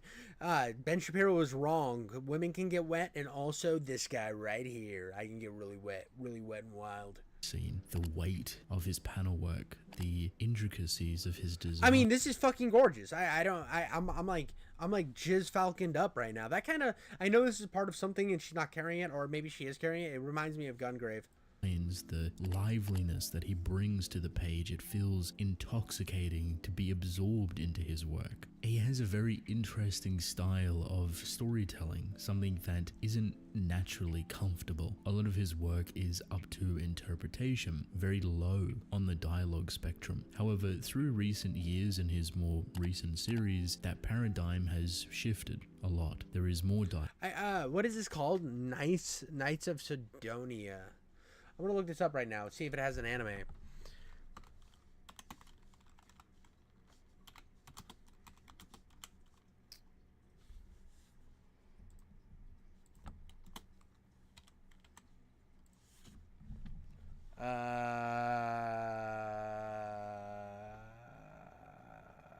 Watch Knights of Sidonia on Crunchyroll. Is it dubbed? Okay. Ooh, it is dubbed. Oh, but it's CG, bro. Fucking CG. Damn it. I know it's CG, but if it's good CG, let me know in the comments below and I'll watch it, but I don't know, that looks kind of ass. I really would have rather had it not be CG. That's trash, bro. Dialogue, more characterization, more conversations to be had now. While it loses a lot of the charm and the originality that Nihei used to provide, it does open a new doorway for him, a new platform to elevate his stories in different aspects that maybe is refreshing for him. Tower Dungeon is a beautiful blend of both, something that still captures the essence of his worlds, his artistic flair, the weight and power behind his artistic choices, mixed with a very quirky, eccentric, beautiful writing style. I was pleasantly surprised going into Tower Dungeon because it felt so familiar, and I really couldn't put my finger on where I've read a story like this before. And I'm getting lost in this guy's voice. He's like slowly talking about manga to me while also trying to undress me and get at my cock. It's like wild, and he's just putting random memes up on screen. It's just like I'm getting like enveloped into his dialogue. His editing's not incredible. His story is interesting so far, and I keep getting lost because it's just like his droning monologue is so good that I'm just kind of melting here in my chair, turning into a giant puddle of bones and AIDS. Then it hit me like a truck. Tatsuki Fujimoto, the author of Fire Punch and Chainsaw Man, is heavily inspired and influenced. Dude, it's Fire Punch have because I love Chainsaw Man. Ooh, Fire Punch anime. Let's see. No, it hasn't. Damn it, I love Chainsaw Man. I'm waiting for Chainsaw Man 2 if we're ever gonna get a second season of that. I have a Chainsaw Man action figure over on like my entertainment stand. I love Chainsaw Man. It's one of my favorites. By Nihei's work. The design of Pochita, for example, is influenced by Abara. They look incredibly similar, but what actually hit me were the characters, how they act, how they talk to each other, how quippy and quirky and unorthodox they tend to be. Fujimoto was brilliant at doing this, and Nihei is now stepping into that exact same realm. So Tower Dungeon in a lot of ways shares big similarities with Chainsaw Man, with Fujimoto, while as an author being its predecessor. I guess what I'm trying to say is that it feels very comforting to come full circle with Nihei and Tatsuki Fujimoto, and I think if you enjoy Fujimoto's works, you'll have a fun time with Tower Dungeon. Well, and I really want to watch the sci-fi one, Knights of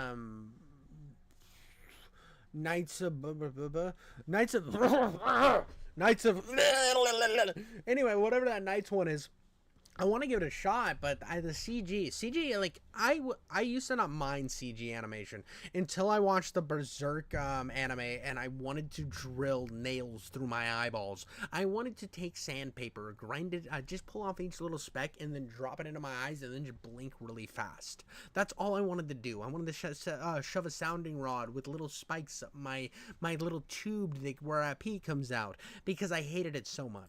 Not obviously identical. There's a lot of love and passion shared between these two authors that feel familiar, and I like that a lot. Not only do I want to talk about my experience with Tower Dungeon, I want to talk about what the story is about without giving too much away, which shouldn't be all too difficult. Tower Dungeon is a dark fantasy manga, and it's very isolated. It's small in scale and design. We are not adventuring to massive multiple kingdoms or cities or continents. We're in one place with one kingdom and one ominous tower. Now this tower is very, very big. A lot of flaws and a lot of weirdness is kept within it. Creatures and abominations and dragons and all of these weird, deathly, hollow individuals. Nothing ever leaves this tower, but it offers up an opportunity for soldiers, for adventurers, for bandits, whoever, to come in and explore this tower to find whatever goods could be kept within it. For the story, unfortunately, someone that is very prominent and very powerful related to the king is kidnapped, and they are kept at the top of that tower. So it's like a twist of like a Rapunzel or any of those old fairy tale stories. So they're ascending the tower to like become the next king. I like this. I like the idea of, I really like what Japan has done with the Western fantasy story and kind of taking it in a darker direction. I mean, yeah, dark fantasy always existed on this, in the Western world, but I like that they're kind of visualizing it in a degree that the West has just kind of given up on. I mean, when you look at our animation and shit over here, it's getting kind of mid. I mean, I just saw recently that Spider-Man shit that was coming out, and that animation literally was just AIDS on toast. It was AIDS on toast being carried by a cum falcon, and I will not be watching that Spider-Man cartoon that's coming out from Disney. It looks fucking atrocious. It's like, dude, you already made 2 great animated Spider-Man movies. What the fuck are you doing, dog? What are we doing here? Why are we wasting time with this garbage animation? So I just see that it's like, it would be cool to have like real powerful animation again. I mean, the closest I've seen is like Creature Commandos, And then I look over at Japan, what they're doing with the Western RPG, and I'm like, wow, the West can't, or not Western RPG, with the Western fantasy, and I'm like, wow, dude, look at that. The Japanese are doing Western fantasy better than the West. How the fuck did that happen? Well, we've been lazy over here. So, and I like the idea of like ascending a tower and it getting worse and harder as it goes. It's one of the reasons why I'm so excited for Twisted Tower, the game, to come out. I just like the idea. As I learn more about this this creepy ass amusement park, I'm going up this tower and seeing more and more horrors. I think that's amazing. I think that's really exciting. I also like that Bruce Lee movie where he's ascending the tower and he fights Kareem Abdul-Jabbar. It's a really cool movie. I like that idea that that you're ascending to a greater level and it's all condensed in this horrific tower. I mean, there is that what is it? I mean, it's way grander scale, but there is that tower show on Crunchyroll that I really like. It the first season's way better than the second. The second's not bad, but it's like Tower of God or something. I don't know.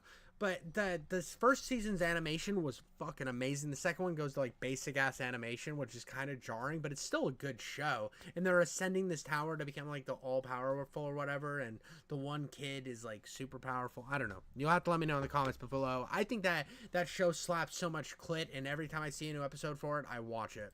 The full power of this nation, even a reward is offered that whoever makes it up the top and retrieves this VIP will potentially become the next king. They will have everything they would ever want. So it sets forth this massive enclave of people of all different shapes and sizes, from all different locations, from all different walks of life, to try and save this person. A lot of people die. A lot of people do not make it far. And our story follows a young farmland boy known as Yuva. But you see, Yuva is a little bit different. This is a world of fantasy and magic and dragon hybrid people that are very powerful, but they're rare. They're exclusive. Well, I mean, it's hard to fit a dragon dick inside of a vagina, so you have to have a very special woman to be able to swallow that load with her pussy.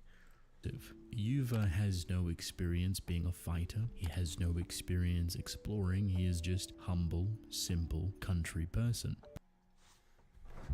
Bro, he's like that, oh, fuck, that Country Boy Can't Survive, by Hank Williams Jr.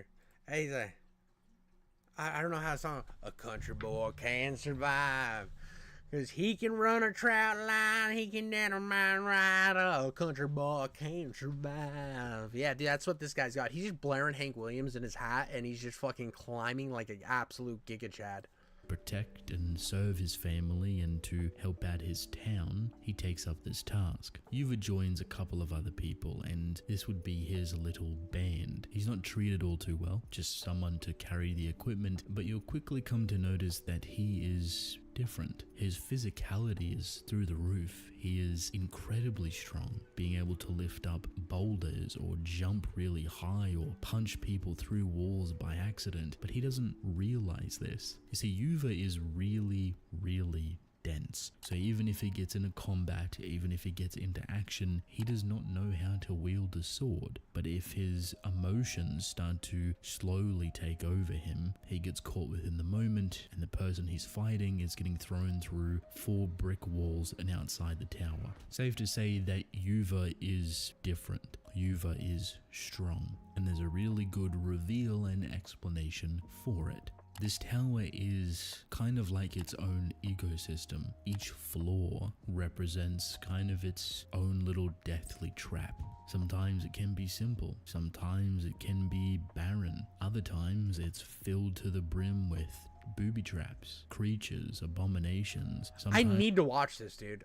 They need to make an anime of this, but don't do it in CG. I will watch the shit out of this. I love dark fantasy, and I don't feel like there's enough good dark fantasy out there. I feel like you look at the success of things like Elden Ring and the Dark Souls series, and there's a hunger for dark fantasy, and I just feel like that hunger is always not getting filled. You're just constantly on rumble mode in your stomach, and it sucks. And it's got a big dragon in there, or an abomination creature that turns people into stone. You don't know what you are going to get. You don't know who you're going to fight. You don't know what creatures are technically good or bad. Even trying to navigate the tower is not a simple task. It reminds me heavily of Dark Souls, not only aesthetically and symbolically, but thematically. Creatures, the designs, the architecture, the navigation, the difficulty of this tower itself in all aspects feels very Dark Souls. And I don't mean to confuse Dark Souls with general dark fantasy, because they are obviously of the same nature. Dark Souls is just dark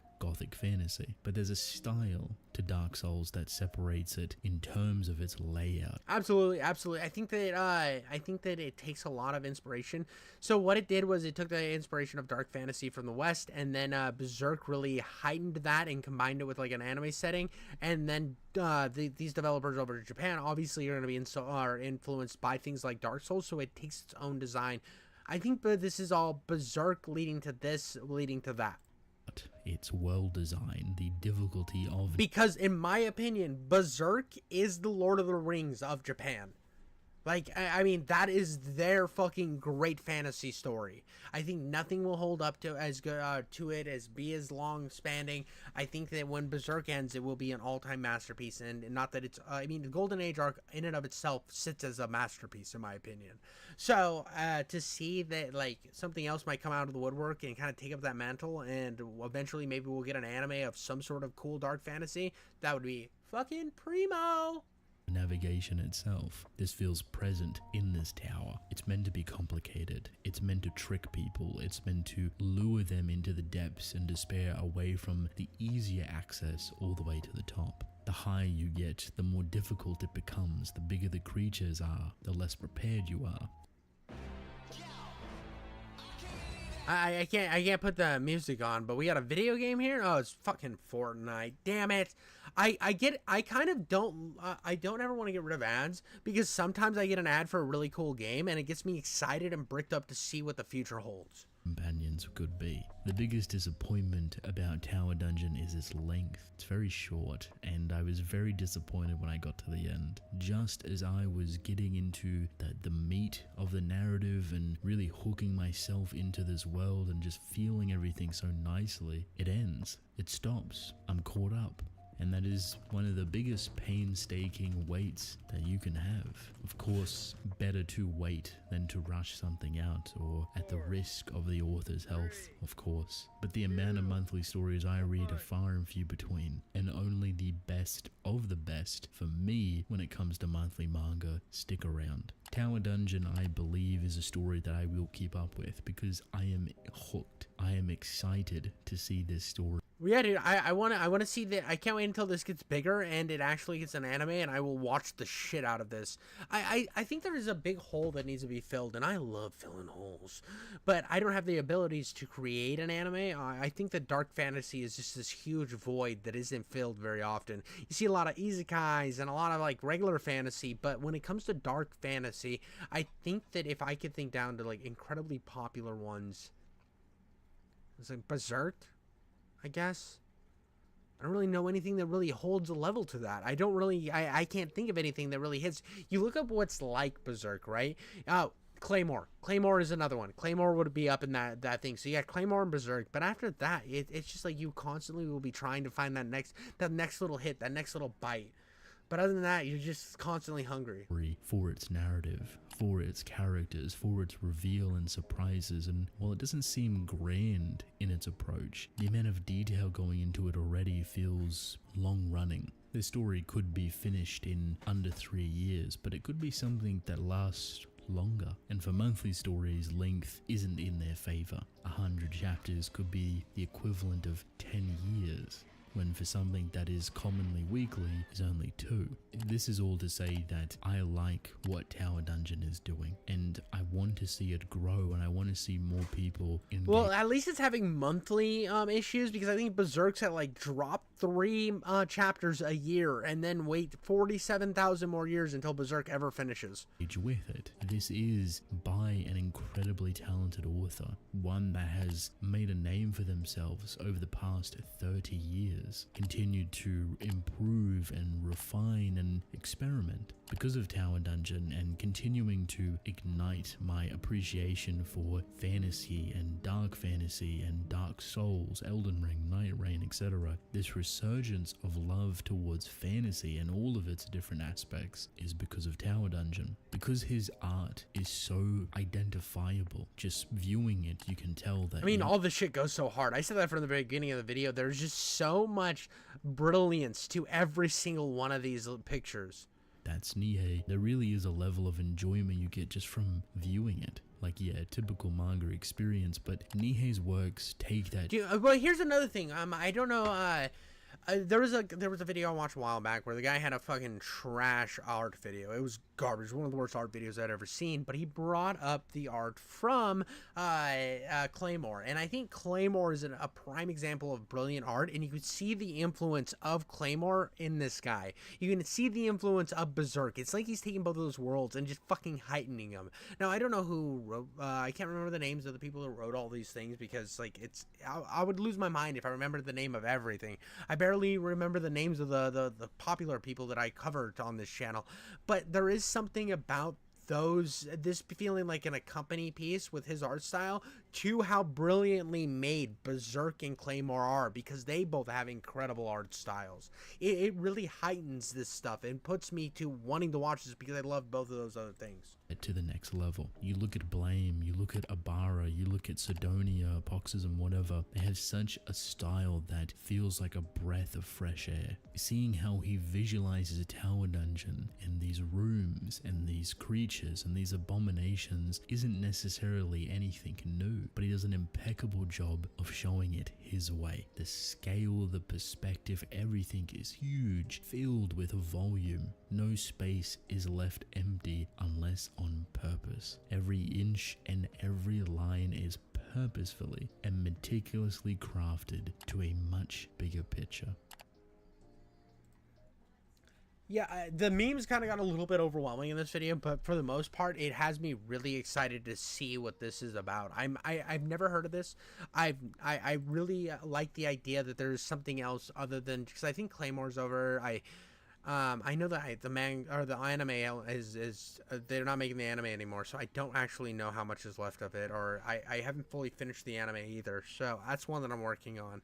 But Berserk is still going, and I would love there to be another dark fantasy, maybe something that hits more of a popularity, so that if something could blow up with the style of dark fantasy and really hit everyone where they wanted to sink their teeth in because they love Dark Souls, they love this dark fantasy, I think it would springboard into creating a better Berserk that people they'd be wanting to hunt it out. They would be more amped for it than ever before. And some of these companies that are looking at making a new anime, they would look at Berserk and say, if we do this right, we will just be juicing off the tits of money forever, and we love sucking on some titties. That's all I got for you guys today. Like, comment, subscribe, and I'll catch you on the next one.